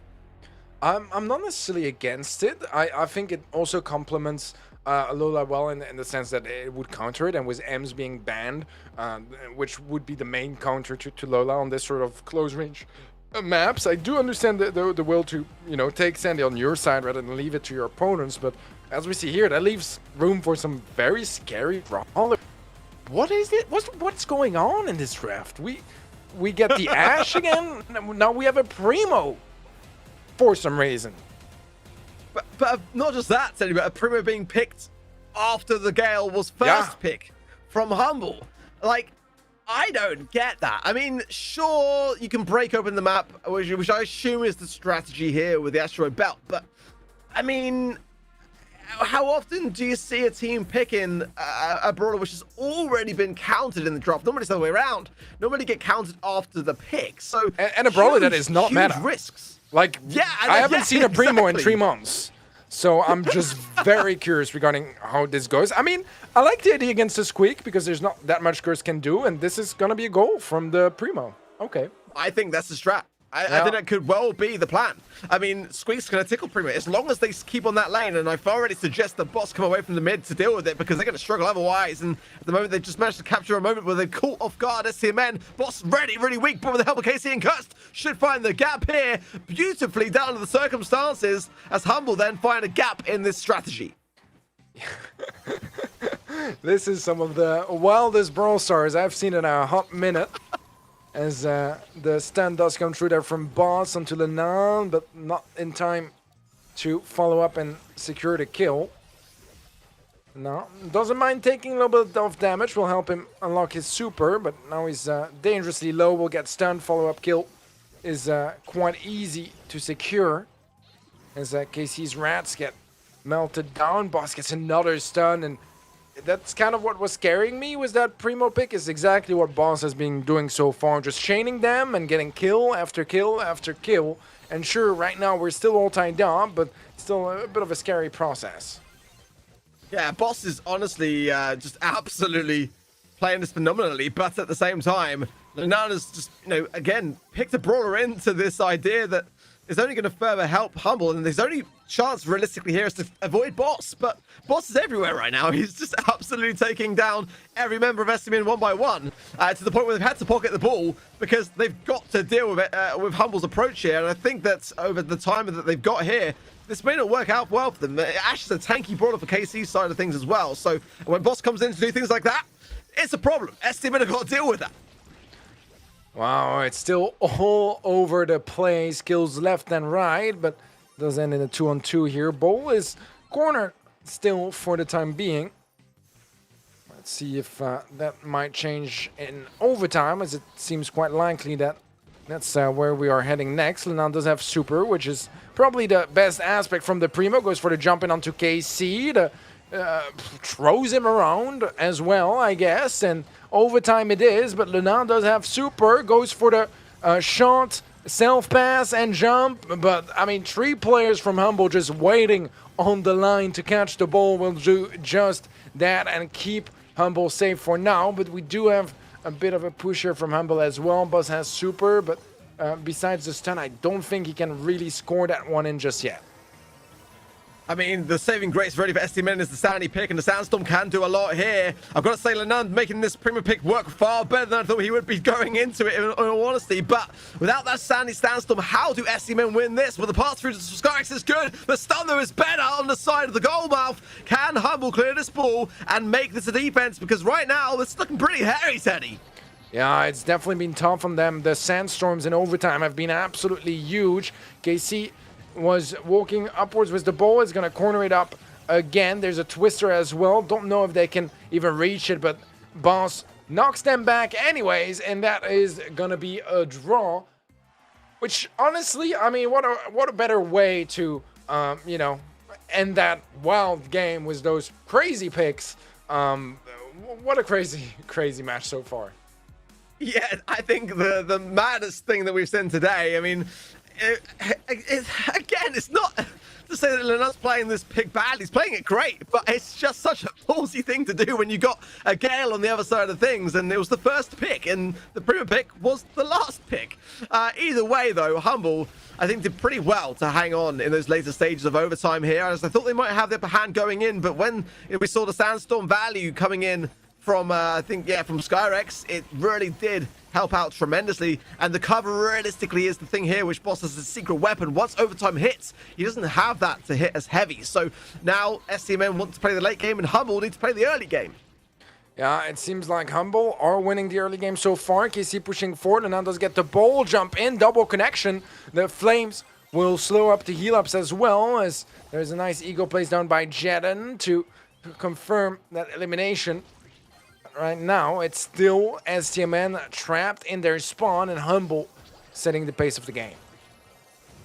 I think that could have been potentially a goal scoring opportunity for KC. I'm not too sure, but I didn't necessarily like the pass to the Lenan, as it gave him a bit more of a positioning of power here, but this is a great pinch coming in. Wow. Great aggression being shown. There's no way this does not end in a goal, surely. Even with the gadget to hand from Lenan, he wasn't there to make the connection. A great start for Humble. 1 minute on the clock, and that is looking far, far better. Now, SCMN really have to respond with aggression here, or this could be over in terms of this first round. Yeah, KC gets jumped on by Lenan, but the double connection of Curse Super will take Lenan very low HP. Does survive for now. It's a pretty decent push for stamina. But now they're going to turn that into a goal, and Curse is trying to get the ball away. Also somewhat successfully, but now still has the ball and a super. Throws KC around, gets a double connection again with his own super. He's going to run straight onto Cursed, gets the super down, breaks open some walls as well. That's the team wipe, and that's going to be stamina tying things up. probably pushing things to yet another overtime.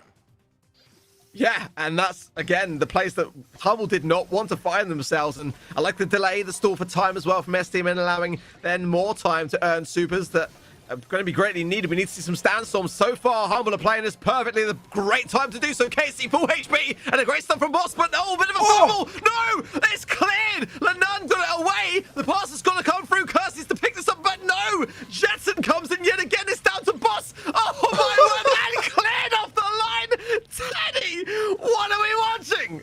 How is this even possible here for Stamina to still be alive? It feels like this should have been 5 goals already. KC has a chance to close it out here, but plays the Rats instead. It's still in alive, still has the ball, is pushing forward, jumps onto Cursed, gets a decent bit of damage, almost a double kill as a matter of fact. KC has a charge shot, goes for it, Skyrex catches it back, and it seems like this overtime never ends as Humble just can't quite score it in.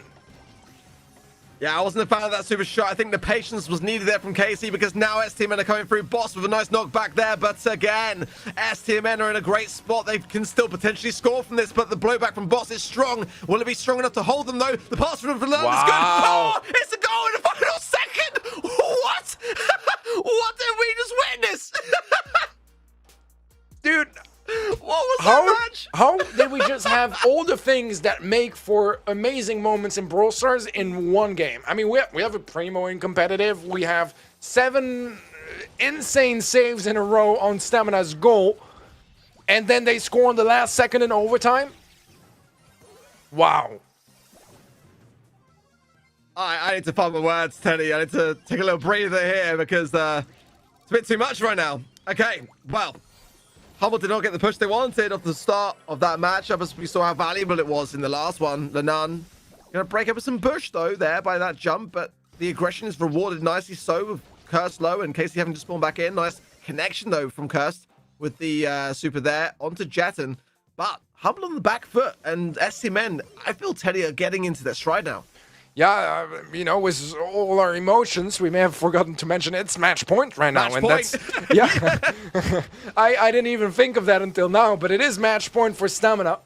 And that is a scary prospect for Humble. A nice slow to connect onto Lena will calm things down a little bit. Did connect onto Jetton too, as a matter of fact, but a great value from KC and Cursed overall. And now still standing, trying to slow things down a little bit, buy some time for his teammates to respawn. But this is a strong push from Humble.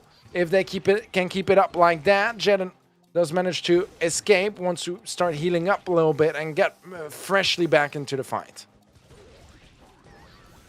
Well, imagine being Humble right now. I mean, if they lose this after having Gale to a Primo, that's going to be a really bitter pill to swallow. But Lenan is a problem. They've got to deal with him. They've got to get this early goal in and not take this to overtime. That's where Humble have struggled so much. Great connection, though, from Kirsten to Lenan. That is the person to focus for now. Casey's going to bring in the robotic rats as well. Getting some takedowns is working out well, but there's still Jetton remaining here. They cannot mess this one up, and they don't. Humble, get a goal. Important goal here, as they are still facing that match point from Stamina. Lenan has super as well off the bat. Is going to use it now. Gets to break onto the wall. Can be quite game-changing. The elimination secured as well. The super pass to Scarix goes a little further than he wanted. Can he get the stun? I don't even know if he had any left, but it's definitely not coming true. And this seems like Humble are gonna find a set point of their own. What an incredible match. Yeah, this is honestly got it all, and we'd expect nothing less from the Snapdragon Pro Series. My word, it's heating up. I mean, you know, Humble are not out of the worst, Teddy. They are not at all. I mean, this Primo pick is causing them a lot of difficulties, arguably more than it should. But, I mean, if they get through Brawl Ball, they'll be taking a huge sigh of relief. We're going straight back in. It's still match point to STMN, remember here. This last game in the pocket for Humble's of saving grace potentially, but they are still not out of the woods by any means at all. We're in the lower bracket now. This loser of this matchup will go home and have no more second chances today. Yeah, what a great stun from Skyrex as well. Probably gonna end up in a goal here, as it's only Casey left alive, and Stamina find a goal 30 seconds into this game. Not just match point, but now either a goal or 2 minutes away from winning this match, unless Humble turn things around. Okay. Everything then on the line here. Humble have got to make a response, and STMN can just pocket this ball. Honestly, there's no rush for them. They can just hold firm and wait this one out. No overtime at the moment. The score remains the same. Nice teamwork and chemistry between Boss and Curse. Gets the takedown, but Boss very low off the back of that. It's going to be a struggle, but there is time on Humble's side. As the game goes on, though, that goes further against them. They've got to have an explosive amount of pop-offs here to get this ball in time and get the goal, which they desperately need to stay in the competition. Super. We've seen what he can do with that. Nice connection with that super from Curse. A lot of slows dished around, and that's going to be problematic for sure. The knockback onto Boss. Lena does intercept the ball, but Curse can tank it in, and the fight is not over just yet. But less than a minute left on the clock here for either team to score. Otherwise, it's going to be overtime again. Good stun there from Boss, gotta say. It was a good opening start. They do not want to go into overtime. That's the thing. That's where STMN thrive. The ball. Oh, beautifully done. Jetson there with a super pass from nowhere. And that is it. STMN have done it. Humble knocked out, and in spectacular fashion, they ran a counter or a brawler which was heavily countered. Somehow, they came out on top. This was an insane match to watch. I wish we went to a fifth set, but out of the 4 sets we did get the chance to watch, especially that final one. That was some absolutely amazing Brawl Stars.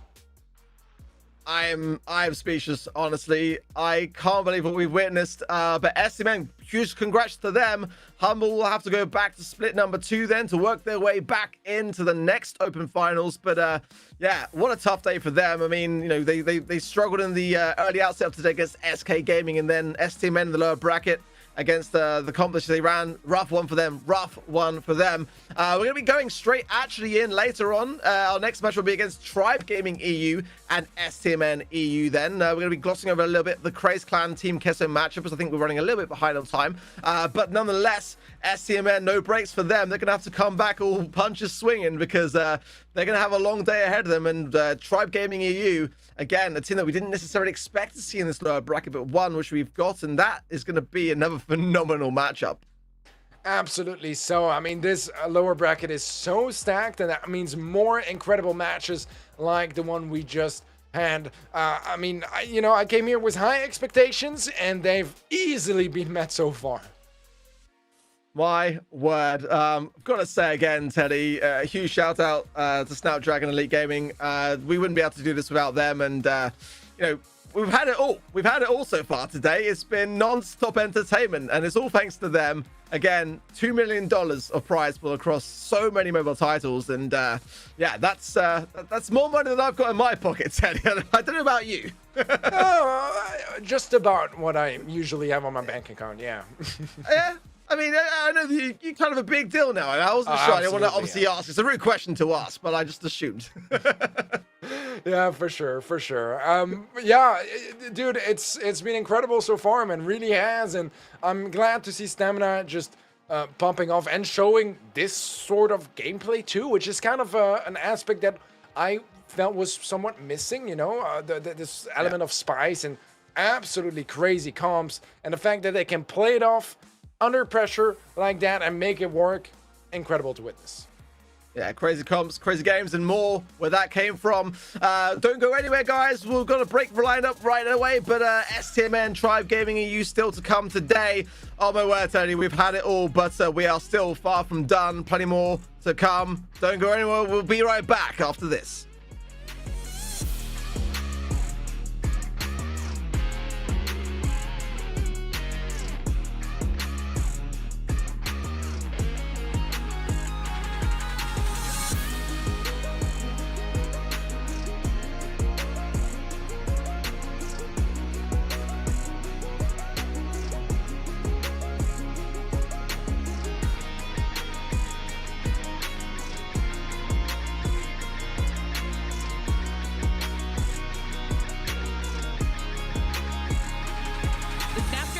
Series is brought to you by Snapdragon Elite Gaming, Monster Energy, and DHL.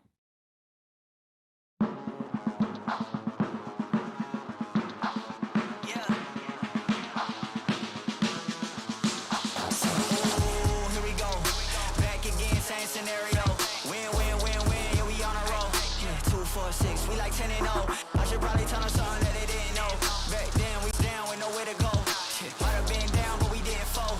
Now we running it like some intervals. Ooh, what now? Tell me who you see when you look straight up. Like, wait, who? Us now. What you gonna do when we pull up on you? Like, ooh, touchdown. You already know what it is when I come through you. Ooh, shut down. Shut down. Say, oh, what now? Tell me who you see when you look straight up. Like, wait, who? Us now.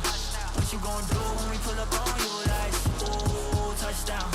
You already know what it is when we come through you. Ooh, shut down. Ooh, shut down. Ooh, give me that crown. I need that now, right now. Ooh, don't make a sound. It's my time. You hear the crowd. Hey, we need that rain. Me and my team. Deja vu, this here a dream. We done all seen 100 times over back when we was just teens. Now we going dumb, told them we the one. They would count us out, now we counting up the funds. Now without a doubt, they be throwing up the ones. Like they was always rapping, now believe them if you want. Now they show love, came with a dub. It is what it is, it isn't what it was. They all love to hate when it don't work out. Tell you that they always been down when it does. Look. Say, oh, what now? Tell me who you see when you look straight up. Like, wait, who? Now, what you gonna do when we pull up on you? Like, ooh, touchdown. You already know what it is when we come through you. Ooh, shut down. Ooh, shut down. Say, ooh, what now? Tell me who you see when you look straight up. Like, wait, who? Us now. What you gonna do when we pull up on you? Like, ooh, touchdown. You already know what it is when we come through you. Ooh, shut down. Ooh, shut down.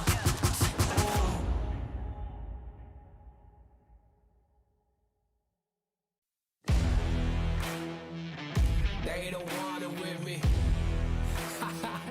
You got a problem with me? Love, you don't want it with me. Man, you won't ever stop me. Who y'all really got a problem with? Who y'all really trying to solve it with? Who don't really like the sound of this? Who come with me getting down to this? You better step back, get your neck cracked, get laid down where you best step. Better check that with a fresh map. Get lost now with no extract. Like, look, that's all me. Got my number, don't call me. We eating up, that's all beef. You freezing up, that's y'all's team. Cause we don't really lose no more. All about heating up, leaving that cold. You can see me heating up, killing that show. I ain't about giving up, no.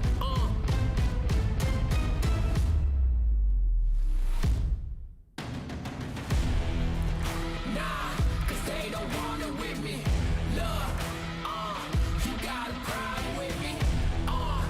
Look, cause y'all don't want it with me. If you start a fire with me, then you never gonna stop me.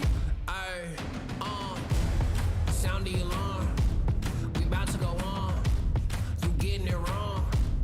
Time to go off. Welcome back to the Snapdragon Pro Series Open Finals for Brawl Stars, where we are in the Europe and MENA region today. I'm Ark, joined, of course, by Teddy today, and what a day it's been. I mean, we've had it all. That last match up today, I don't think I've quite recovered from it, if I'm honest. I was about to say, I don't think that break was long enough to recover from my emotions that all got just taken and tossed around like a squeak super. Because honestly, that was really what that previous match was like. Heartbreaking in some ways, heartwarming in others. But wow, what a match that was. And I feel like we might still get some surprises like that down the path today. Yeah, I think you're right for sure. I mean, if you're just joining the stream, first of all, welcome. This is what you may have missed if you are just joining in what's still to come. But like you say today, a lot of upsets. We go back to the beginning of today. We just saw Humble go out of the competition to STMen EU in the lower bracket. But earlier on today, we also saw STMen drop to that lower bracket after that defeat from FA Siege. And they went on to cause continuations of upsets. But it wasn't quite to BSK Gaming were able to bring it back enough to secure themselves in as the first team to qualify for of the challenge season, as well as FA Baguette, who with a huge upset earlier on in that upper bracket against Tribe Gaming EU, taking that win very convincingly so with that 3-0. We're going to see them later on, but first up, to be Tribe Gaming EU with STMN, who we just saw go forwards into the competition to face off against each other. Still to come later on, as Craze Clan and Team Queso are playing as we speak. The winner of that matchup will go on to face FA Siege. We are looking again for 2 more teams to join SK Gaming and FA Baguette in the challenge season.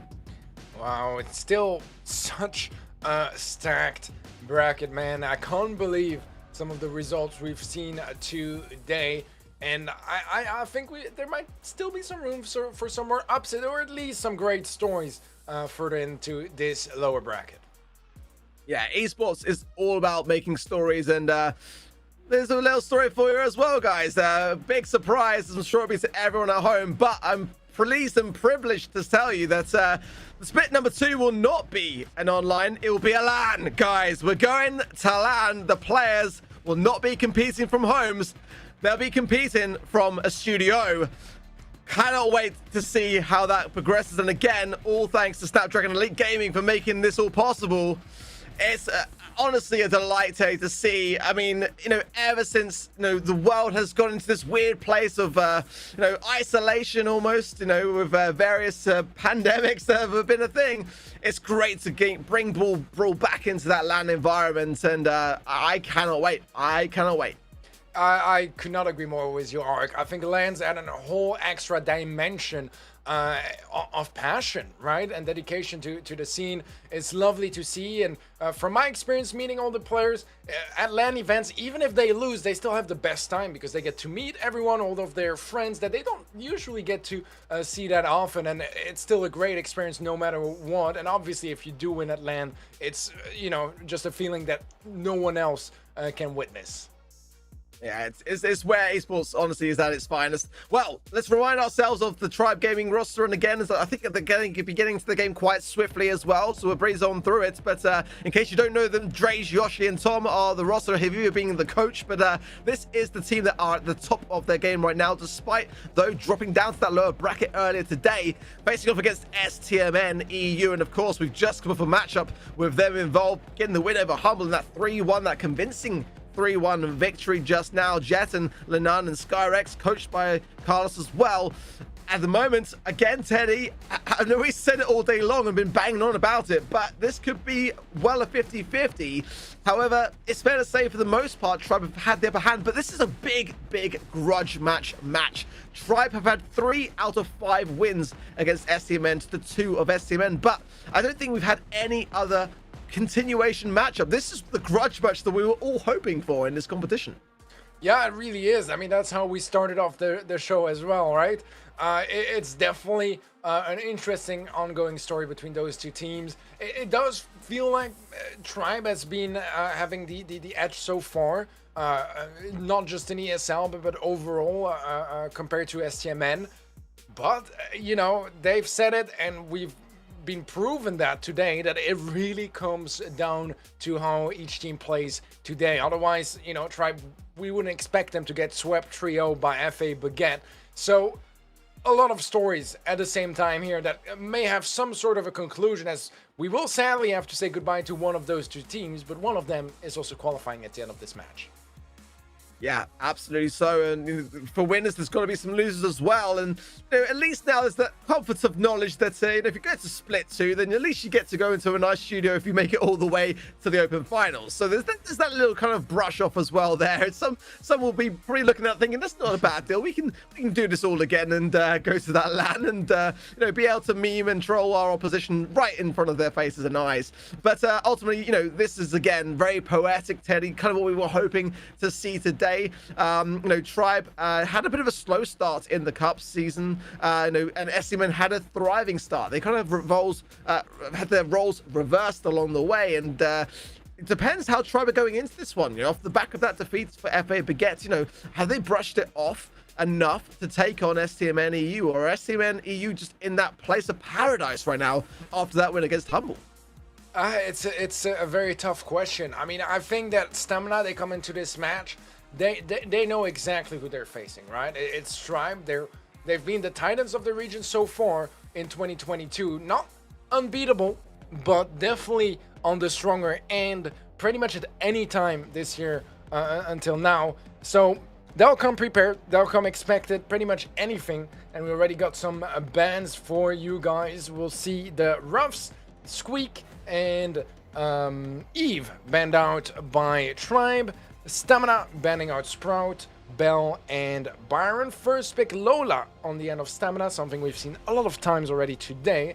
And then that will be warranting a reaction of a Pam and a Crow on the side of Tribe Gaming. Another combination we see rather often to, you know, get that anti-heal and the heal on your own team. I like it so far, and of course, those 6 brawlers being banned definitely knocks down a lot of heavy hitters there.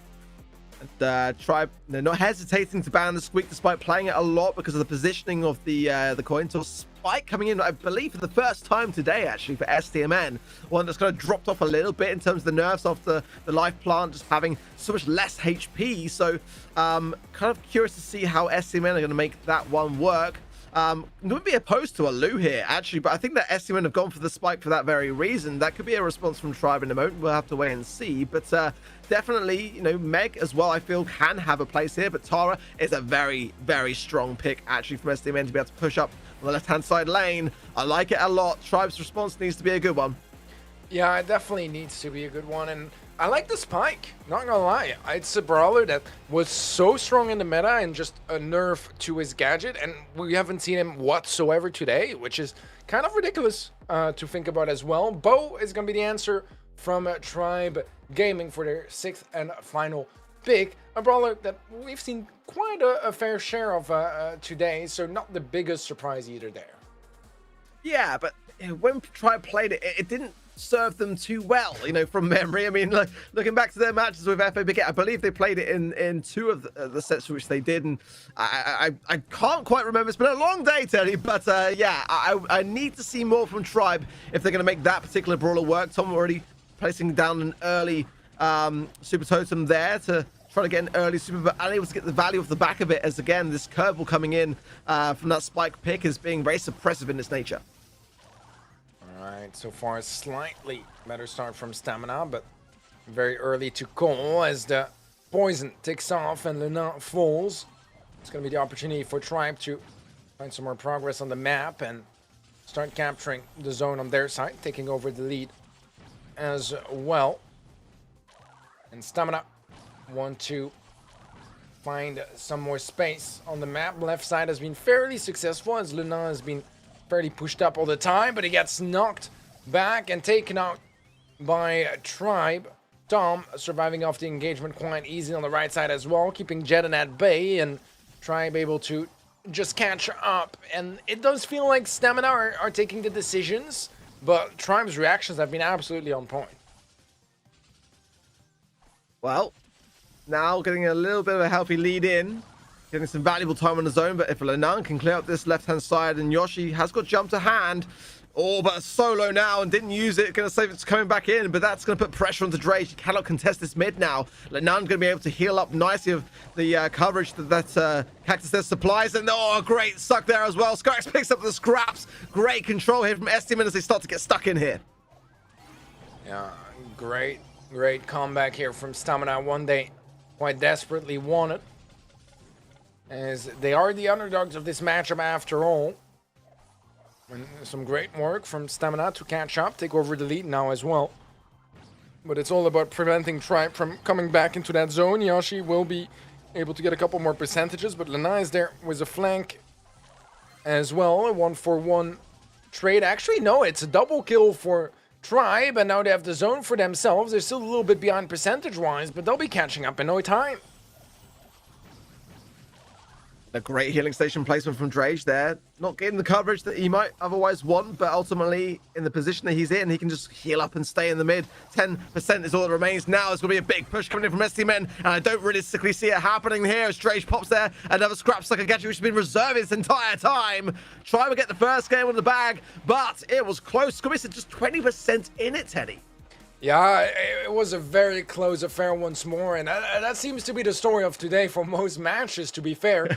But I mean, at least they get it locked in, and Stamina, it's a bit heartbreaking. I feel like they had some great moments in that game where they were able to really find and define the pace of that game, but right now it's all about getting that mental reset, coming strong into game number 2 and try to turn things around there. Healing station popped quite early on by Drage, gonna help a lot as Lena will die to the Crow poison, but so far it is still Stamina in the zone with a roughly 20% lead. Well, I've got to say today as well, you know, this is not the first time that we've seen these two teams face off, and we have seen it under similar circumstances. We've seen it in the grand final, where in Cup number 6, Tribe got the win 2-1. Twice in the quarterfinals as well, in Cup 4 and 5, 2-0 and 2-1 scoreline in their favor, but SCMN have had 2 of their own along the way as well, so as we fully expected this one to be, it's very back and forth, very close. Now Tribe start to take the mid, it's 34% even. Let's see whether SCMN can start to fight back. Yeah, Skyrix immediately taking care of the healing station, making sure that there's no more value found from that. Gen was a super, not the best. Maybe you should have tried to reach a little bit deeper into the grass. Tom able to stay safely behind the wall to heal up. The curveball not quite reaching him so far, but some nice resets on the heal. Stom does come out, finds the kill, takes care of the cactus right afterwards. And although Stamina have a very slight lead, a 3v1 is quite easily gonna turn things around, and the double poison from Yoshi helps reveal the positions in those bushes as well. Has the jump available, goes for it onto Skyrix, should be able to lock in that elimination, will be traded out by Lena, but it is Tribe taking over the lead once more. Yeah, lovely there from Drage, got the pickup, and Lanan as well slowed down and was unable to really contest it as well, despite having super. He's still got it on that bottom left-hand side. He is still a threat. Yoshi doing his best to keep him deterred, but Drage goes down in the mid. Lanan super now very, very crucial to have. Has Yoshi as well going in for Skyx. I think that's not a bad play here myself, but it will force Lanan into mid. Oh, but he pops to the mine, leaving then only Jetson on his own. What a complete turnaround from Tribe. That jump from Yoshi, which looked like it was coming out of nowhere, seemingly coming in so clutch to give Tribe the first set. Wow, Tribe close the first set out here. It was very back and forth, but at the same time, they still had quite a margin for error at the end. And yeah, what a bad timing to stem onto a mine. Really, really was. Pretty much just settled it right there. SCMN so far not really feeling it.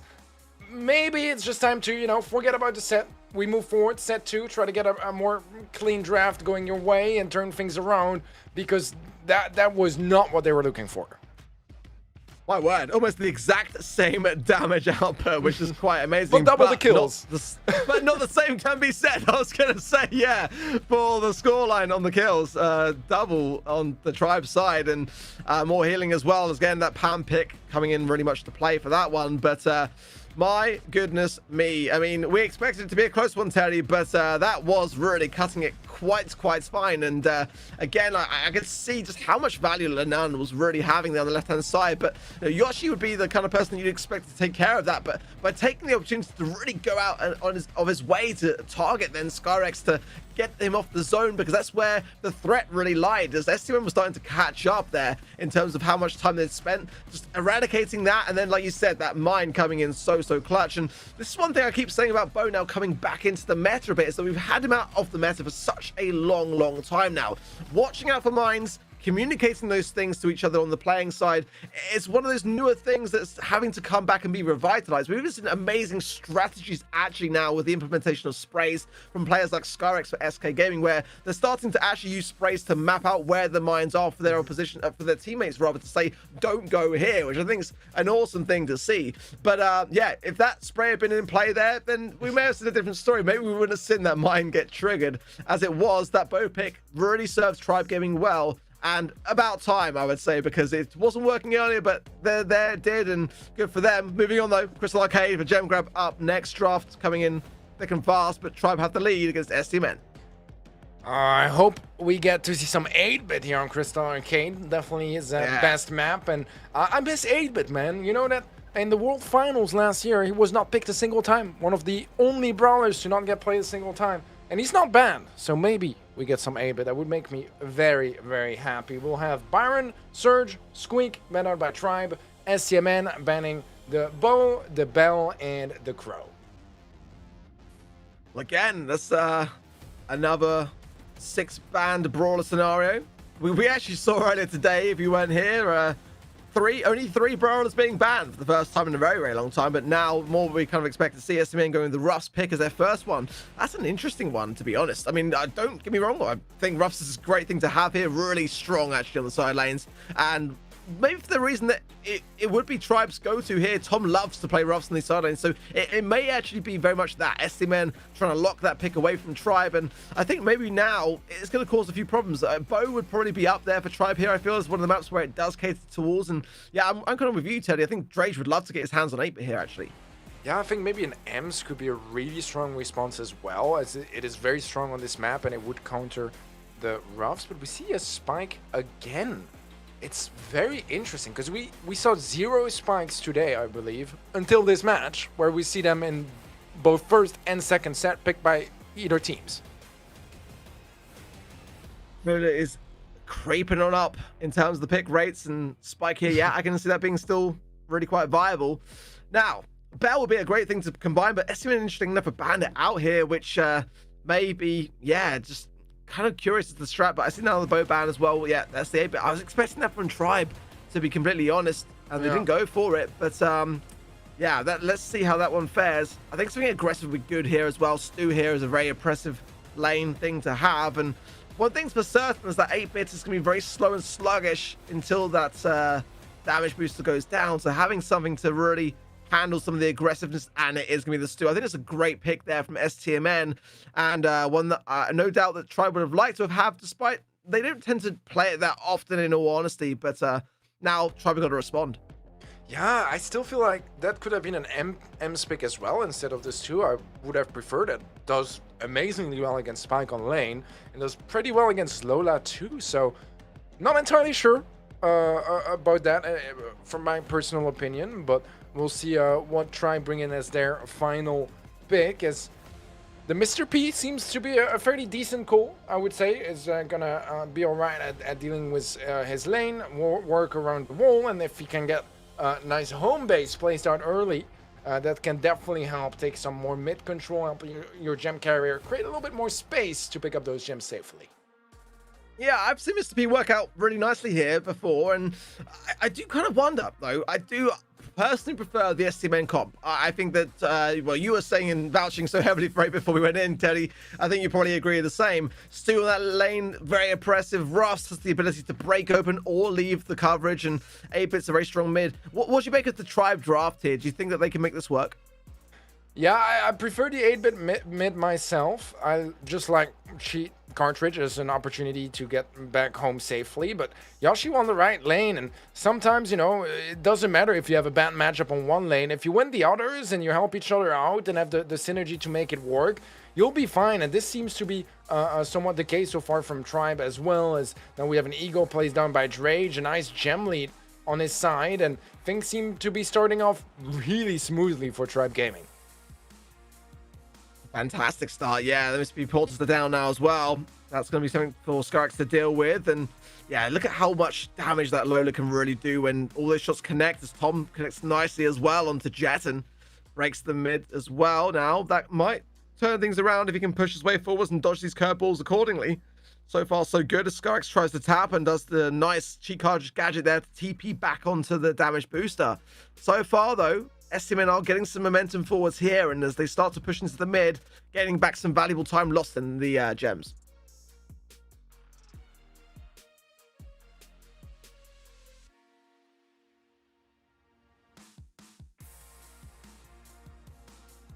Eventually, there's going to be gem spawning on Drage's side, and there you have it. That's the countdown. That's the problem when you have such a big gem lead early on. You don't need to take any risks, because if a gem spawns near enough, you pick it up, and if it doesn't, you just wait for a little bit. And right now, Tribe Gaming are in a great spot, picking up another game.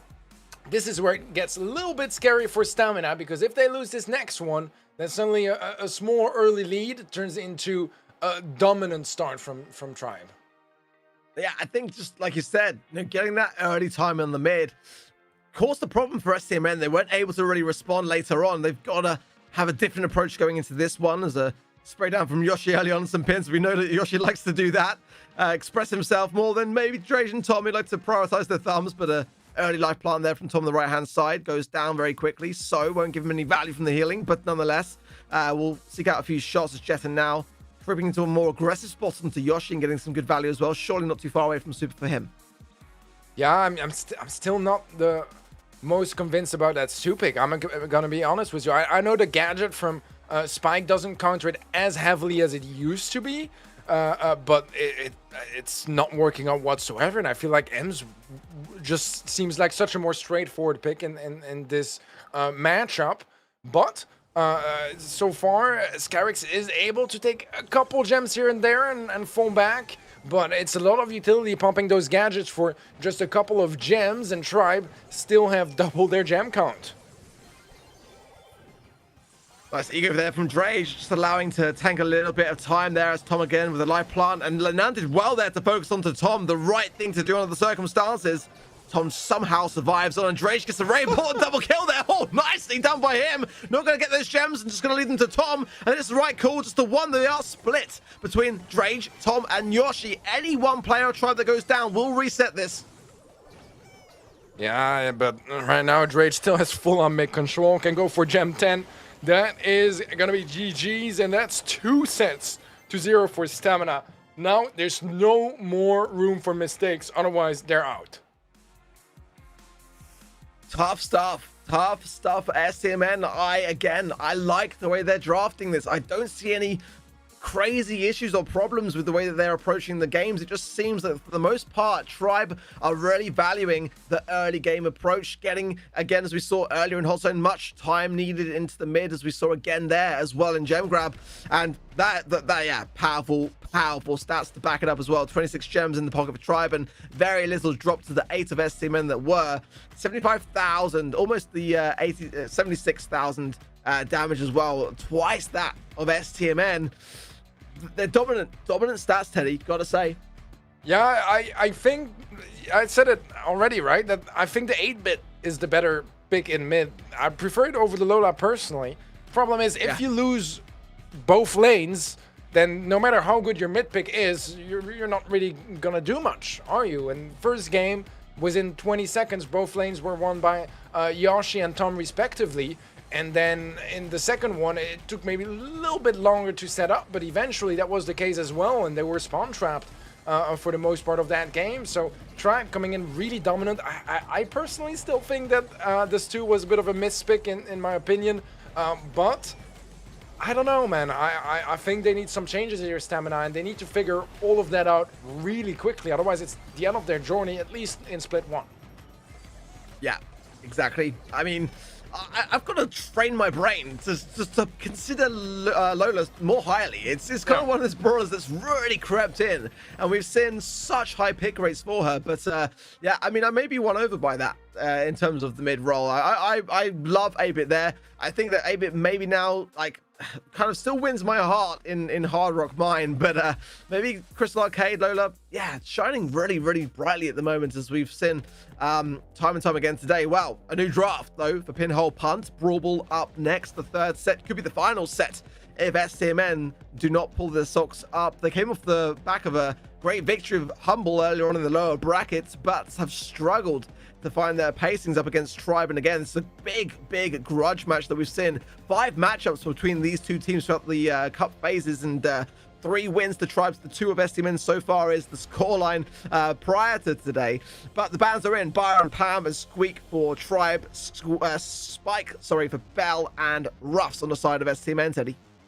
Yeah, the Crow first pick brought in as well. I feel like, you know, we got a couple of the brawlers that had a lot of impact so far just being banned out here. Lola is going to be an exception, as it's going to be the first pick from Tribe. Join up with the Surge, which we've seen Yoshi do miracles on that brawler pick, but we've also at times see it being a little bit more complicated to get past that first stage. So it's going to be interesting to see if they manage to play it off well and make that work. I do feel like Brawl Ball overall is a pretty good mode for Surge, as you know, you have the time usually in the slower paced European meta to build up those stages and get to a point where your surge is actually a big threat. Yeah, I do like it. It's one that's kind of been overshadowed a little bit by the nerf. I say the nerf, the emergency nerf. Really, it came in off the back of a patch after the updates, as it was definitely a tough one to deal with. But I do like where SCMN are heading with this. Rico, Leon, and Crow.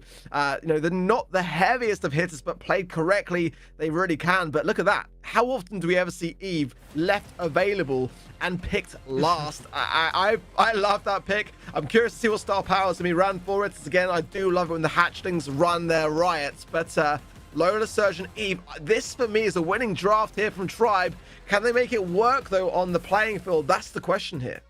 Yeah, I think it's a fairly even draft, which, to be honest, would still go in Tribe's favor because they've been playing better so far. So I think Stamina maybe missed an opportunity to try to go for something a little bit more crazy, because desperate times call for desperate measures, and right now it is a desperate time for Stamina. They want to qualify, and this is their chance. They do have a decent start so far, quite a bit of control, and near that goal area, the Rico is going to be a huge threat. Yeah, Tribe already early on, as those surge stacks, need to be... I mean, STM are playing this perfect right now because they know that if they can start to really scrutinize Tribe at the earliest moment possible. Look at Tom, it's so sluggish. Yeah, pops the gadget for that very reason. He's got to get that stack going. There it is. He'll get taken down for it, but nonetheless should come back faster than that now, as he's earned it off the back of that gadget pop. But Tribe are still in the spawn here. They've got to get this ball out. They've got to get a takedown along the way. And Tom has got to now value his life a little bit more. Goes down again. He's got to get that stack rolling in and get some momentum in this game. Or this could be an early goal here for SCMN. Yeah, so far things are lining up very nicely for that to be the case. Although they do need to close it out and actually score, which they haven't been able to do so successfully just yet. In this first minute or so of Brawl Ball. Not super available for Tom, but he's incredibly low HP, so it's Drage. The jump from Tom does end up being a kill. The hatchlings might actually be a little bit problematic, as Jedon is going to try to score it. Does get it, but it was fairly close. Drage was not far away from the ball. A bit too close, actually, for my liking, yeah. Woo, okay, well, Tom has got a stack. He'll be on max stacks now, which is a good thing, playing on that surge pick. There's 50 seconds left. A nice aggressive super there from Tom as well. Love to see it. And look at the tap there from Drage onto Skyrex. This could end in a goal here, but Lenan is standing between themselves, and that great jump again from Tom. He is flying now. He's got these stacks, but can Tribe seal this deal? It's looking like they can go that way. Oh, some great body blocks the ball off the line, and Yoshi will score it. We are tied up now as the great response from Tribe starts to show its form. Overtime is right on the horizon as we head towards the last 20 seconds of regulatory time. Stamina, they want to defend this goal no matter what. Prefer a draw than risking a loss, but at the same time, they need something to go their way here. Overtime is going to be a scary prospect, especially with that stage 3 surge. Be outranging most players on the map. To find some nice connections there onto Jedon and Skyrix with the shots putting off. Yoshi finds Lenan. This is scary for Stamina, as Tribe are on the verge of seizing a match point, and they'll do it just now as they score it out. Tribe Gaming on match point. I mean, this is kind of where I felt this one might lead if history were to have any say in it, Teddy. I mean, Tribe had those 3 wins against STMN to the 2 of STMN's, but it was 50-50 going in. Now that Tribe have got this much momentum, can SCMN recollect themselves to fight this one out? At the moment, it's a 3 versus 2 already. It's a great early start as the hatchlings coming down for Yoshi. And again, I do love the fact that Yoshi's running that star power motherly love. For me, it's the one that I prefer to have here on the Eve side of things. Let's see, though. The ball's in a great spot for Tribe, but can they make this push going in? So far, good control for Tribe, but that nice dish of damage from Jedon helps Stamina retake a little bit of control. Tom still on stage 1. Nice bounces from Jedon, been on point on the Rico. But they need more than on point now, Stamina, because with a match point in hand, Tribe looks incredibly scary, and Stamina, they haven't had that much to work with so far. Well, Another egg going down for Yoshi, and nice aggression there from Tom, but punished for it though. Skyx does get the pickup though, and those stacks will have to be re-earned from Tom's side. Jetson though, yeah, continuation shots from Yoshi forces out the bouncy castle there for him to get back healed up nicely, but again, Drage keeps him that way, keeps him low. That gadget did not get much value as a result of that, and a nice pickup from Drage from the mid. Can Drage get this ball through to Tom? It looks like it couldn't quite make it, but now Tom continuation shots for Tom, and this is now really a do or die for STMN. They've got to get a goal in the next minute or they are going home empty-handed, and Tribe continue their path forwards to the Challenge Series. My goodness, what a performance so far from Tribe in this match, and they might just close it out right there, and there you have it. Tribe Gaming EU are going to the next stage. They close out this match against Stamina here in the lower bracket. We've had it all, Teddy. We've had it all today, but the grudge match between STMN and Tribe came down to it today. And unfortunately, again, when there are winners, there must also be some losers. STMN, though, did great today, honestly, to make it as far as they have. And I'm sure we will see them again in Split 2, no doubt about it. But Tribe Gaming continue on today. They're not in any way confirmed yet. We've still got to see them play off later on. But at the same time, Tribe Gaming, fantastic from them today. Look at the scorelines as well, Teddy. The damage there as well. And, oh, this one had it all.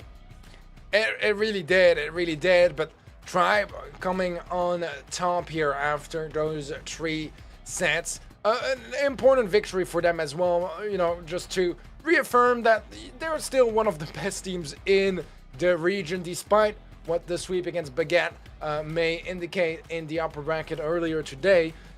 They make it a trio. They make it a fairly clean match as well, and I think that's important, you know, to have those statements and those shows of confidence as well. Yeah, gotta give a huge congrats to Tribe. We'll hear from them soon about their prospects now going into the challenge season, and what a great day for them. Honestly, they had to battle their way through the lower bracket to do it, but do it they did. It will come as some consolation though to STMN that if they get to the open finals through Split 2, then they're going to be in a land off the back of that. But yeah, Tribe Gaming you then to join SK Gaming and FO Baguette in the challenge season. You love to see it, Teddy. You certainly do. I mean, if there's a team that for me would have been the favorite out of the bracket, I would have said that it was Tribe Gaming. Sure, it's a bit of a more complicated journey than we expected it to be, but they make it in the end, and that's really what matters, and I think they'll be happy with that anyways. Well, on the other side of things, Craze Clan and Team Queso still battling it out, but they'll be facing off against FA Siege very, very shortly. And, you know, that is going to be an interesting one to see how this goes. We're still looking for that final team to join the 3 that are already in that challenge season, Teddy. And still so much more to come today. The last matchup as we skip through Craze Clan against Team Queso for time. I mean, how do you see this one going? Do you think that Team Queso are going to get the win here? They were 2-1, and actually I'm going to cut you off because I can see that they've already got the win over Craze Clan. And that's a surprise to me, as I'm sure it will be to you, because Craze Clan had a phenomenal run, but it wasn't meant to be today.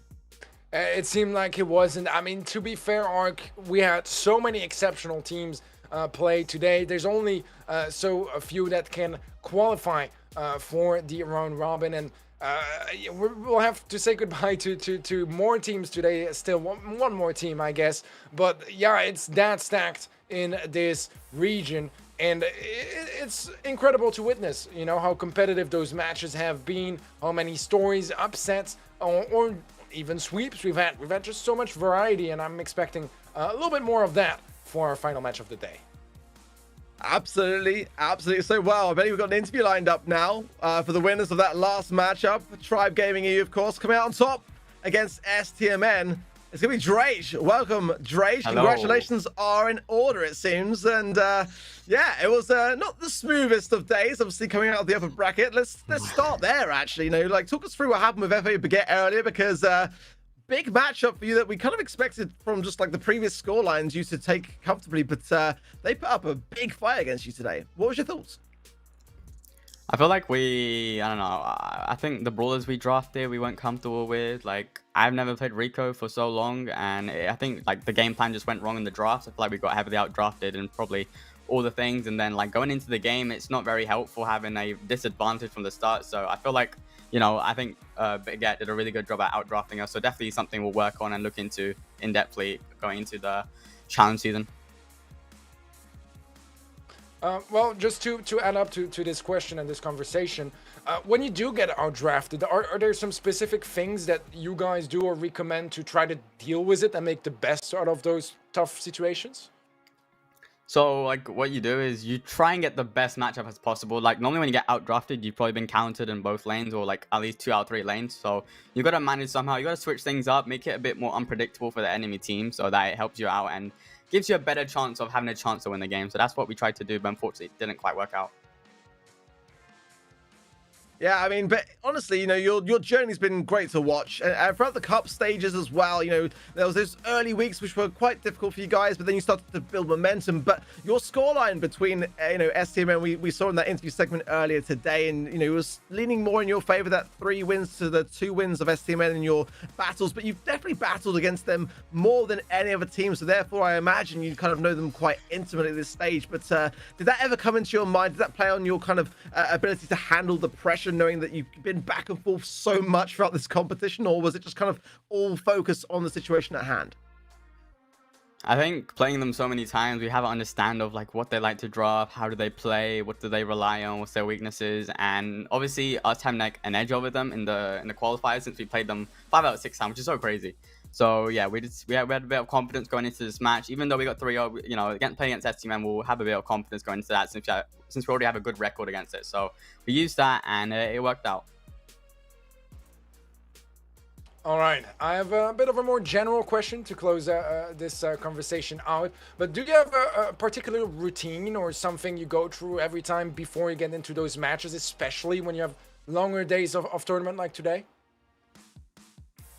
Well, we normally, have a little bit of a warm-up screen before then, going over final stuff. If you want to try something we, thought of like the day before, we just make sure we finalize those things. And I do something else, but I don't want to give that away because it's actually like a really good strat that I do. But I don't want to give away to my opponents because don't want to really help them there. So yeah. Keep those secrets to yourself then, Drage. But I gotta say, massive congratulations to you, and please, forward those on to your teammates as well, as we cannot wait to see what you made of in that challenge season. But congratulate you, win, have some fun, relax, and we'll see you again very, very soon. Thank you for having me. Bye.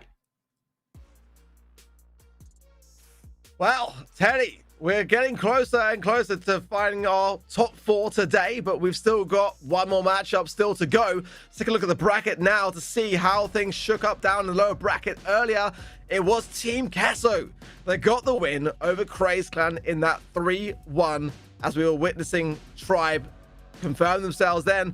That's a huge surprise, I've got to say. We'll talk more about that later, but if you did and are just joining the stream, then welcome, of course. But it's been a very, very eventful one today so far. STMN, it was a rough day for them. They just went out to Tribe Gaming you in the lower bracket, but they were knocked down earlier by FA Siege, who we'll see in just a moment. But they knocked down themselves after SK Gaming beat them in the upper bracket to confirm themselves in to the challenge season. A great day for FA Baguette. They got the win over Tribe in the upper bracket, but Tribe, of course, were able to claw their way back in the lower bracket in the games we've just witnessed. But Team Queso, FA Siege up next. Teddy, I've got to ask, looking at the bracket now as we see it in its full form, Craze Clan, Team Queso. I mean, Craze were a favorite going into this competition. We haven't spectated them today, and I guess we're not going to at all. I guess not. I mean, it's a bit heartbreaking for sure, especially since they are some of the nicest guys in the Brawl Stars scene and hardest workers as well. Unfortunately, I think that, after missing out on the MSI last week, maybe some of the motivation is just gone temporarily, I would assume, or just a couple bad performances in a row. It is sad, and it is definitely heartbreaking, but that's how brutal esports can be as well. And I mean, knowing those guys, that's not going to stop them from grinding even harder and coming back even stronger next time. Yeah, brutal, but it is a competition. And again, we fully expect to see more from Craze Clan in Split 2. we're not done today. We've got FA Siege up against Team Queso coming up very, very shortly, guys. Do not go anywhere. F1 is going to be an absolute banger. Who is going to join SK Gaming? Tribe Gaming EU in the challenge season. It'll be one of those two teams. Right back after this.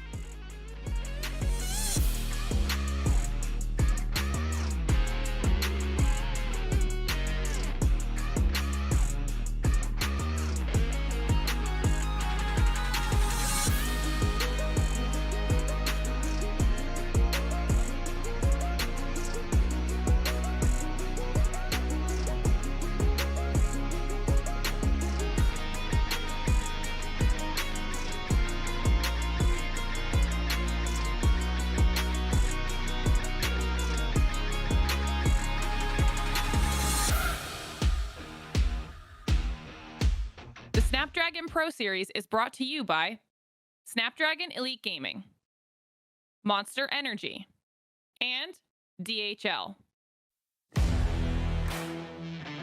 They don't want it with me. You got a problem with me? Love, you don't want it with me. Man, you won't ever stop me. Who y'all really got a problem with? Who y'all really trying to solve it with? Who don't really like the sound of this? Who come with me getting down to this? You better step back, get your neck cracked, get laid down where you best step. Better check that with a fresh map. Get lost now with no extract. Like, look, that's all me. Got my number, don't call me. We eating up, that's all beef. You freezing up, that's y'all's team. Cause we don't really lose no more. All about heating up, leaving that cold. You can see me beating up, killing that show. I ain't about giving up, no.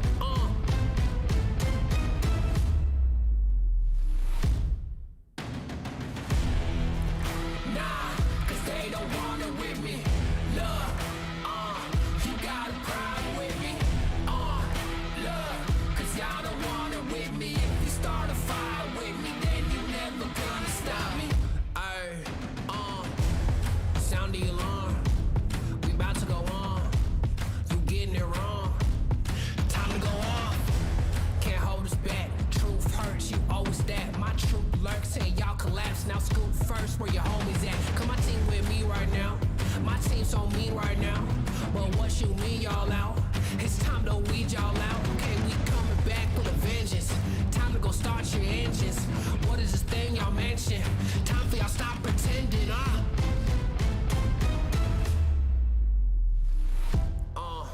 nah, y'all can't do that.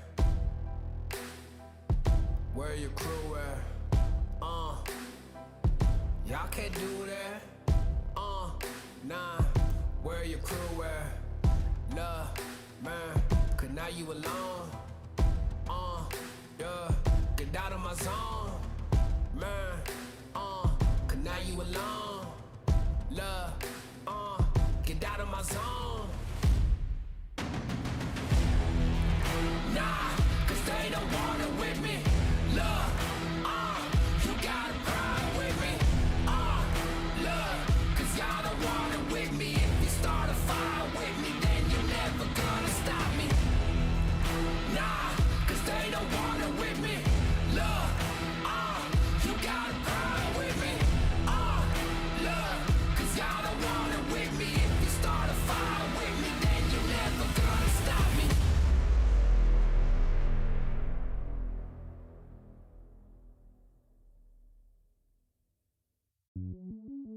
Welcome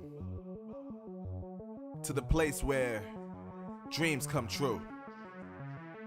Where everything you want can be yours.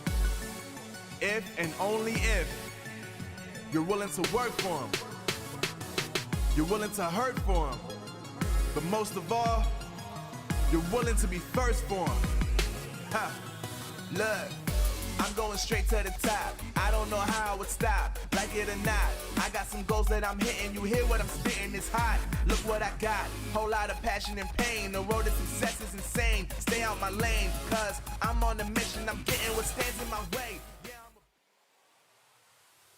Welcome back to the Snapdragon Pro Series Open Finals for Brawl Stars. We're in the Europe and MENA regions. I am Ark, joined with Teddy, and man, we've had it all today, honestly, but we are not done. We've got one more matchup still to come, but give us your thoughts, Teddy, so far on the day. It's been a long one, but a very eventful one as well. As you said, we've had it pretty much all already. We've had some upsets, some underdog stories. We've had some sweeps as well, some domination from certain teams. It's all over the place. So are my emotions, to be honest, after the 6 matches we've had already. But we have one more to go, Ark, and it's a pretty interesting one as well. Yeah, again, you know, Craze did go out to Team Queso, so it's going to be FA Siege, and they've honestly surprised us all today. Is a great performance earlier from Gugu, Jaime, and Kevin and Harry, but they are not done yet. This is the final hurdle, and it's going to all come down to this. You know, they just came shy up against SK Gaming in the upper bracket, but they did knock STMN down to the lower brackets with a 3-2 victory earlier today in the upper bracket. So they are fully capable of greatness. The question is, up against Team Queso, will it be their time to shine? Yeah, what scares me a little bit is the maybe lack of surprise effect, because now Team Queso, they've had the time to check them out and watch them today. Alias SJ, Black Sea, Javi, and Rafa are on the roster here. Full-on Spanish team, and they've definitely had some experience playing with players like Jaime that are in FA Siege. So it's going to be very interesting to see if maybe that can help either teams to maybe read each other a little bit better. But no matter what, I mean, on paper, Team Queso, they're coming here as favorites, right? They are a team that qualified for MSI last week and won the monthly final as well, as a small little detail. Whereas FA Siege, they're not quite at that level of achievements, but they bring another level to freshness and of you know, just new ideas that so far has gotten them pretty far in this bracket.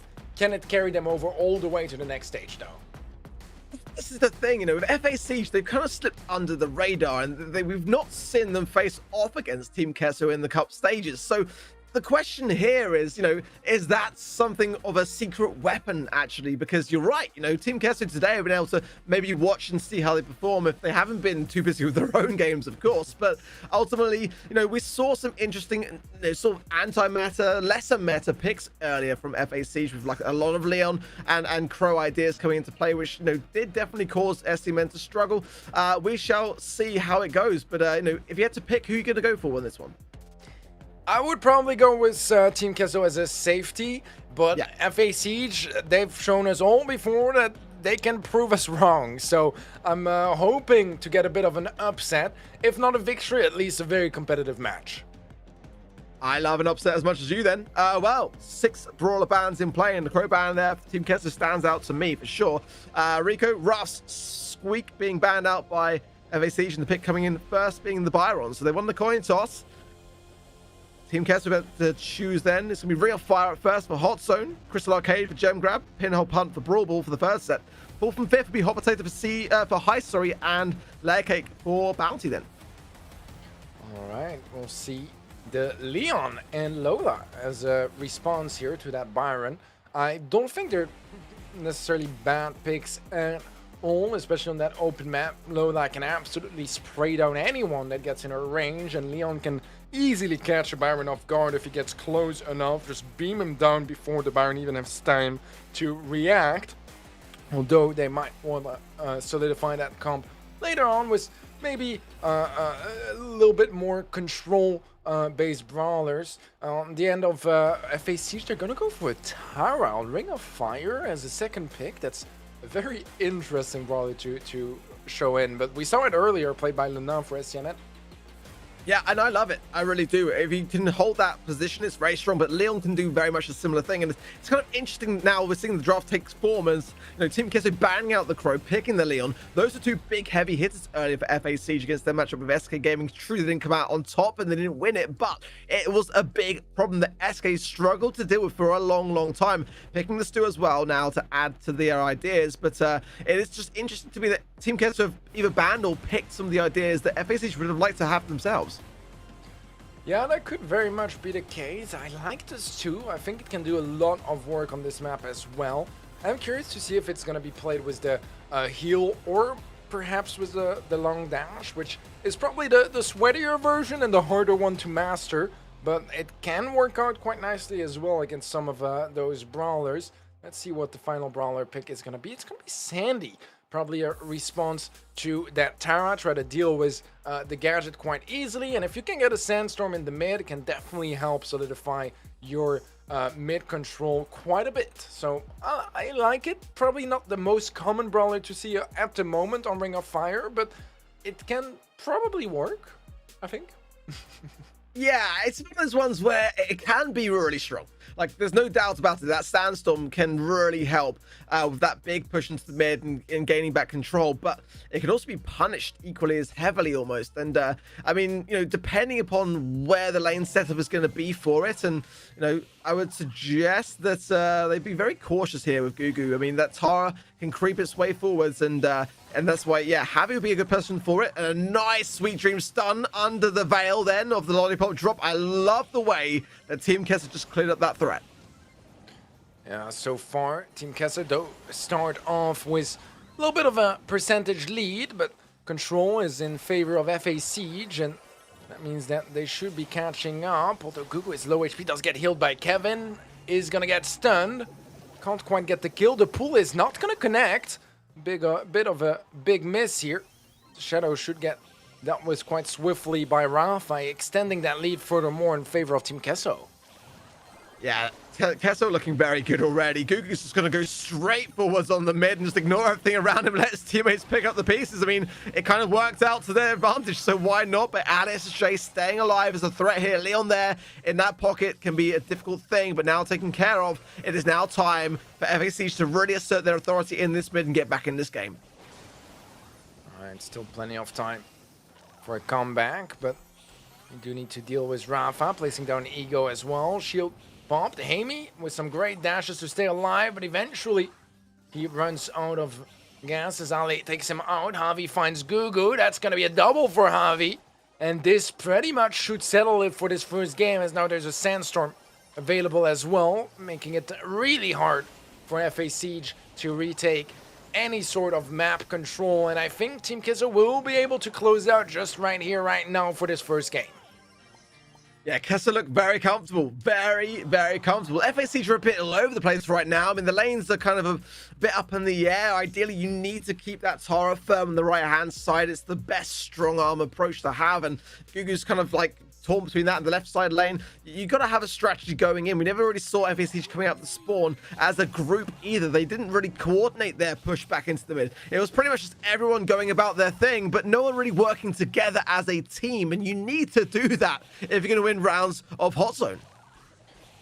Yeah, Gugu has spent the vast majority of the previous game just kind of being trapped, you know, on their side of the map, and that's really not the role that your Tara is supposed to fill. You're supposed to be putting pressure onto your opponents and gain ground, help get some pinches, because you don't have the most range, probably the least range out of everyone here, or not far from it. So it's not the easiest matchup, and right now, FA Siege are starting off a little bit better, but that Ego is going to help solidify that mid positioning for Team Queso, and they will be taking over the lead once more.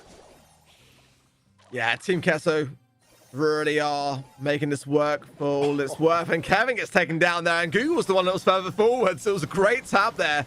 But Team Queso have lost a bit of mid-control for us. Jaime is starting to dance around things, getting so much value off the back of those dashes there with the star power to hand.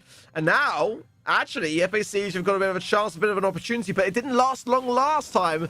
Will Team Queso push this one back, and with Alice Shay ready to say about it, it looks like they will. Wow, Rafa absolutely cleaning up true FA Siege roster as Team Queso are back in control of the center. And although this game is much closer, finish line is not far away here for Team Queso, and FA Siege need a comeback right now, but they already lose Gugu. Amy might just be next in line. It's going to be Kevin rather to full, but Amy knows it's over for this game, has given up already, and this is going to be a very dominant and clean first set for Team Queso. One step closer to the round robin. I mean, I've got to be honest, Teddy. I mean, from that, based on what we've seen so far, Team Queso are looking very, very strong. I mean, we expected them to be so. I mean, this is a team that have just come off the back of a monthly final win in the BSC, and a huge one at that over Tribe Gaming EU. Not an easy feat. And again, the MSI qualification spot also. They're in Cloud9 at the moment. FA Siege, I mean, they're in a storm cloud at the minute. They're kind of a bit sporadic and spontaneous, and it just doesn't seem to be very well coordinated. I mean, looking at the stats there as well, 20 takedowns on the side of Team Kest, the 7 only of FA Siege. Less on the healing side, but definitely more on the damage side. And I don't know. I mean, do you see potential for FA Siege to turn this one around? Because they're going to have to make a lot of big changes. I think it's going to be very complicated. Obviously, if they could get an outdraft situation somewhere where clearly they get the advantage, that could spark a little bit more of hope on their side, because that's what they're going to need right now. They had some great chances against SK Gaming, but they also had some big chokes in that match, and I feel like to a certain extent it might be repeating here as well, as the pressure has just intensified since then. There's more to win, but also more to lose. And that's a tough reality that FA Siege needs to be able to face. And in that first set, it didn't really feel like it. I did not feel like Team Queso were really challenged all that much. Yeah, they looked just very solid, very calm and collected. Every time they lost control, it's got to be said, there was a definite team dynamic there was just lacking on the side of FA Siege. There was definitely communication and, coordination in the approach. On the side of FA Siege, it was pretty much just like everyone running around doing their own thing, and they just weren't very working together as a unit. But going into Crystal Arcade for Gem Grab up next in our second set, like you mentioned, a chance to reset the draft, and if they play this one right and get a more favorable matchup, maybe we'll see something that sort of caters towards the aggression that worked so well for them earlier today. Yeah, well, bans are true already. Lola, which is not the biggest surprise considering how much we've seen it today, but also particularly on Crystal Arcade, as well as Sandy and Squeak. Team Queso gonna go for the Eve, Spike, and Crow bans. And the first pick already for FA Siege is gonna be the Ruffs, which was, I believe, the last time we watched Crystal Arcade, also the first pick. Yeah, good memory. I was going to say the same. Yeah, it's a great one to have because it gives you options as well as the ability to buff up your team. So, but we saw similar ideas already today with the bow pick in play for Team Queso. Byron mid, always a good thing. I feel like it's pretty decent, but the response coming in from FA Siege now could be that they want to have maybe something more for the mid role. I mean, I like the Bell, but 8-bit we've seen already today as well. But so with the Lola being banned, that would have been a great thing to have, in all honesty. So few less options. Jean is an idea, not one that I personally like. I think that 8-bit's pretty more of a solid pair of hands, but it didn't work out earlier for STMN, who did go home off the back of a very similar situation in terms of the map pool here. So what are they going to pick here? They're going with the Leon as well. I mean, that again worked out really well for them. Crow's banned here though, so they can't really pair it in the way that they were. Piper mid. That's not a bad shout, one that we see a lot in NA and LATAM North, but what are your thoughts on the draft so far? I like this a lot, because right now, FACH, they know that they're not as good as Team Queso. That's, no one questions that, right? But right now, they do have a comp, which I think if they pop off individually, we've seen what Kevin can do on the Leon. We know how impactful Piper can be, but look at that. Team Queso are having none of that, looking to shut all of that down with Immortus, which might not be the easiest, because if the Piper plays auto-aimer, that's not going to be an easy target to reach. The Ruffs, if he's buffed up, can also not be the easiest to take down, and a Leon, if he runs around a little bit, and there's a dash needed for the Mortis just to get in range, that should be a winnable matchup for them as well. So it's a bit of a risky Mortis pick in my opinion, although if it does pay off, it can pay off big time as well. I do hear you, Teddy, I do hear, but it's not just any Mortis, it's going to be Rafa on Mortis. The carry hasn't even gone to it yet, but it's going to be him, and it is. So, I mean, those gadgets are going to be great, but there's only so many of them, and look at the way that was a swift takedown from Kevin. But if Rafa just keeps cycling this over, how long can FACH hold on? Team Queso have got to really, exacerbate these gadgets early on, keep the pressure on. The long game is not going to work out well for FACH. They need to wrap this up quickly, because if Rafa gets momentum, they could struggle here.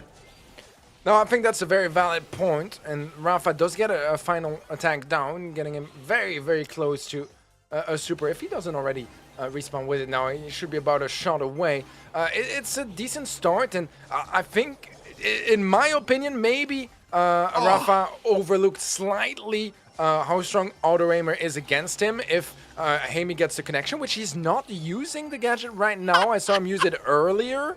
Interesting decision, although in the end, doesn't matter too much since the gems are still on the side of FA Siege. I don't know. I mean, I'm not sure why Hamey really wanted to save a gadget there, as he could have just swiftly gotten the elimination and kept the buff as well from Ruffs, but he did not, and he's going to use it now, though. No more gadgets. No more gadgets left to Jaime there, and Rafa has just played it perfect, buying valuable time, and actually the countdown is going to be there for Team Queso if they can just get these last few gems under the belt. But look at there, Kevin's position is so high up the map as well. They've got to deal with that along the way, but Rafa's got 2 gems of his own. He can go the aggressive though. They're not split in that sense. It's just between Alias and Jay there. Jaime fires a mine, and I think that maybe giving up there, I couldn't really tell, but the strategy paid off. Jaime was such a pest, and yeah, I knew as soon as I saw it, it was going to be Rafa, and he was going to go on the aggressive. You've got to do that if you're playing Mortis. As you rightly say, there is enough utility on the side here of FAC to deal with him, but if he just keeps on going at it, those gadgets can only last so long. There's only ever 3.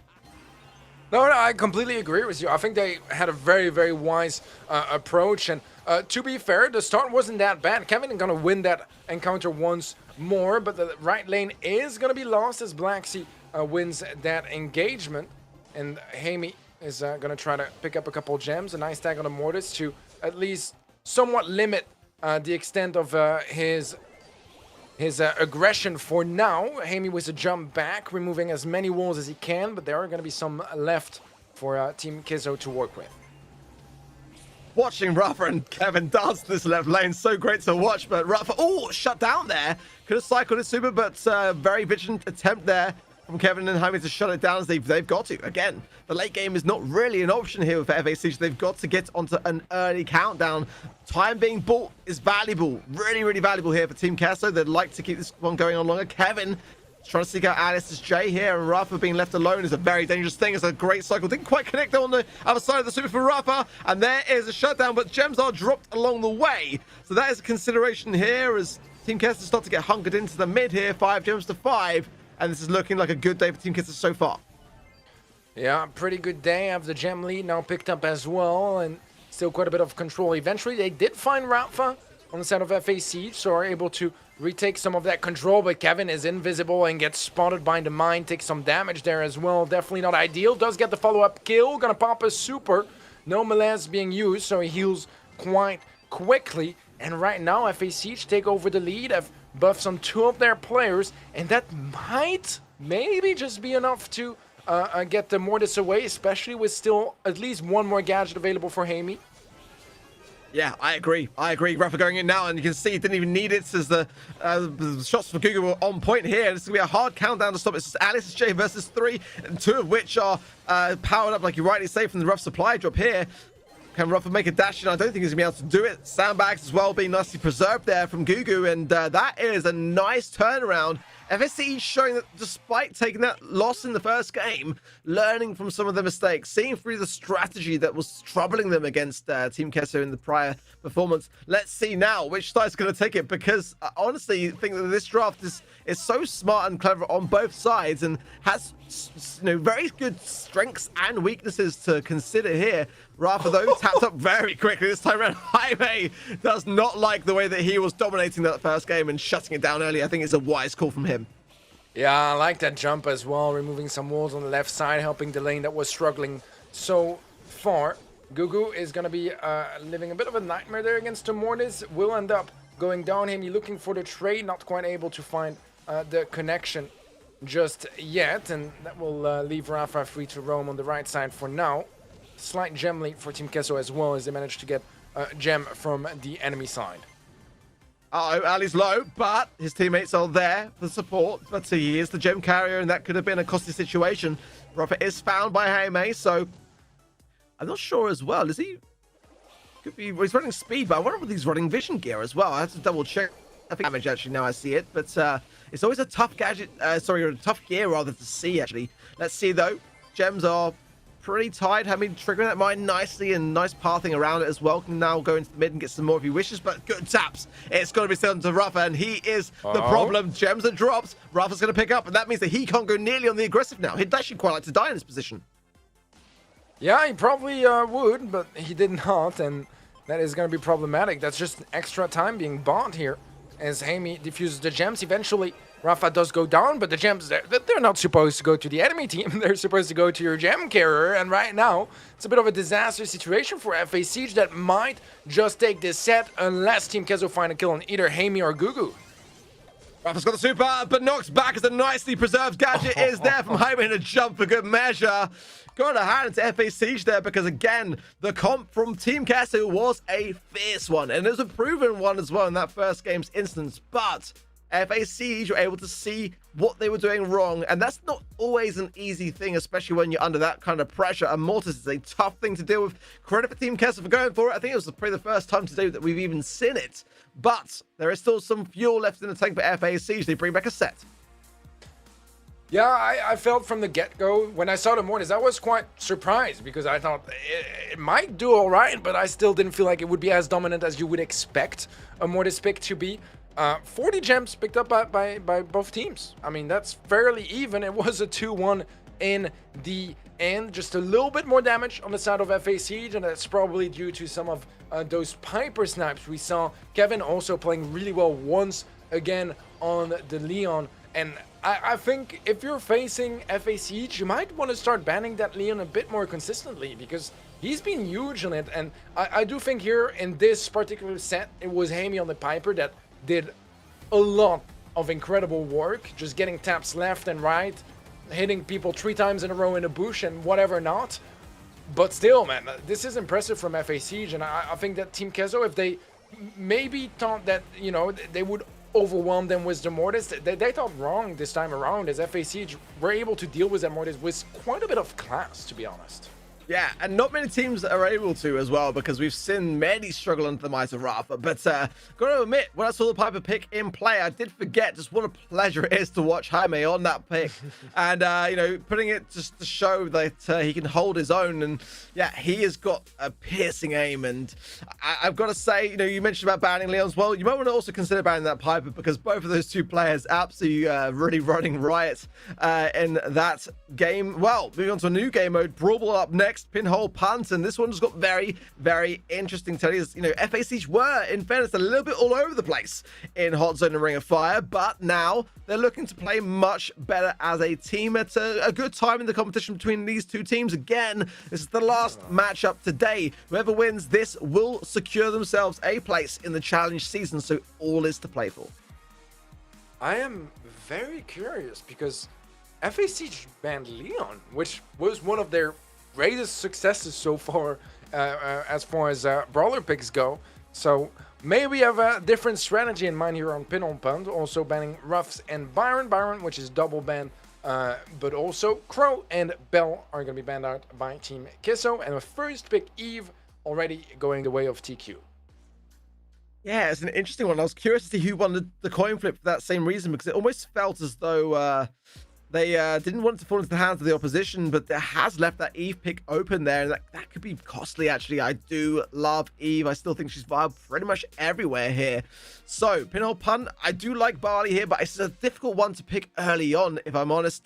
Let's see, though, as the Max coming into play is a good idea, much to the aggressive nature of FA Siege, so I can see that working out pretty well. I wonder whether Lola could be combined here. It would be a great thing to have in the mid and something to go up against the Eve, but they are lacking a little bit of range so far. Eve can really be a bit, you know, one of those brawlers that you don't expect to have quite the range that they do, so they're going to have to consider that in the hatchlings as well, of course, being very spawnable here. Sandy's a great thing to be able to counteract them as well, but we'll be limited a little bit in terms of range. Yeah, it's interesting to see Sandy being brought in this early in the draft. I feel like so far we've pretty much only seen it for very specific matchups, trying to counter something like a Tara. But right now it's being brought in really early on, and that could leave some space for Team Queso to try to overwhelm that. So far, not the most damage on that come from FA Siege. Let's see what the reaction is from the Spanish roster, and it's going to be a Rico, which I like quite a bit, the Lola, to join their forces as well. I like this so far. I'm assuming Eve is mid just because of the slight range over Lola. We'll see us 2 as a final pick for FA Siege as well. This is definitely an interesting draft. It feels fairly balanced. I would maybe say a little bit in favor of Team Queso, but I think it's really, really closely matched. I'm with you. When I saw that Lola pick as well with the Eve, I thought that would have been better in the hands of FA Siege. They pretty should have denied that Lola pick, I feel, because again, we've seen it time and time again in the pick rates today, and a lot of success rates along with that. So let's see though how it will fare here. I do agree though, I do have to give a little bit of an advantage here for Team Queso. However, if FA Siege can play this well, the max speed that's going to be able to be spread across the team can go such a long way here, and we're going to see it in play right now, pushing its way forwards. A great start for the Sweet Dreams Zone. What a statement! Kevin sinks it in 20 seconds starting. FA Siege never cease to impress and surprise us, as once more they strike with a surprise attack and score very early on into this game. Aggression from Hamey, that's going to be a very nice matchup for him against a Rico, and this is going to be a 3 versus 2, 3 versus 1. Blacksea can't stop them at that point, and that's a 45 seconds game mark, and a 45 seconds game in favor of FA Siege.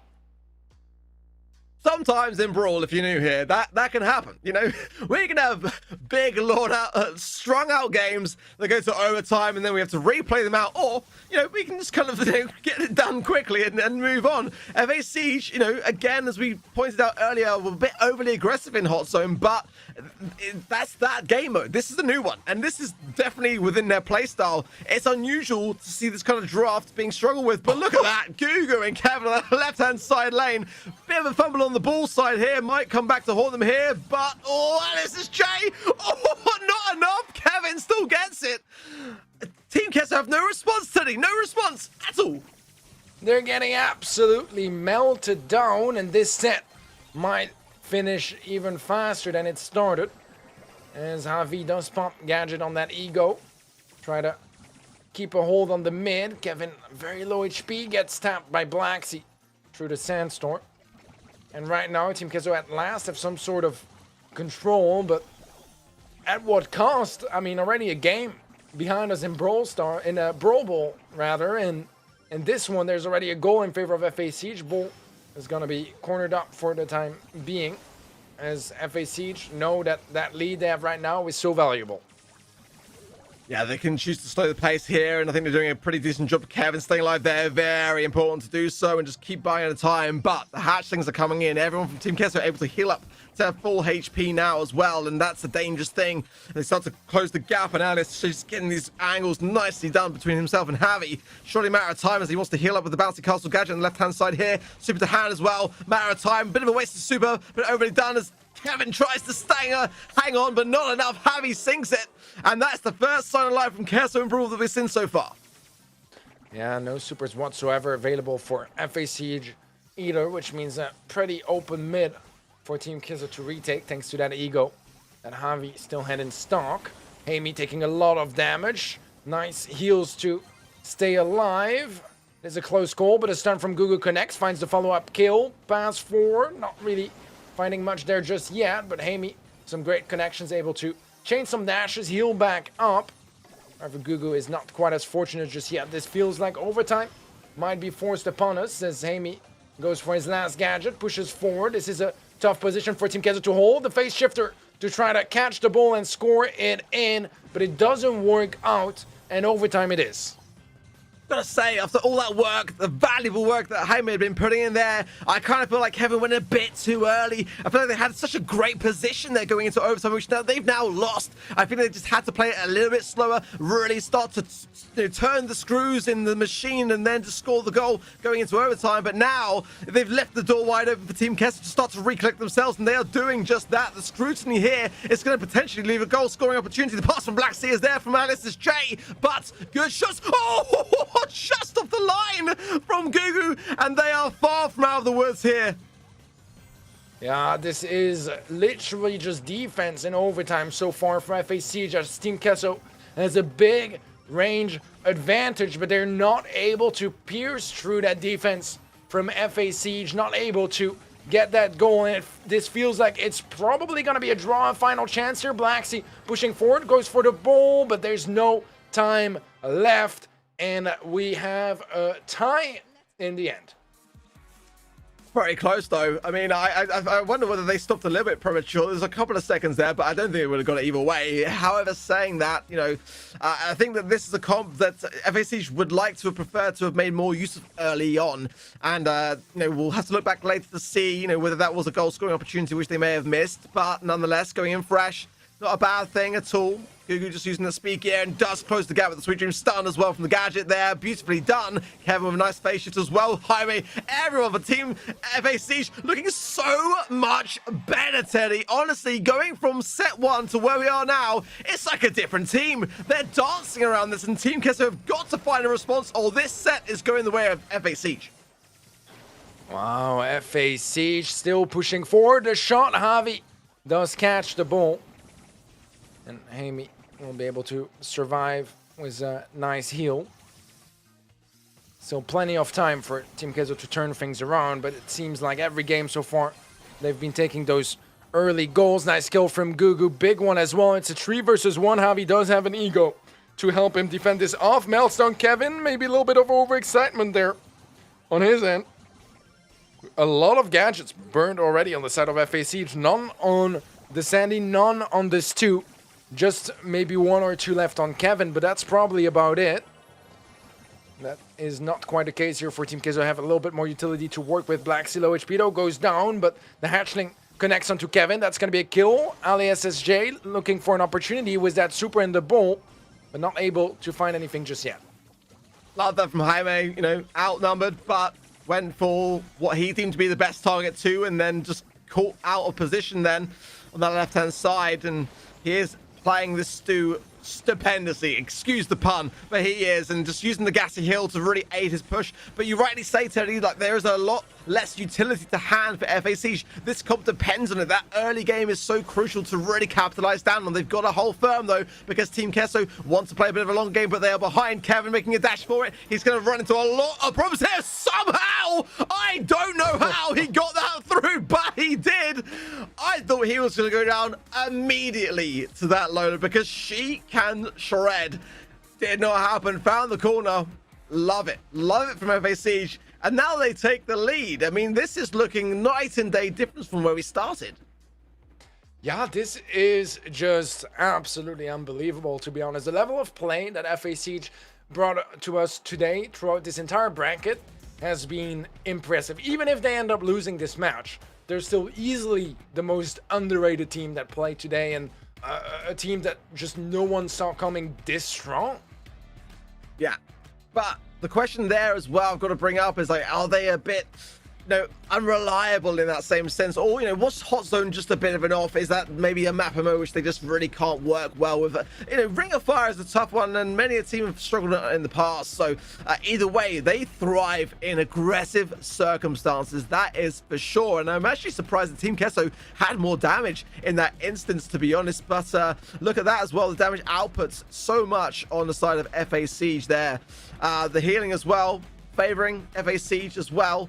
And again, off the back of the gassy hill, I wouldn't be at all surprised if a lot of that came from them. But ultimately, again, you know, the damage received more so on FA Siege, and that would tend to sway more into the favor of Team Queso coming out with the victory there, and that wasn't the case.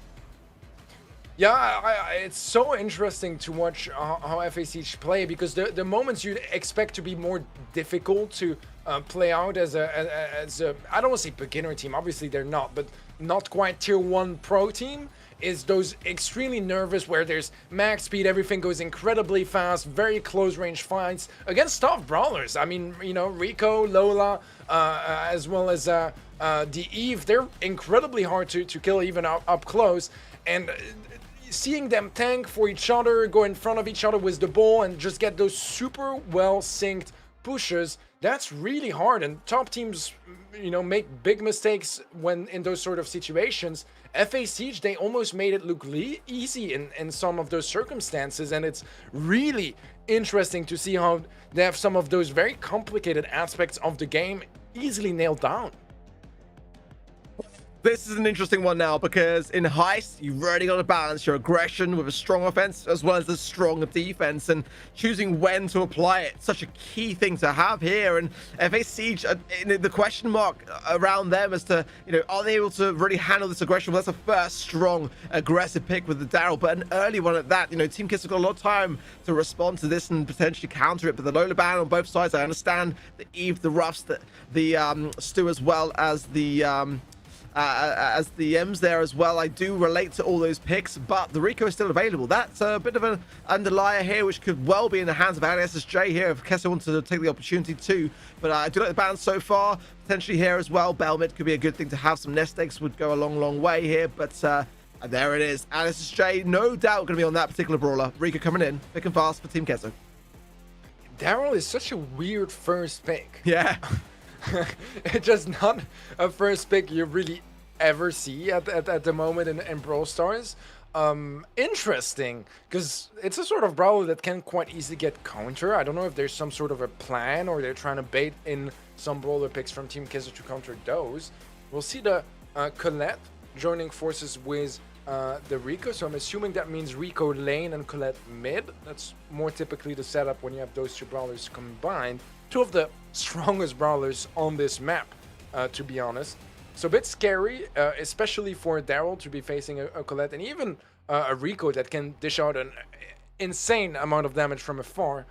So I'm really questioning that first pick, Daryl still, but maybe as the draft unfolds, we'll get some more answers to our questions. We'll see the bow.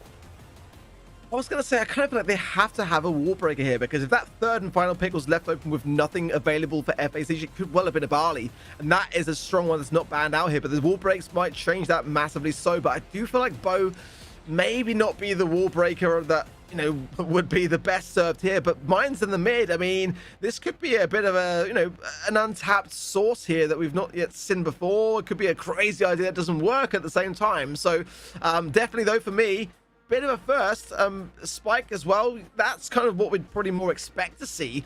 Getting that one away from the hands of Team Queso as well, I think it's probably a wise thing, as it could be a good counter to the Daryl, but they're going to go with Barley anyway. I mean, okay, there's only so many bone mines that you can have on the map, and if they're careful not to feed it along the way as well, then that will keep that Barley pick in play. But I did see that potentially coming up. I just felt like the bow may be something of enough to deter away from it. But interesting stuff. What do you make of the draft, Teddy? Who do you think's got the better one? I think this looks better for Team Queso, but so far, every time I've said that, the other team has been winning the game. So I'm gonna kind of restrain on jinxing anything. But personally, I don't love the Spike in this situation. I would prefer to have seen the Barley being picked by FA Siege in this situation.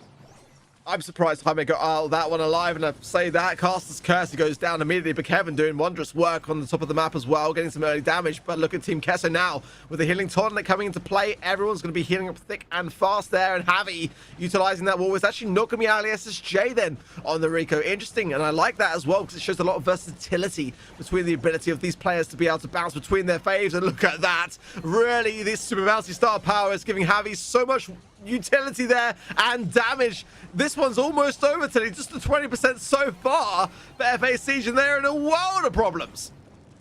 I just don't understand what happened in the draft. Why Daryl first pick?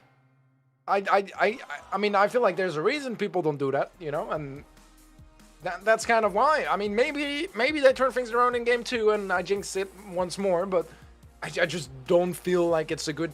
I don't see an advantage to it. That's the thing. No one is going to steal your Daryl, Well, you see, I don't mind the Daryl. I'm actually kind of a bit confused by the bow pick, if I'm honest, because look, I mean, look there. Like, you got your gadget, you got your super totem. It's immediately taken down there by Ali SSJ on a Barley pick that we all saw coming. Damage now coming in from Jaime, and that's a good thing to see. But again, look at the response. Javi strong in the mid and forcing back Gugu here. And, I just don't see the damage output being there for Gugu. Yes, sure, you can put mines in the mid, but you've also got to play the game slow enough to get to the stage where you can be still in the mix, in the running, to get a win. And so far, the pressure is being applied heavily so by Team Queso. Yeah, I don't know, man. I feel like this draft is just... the weirdest from FA Siege. And this game, it's going better, to be fair. But it's gonna be still a very complicated process. And as you said, the mines, they can be good at wall breaking, but I feel like wall breaking is kind of like a bonus aspect to them, you know? It just adds a little bit of versatility. It's not necessarily the main usage for those mines, and they do manage to get a couple kills here and there. I think that Colette Super did not connect on safe either, which is definitely far from ideal for Team Queso, as now FA Siege, they have a little bit of a lead, and they have some decent control, actually. Well, wow. Not anymore. No, Javi says no to that idea, but you know, I was always going to say GG go next, honestly, for this draft from FA Siege, but they are starting to make it work. I've got to say, Jaime's doing amazing to keep everything afloat as he is. He's the strongest chance for defense, and that is what's keeping this game alive so far. Rafa goes down, and they are in the lead, and I did not expect to see that or say that after that first game, but it is suddenly starting to take its form. Still a shot. That's 35 seconds fast approaching for Team Kisses to make a response here, and that damage can easily be dealt. At the moment, though, somehow FA Siege making this questionable draft work.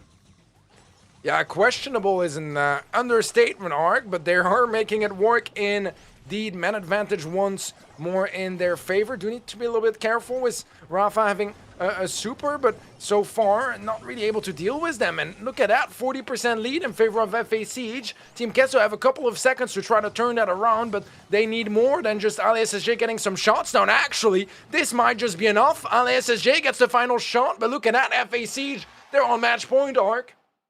Oh, my word. My word. With this comp as well, I mean, damage gear, by the way, here or there would have done a wondrous thing there for AliSSJ. Wasn't quite to be, but I like the way that Javi as well really tried his own. I felt like maybe, just maybe, if there we had Rafa stay in the mix, it may have been a different story, but a tough one to call either way.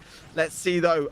Can FA Siege do this? Can they wrap it up here? Can they secure their place in the challenge season today?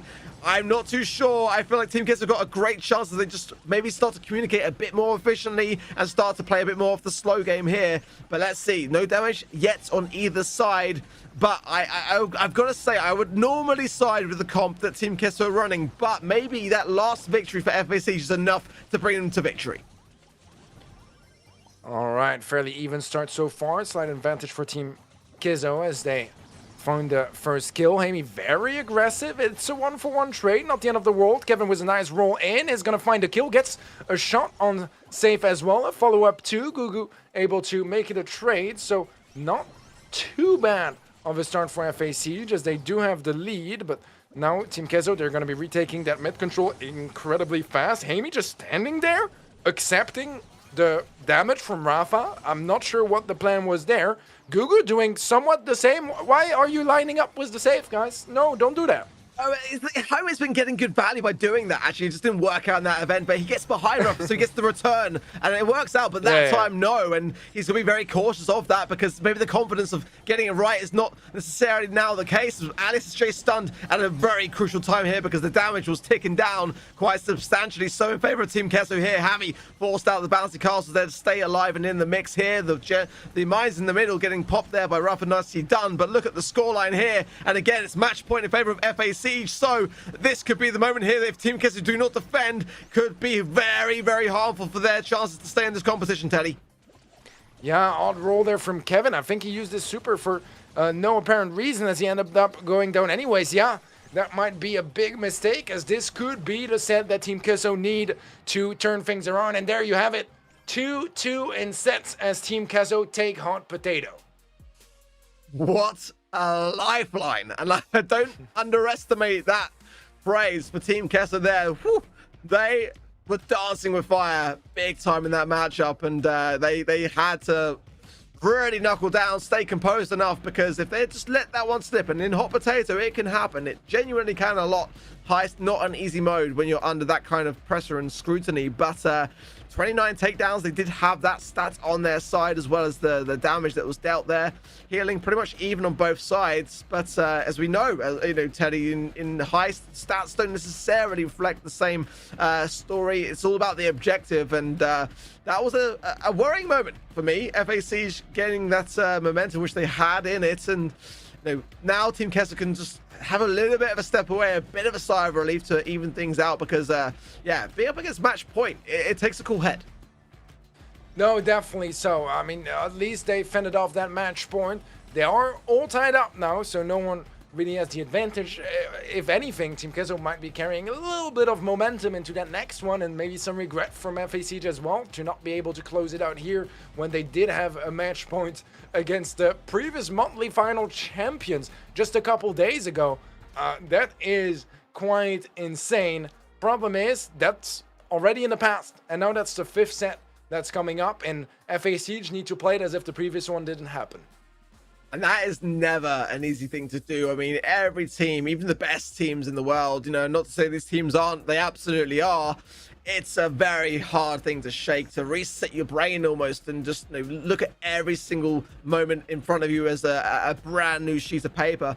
Well, no more game modes after this. This is the last one that we're going to see today, and it's going to come down to Layer Cake. And I've got to say, today straight off the bat, that if FACG do not ban Mortis, and they haven't, well, they better pick it, because I feel like, or at least have some good, strong counters to it. I feel like it could be coming out again for Team Queso. Just putting it out there. No, I completely agree with you. I think they'll have to be very careful, because we saw earlier that Team Queso were happy to bring it in. Not with success the last time they did, so that might be enough to deter them from going for it. But if the opportunity arises and they see that the draft lines up nicely for it, they might just do that. Just as a reminder, guys, the bans here: Byron, Leon, Max for FACG. We have Eve, Piper, and Jean for TQ. And the first pick, Tick, already by FACG. I like it. It's very safe, very strong brawler overall, but he has a bit of a worse enemy in Mortis, so might still want to keep an eye out for that. I was going to say, Tony, if you hadn't said that, I was going to say, yeah, but also, not the best to start when you got Mortis. Let's see, though. I mean, there's definitely still the potential here to have some harder counters, but, with the way it's shaping up to be, Team Queso will have that final pick, and that is dangerous here for FACG if they don't spot this one coming. But the Brock is an interesting choice to have as the first pick here, but makes some sense. Bell still could be a viable mid here, though, and the Nestex could also help out here, but Brock's not a bad one to have to shape the map. Bo, though, is an interesting one. I personally wouldn't have put that before Bell myself, but definitely has been a brawler which we've seen starting to come back into the forefront of the meta more so, Teddy. Not necessarily always banned to that level, but can work here. I can kind of see it happening. Yeah, I think so too. One of the interesting things as well is that I could have seen them pick Bell to try to force them into Brock as a sharpshooter, or V or something. I'm not so sure. Yeah, they go Bell now, which might already be enough to deter TQ from even considering something like a Mortis or a Fang, which are on the table, but if they're marked, they are going to struggle quite heavily. So I don't know. I'm not entirely sure so far, as I do like Brock a lot. Bo, I'm a bit more on defense in Bounty. It has high survivability. The mines are definitely good, but I don't know if it should be that high in the priority list for picks, at least not in my books. We'll see the squeak to close things out here for FACG. Will it be Mortis or something else? Rico could be viable here as well, and that's a big common pick here for Team Queso, as we've seen both Javi and Alice J both love to swap between themselves for it. At the moment, Lola could be an option as well. We've seen that a little bit here in Layer Cake, but it is going to be what I worried it would be. FACG, you better watch out. Rapper's coming for ya. He smells ya. And you got a tick and a squeak. And that's the sort of thing that he's for breakfast. They're going to have to make sure, like you said, Tony, that Bell is marking him up well and good. And there's a lot of coverage to work with. And to be honest, the wall breaks can only come from that Bow pick.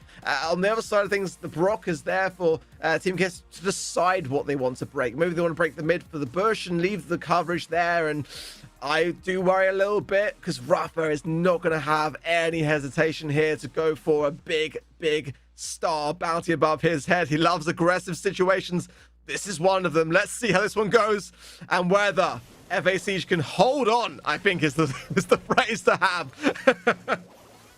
Yeah, I think you raise a very good point. This is going to be tough for sure, but Right now, FA Siege, they got to do what they can with their current matchup, and so far, things could be worse. I mean, they got the blue star. They've definitely been dealing more damage so far, although 2 gadgets already pumped by Kevin is not ideal when you're facing a Mortis this early on. AliSSJ is going to fall. That's already a 2nd kill for FA Siege, and somehow they are leading by 5 stars right now. Yeah, great start. The best start they could possibly hope Yeah. for. Gugu doing great work, locking down that mid with the residue there as well. Forces Javi to the right, and you know, a lot of star bounty. But look at the map. The map is so open now. Rafa has got so little coverage to work with, and the timings here have got to be spot on. 9 stars now. Team Queso's plan is coming crumbling down. Yeah, this is not working out whatsoever so far. Now, that doesn't mean that a final push from Team Queso couldn't turn things around. They got time to do so, but it's 11 stars now in favor of FA Siege, and that is not what we expected coming into this. Beautiful mark from Heime onto AliSSJ at the cusp of the range again. And Rafa continuing to get scrutinized here, slowing there in the mid. Forces Javi straight into a lovely cluster from Gugu. Oh my word, do we call it now? At this point, I think you kind of have to with 30 seconds. It's been so little there for Team Queso to work with just the 4 stars. I mean, even if they get Gugu, they got so much to do. And I mean, the perfect game so far for FA Siege. I can't see how they can throw this away. I just can't, Teddy. Yeah, perfect usage of a utility as well. Right now, there's not even enough stars on the field for things to be turned around anymore. So that is going to be FA Siege on another match point. And I don't know, man. It's the 2nd time where I'm there like, you could go Mortis, but it feels quite risky. And it's the 2nd time that it's not paying off. It's not over yet in this set, but I mean, that game was a bit of a statement. And I have to say, FA Siege just played it off really well. Always had something for the Mortis, you know, either a last hurrah or a tick head or a mark or a super from Gugu that connects. There was always something, and look at that. Talking about Gugu finds yet another kill. Blue star picked up by Heime early on, and Rafa gets shut down before he can do anything. That's 5 stars to 0 once more, and FA Siege might just take this match home. I've got a question, like, why Team Queso are choosing to break as much as they are, because they want to keep that stuff realistically there for then Rafa to utilize as much as possible, and they've got to bring the pace of this game down massively. So they've got to really, you know, herd the sheep, so to speak, on the side of FA Siege. But they're going in too aggressive. You've got to be aggressive, sure, but you've also got to have controlled aggression and a big team push. It's still the lead in favor of FA Siege, and I was expecting the stars to be all over Rafa's head. So far, it's all on Gugu's head, and unless they start to work together with the 1 minute that remains, Team Queso are going to be going home, and FA Siege will confirm themselves as the last remaining team for the challenge season. Rafa pushing forward, does have a super to work with, doesn't pump it, or he does, but a little bit late, doesn't get too much healing out of that. And FA Siege, despite losing a couple players, there are some trades left and right, and it's still a 3-star lead in their favor. A bit more than 30 seconds left on the clock. Team Queso are slowly gonna be going for their final push, and it needs to be a strong one, Arc. Otherwise, FA Siege, they're going straight to the next stage of the competition. It's doable. Just one takedown of Kevin. He is the man, but Gugu's going to be playing Protect the President, I can assure you. Javi low on the left-hand side. Absolutely going to be able to be cautious here as Rafa gets scrutinized from Gugu in the mid. It can be done, but it is cutting it fine here. 10 seconds remain, Teddy. Can they do it? Yeah, low HP across the board. A bit scary here. Super from AliSSJ doesn't find a kill. 3 seconds left. Team Queso pushing forward or not. And that's FA Siege taking the match home. Okay. Well, I didn't see it coming. I felt like it was going to go the way of Team Queso. I don't know how that Brock Super got so little value. It could have landed straight on Kevin's head. Just that one player was needed, and it was there for Team Queso. But it did not hit. It did not hit. FA Siege will join then SK Gaming, FA Baguette, and Tribe Gaming EU as the first 4 teams to qualify for the challenge season. Wow. And look how many stars were dropped, Teddy. 36 stars down on the side of Team Queso, 38 in the pocket of FA Siege. I mean, those are strong stats. FA Siege finalized today. They went all the way, but they did it in style. They worked through the situation that was upon them, which was a grueling one at that. I mean, Team Queso, when they run Mortis, it's a really scary thing. they held their own twice, actually, with that brawler in play. You can't not hand it to the guys. No, I completely agree, although there were some weird things happening too, I think, where Team Queso made some very questionable decisions. You have a Mortis. How do you not get the blue star in either of the 2 bounty games? It's kind of free, you know?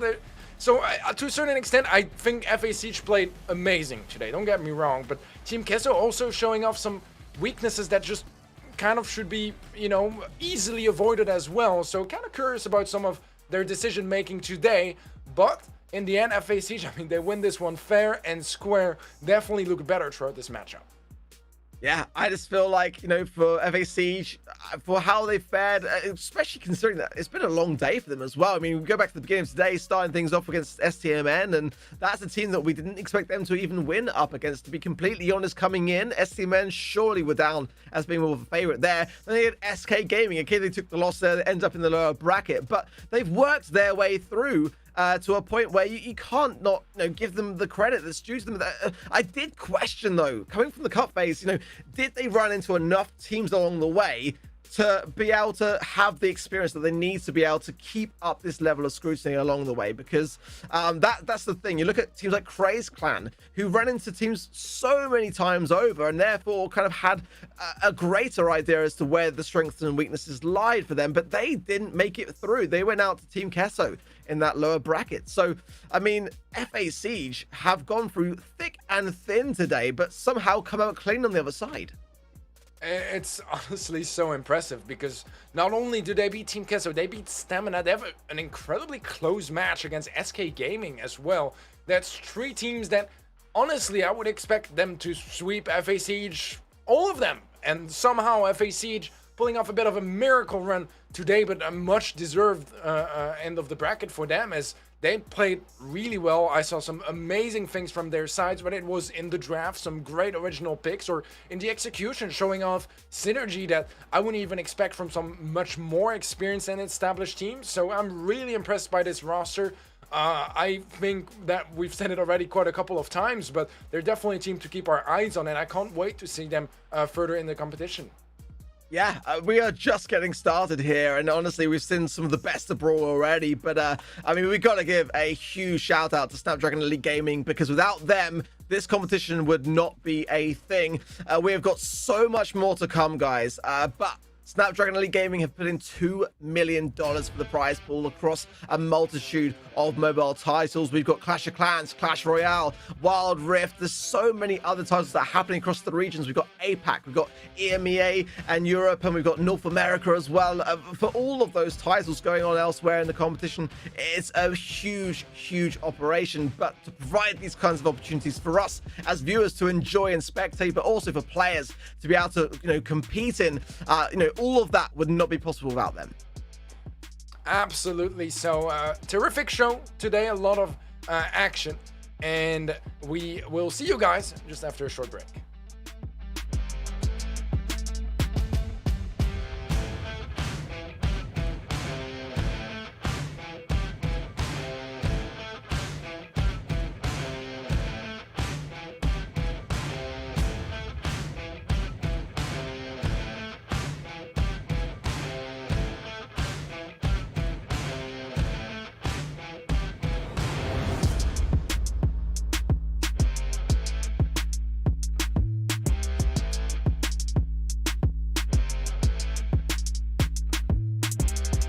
The Snapdragon Pro Series is brought to you by Snapdragon Elite Gaming, Monster Energy, and DHL.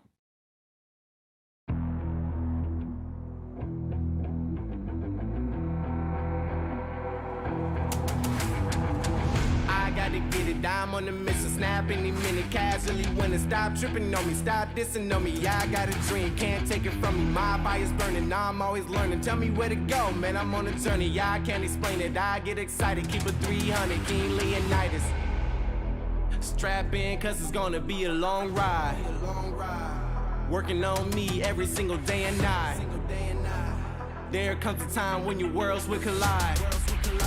If it's holding you back, push it right to the side. Ain't got no time for no fear. I work too hard to get here.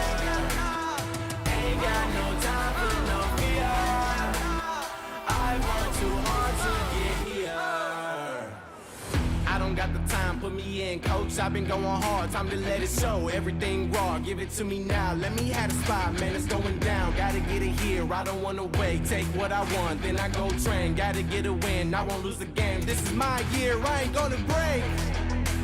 Strap in, cause it's gonna be a long ride. Working on me every single day and night. There comes a time when your worlds will collide.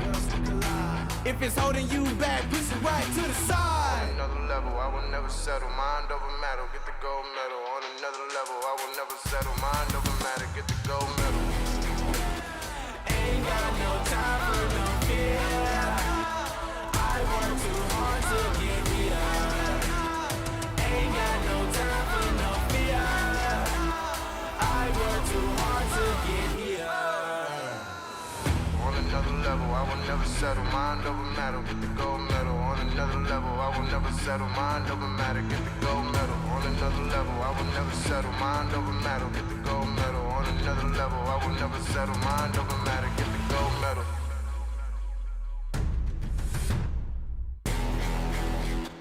Ain't got no time for no fear.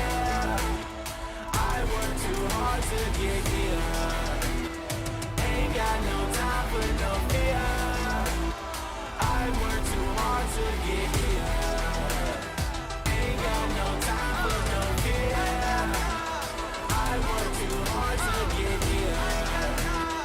Ain't got no time for no fear. I work too hard to get here.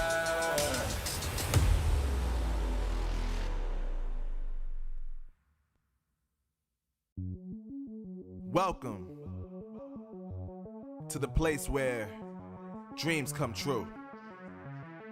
Where everything you want can be yours.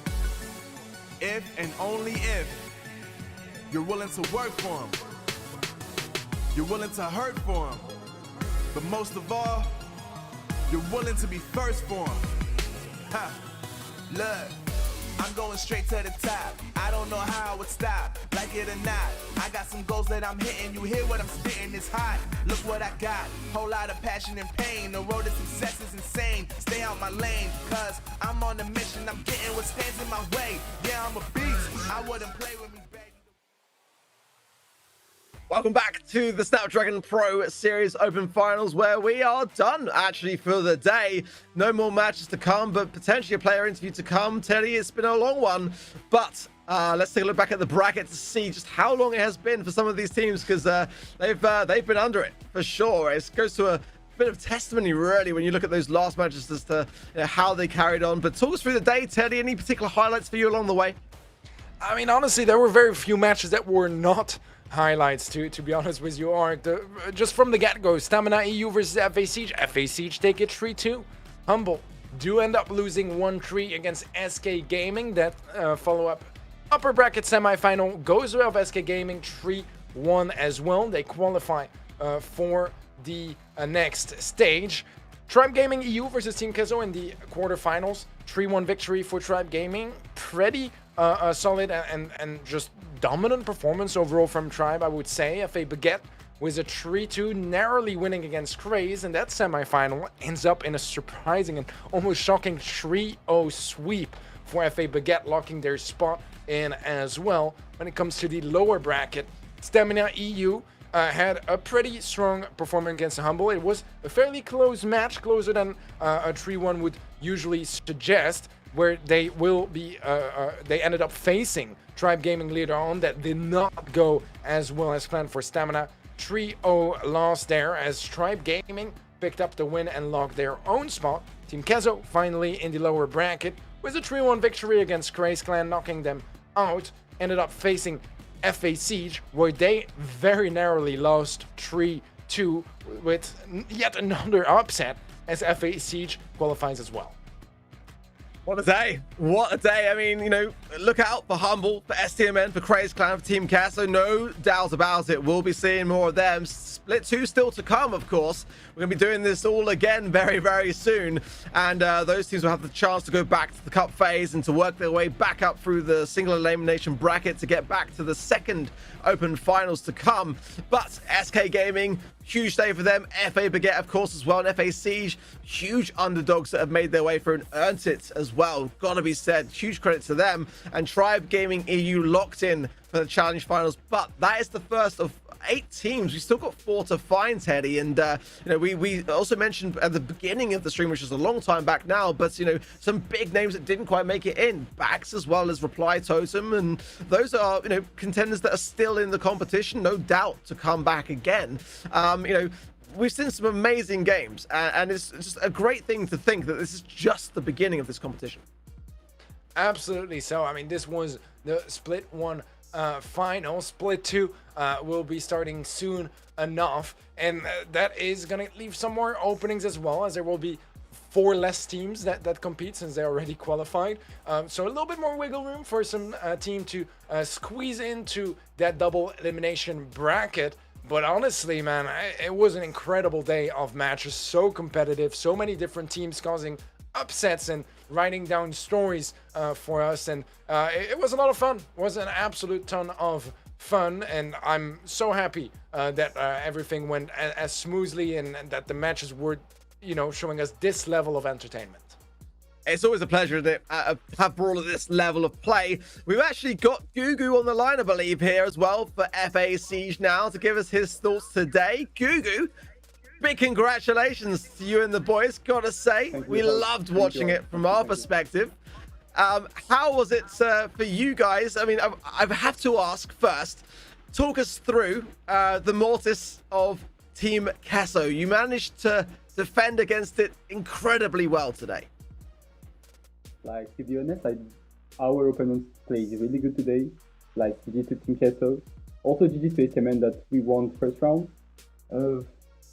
Let's talk about this Mortis. Like, it was kind of hard winning against this Mortis. I don't know how we managed to win, but we did.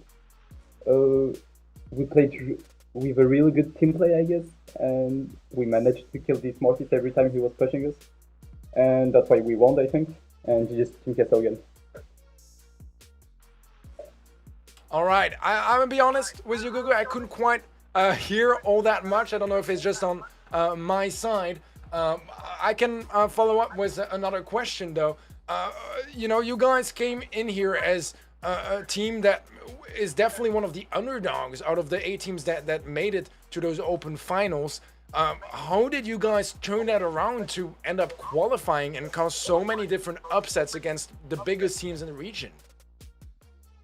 Like, obviously, first of all, we are underdogs, like, because we are a new team. But, I mean, we are playing really good, even though we are underdogs, I think. And the fact that we are hungry every match, the fact that we want to win every match, like, makes us winning every important matches, I guess. And that's it. That's the motivation. I've got to say, Gugu, I'm super impressed. I mean, because I did have a few concerns for you guys, simply because in the cup stages, you didn't have actually that many run-ins with the teams that were here today. I mean, your big highlight, of course, being the win against SK Gaming in Cup 2, where you had that 2-0 victory in the semi-finals. Did it ever cross your minds coming into today that actually you guys hadn't competed against any of the other teams that were in the bracket? And what did that do for your mentality going into your matches today? Like, we had a lot of complicated matches today between STMN, SK, and Team Queso. It was hard mentally, but we managed to win with our motivation, I guess I want to say. With a hard mental, with good comms, gun positions, and with the 0 ping still of Jaime. Let's go.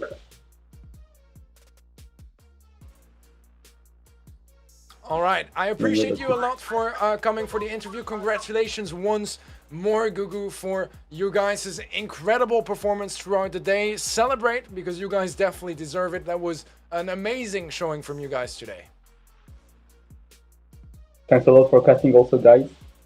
I appreciate that. And thanks for the interview again. And let's keep in touch, guys. Thanks for all the supporters also. Let's do that. We'll see you very, very soon. Gugu, pleasure to have you on the line.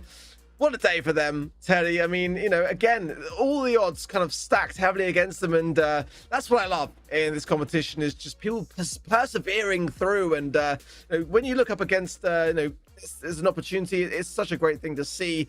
You know, it just goes to show, again, that quote was very, very powerful earlier today. I think it was from Shoto, if I'm not mistaken, about saying how everyone in this competition has a chance. It doesn't matter whether you've got necessarily all that experience behind you or necessarily as much airtime as some of the big names in Brawl, but ultimately, you know, a lot of perseverance and a lot of, you know, heavy passion along the way. You can achieve greatness here at the Snapdragon Pro Series.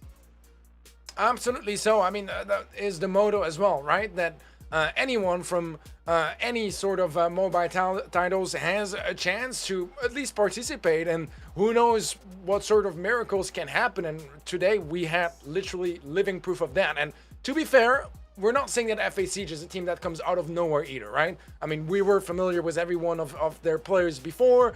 We've seen them in different teams. It's still a very recently formed team with some changes here and there. An FA team where we would not expect this sort of explosive, disruptive result, and they proved everyone wrong. I mean, I feel like, you know, I didn't quite see the predictions from chat, but I feel like the polls were probably never in their favor today, and yet they won almost every single match except for the one against SK that was still incredibly close. So this is an impressive team and proof as well that, you know, through hard work and dedication and a certain degree of talent as well, of course, you can go very far. And it's about, you know, daring to go for it. And FA Siege, they definitely went for it today. Yeah, that leads very, very nicely on to the fact that you, if you're watching at home thinking that you want to go up against the greats and have the same kind of victory stories we saw from FA Siege, from FA Baguette, you can do just that. The signups are open for Split 2. Just go to the link down at the bottom of the screen there and sign up your team, and you know, you could be here on the stage in front of everyone on the stream, competing up against the potential to get into that next round for the challenge season. It could be you. It absolutely could, and we are living proof and seeing living proof of that. And guess what?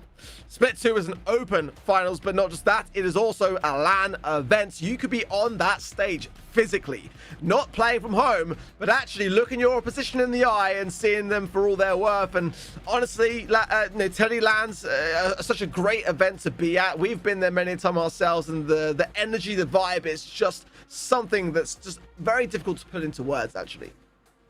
It's an incredible opportunity to, first of all, travel, meet up with people that you've spent a lot of time in voice chat or playing with, and making new friends, having amazing experiences together, whether you end up winning it or not.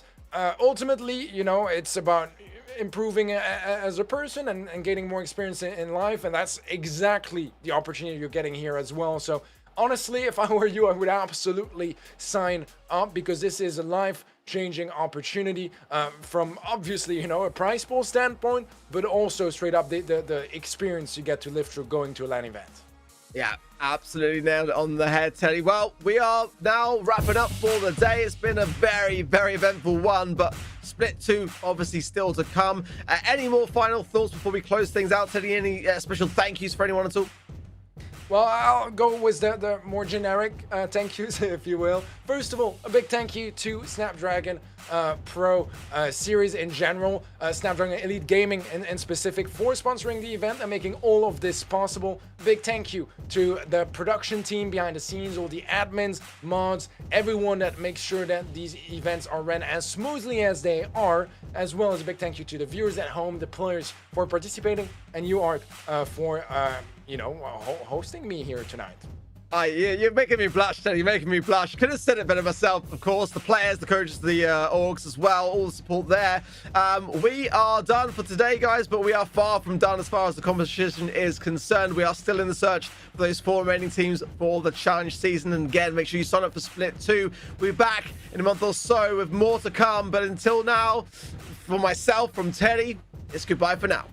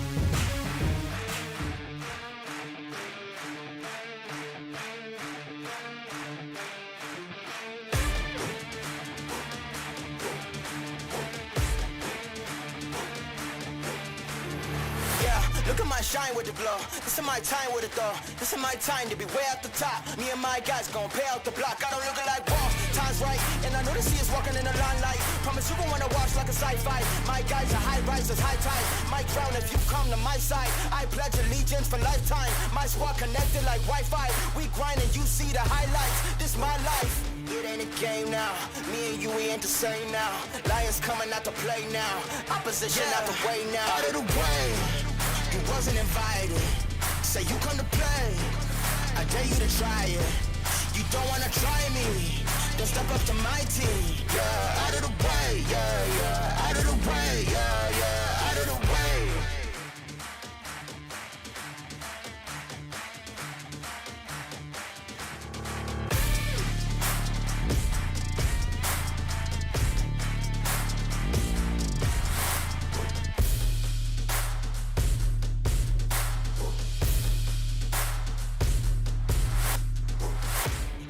Game now, me and you, we ain't the same now. Lions coming out to play now. Opposition out the way now. Out of the way, you wasn't invited. Say you come to play. I dare you to try it. You don't wanna try me. Then step up to my team. Yeah, out of the way. Yeah, yeah. Out of the way. Yeah, yeah. Out of the way.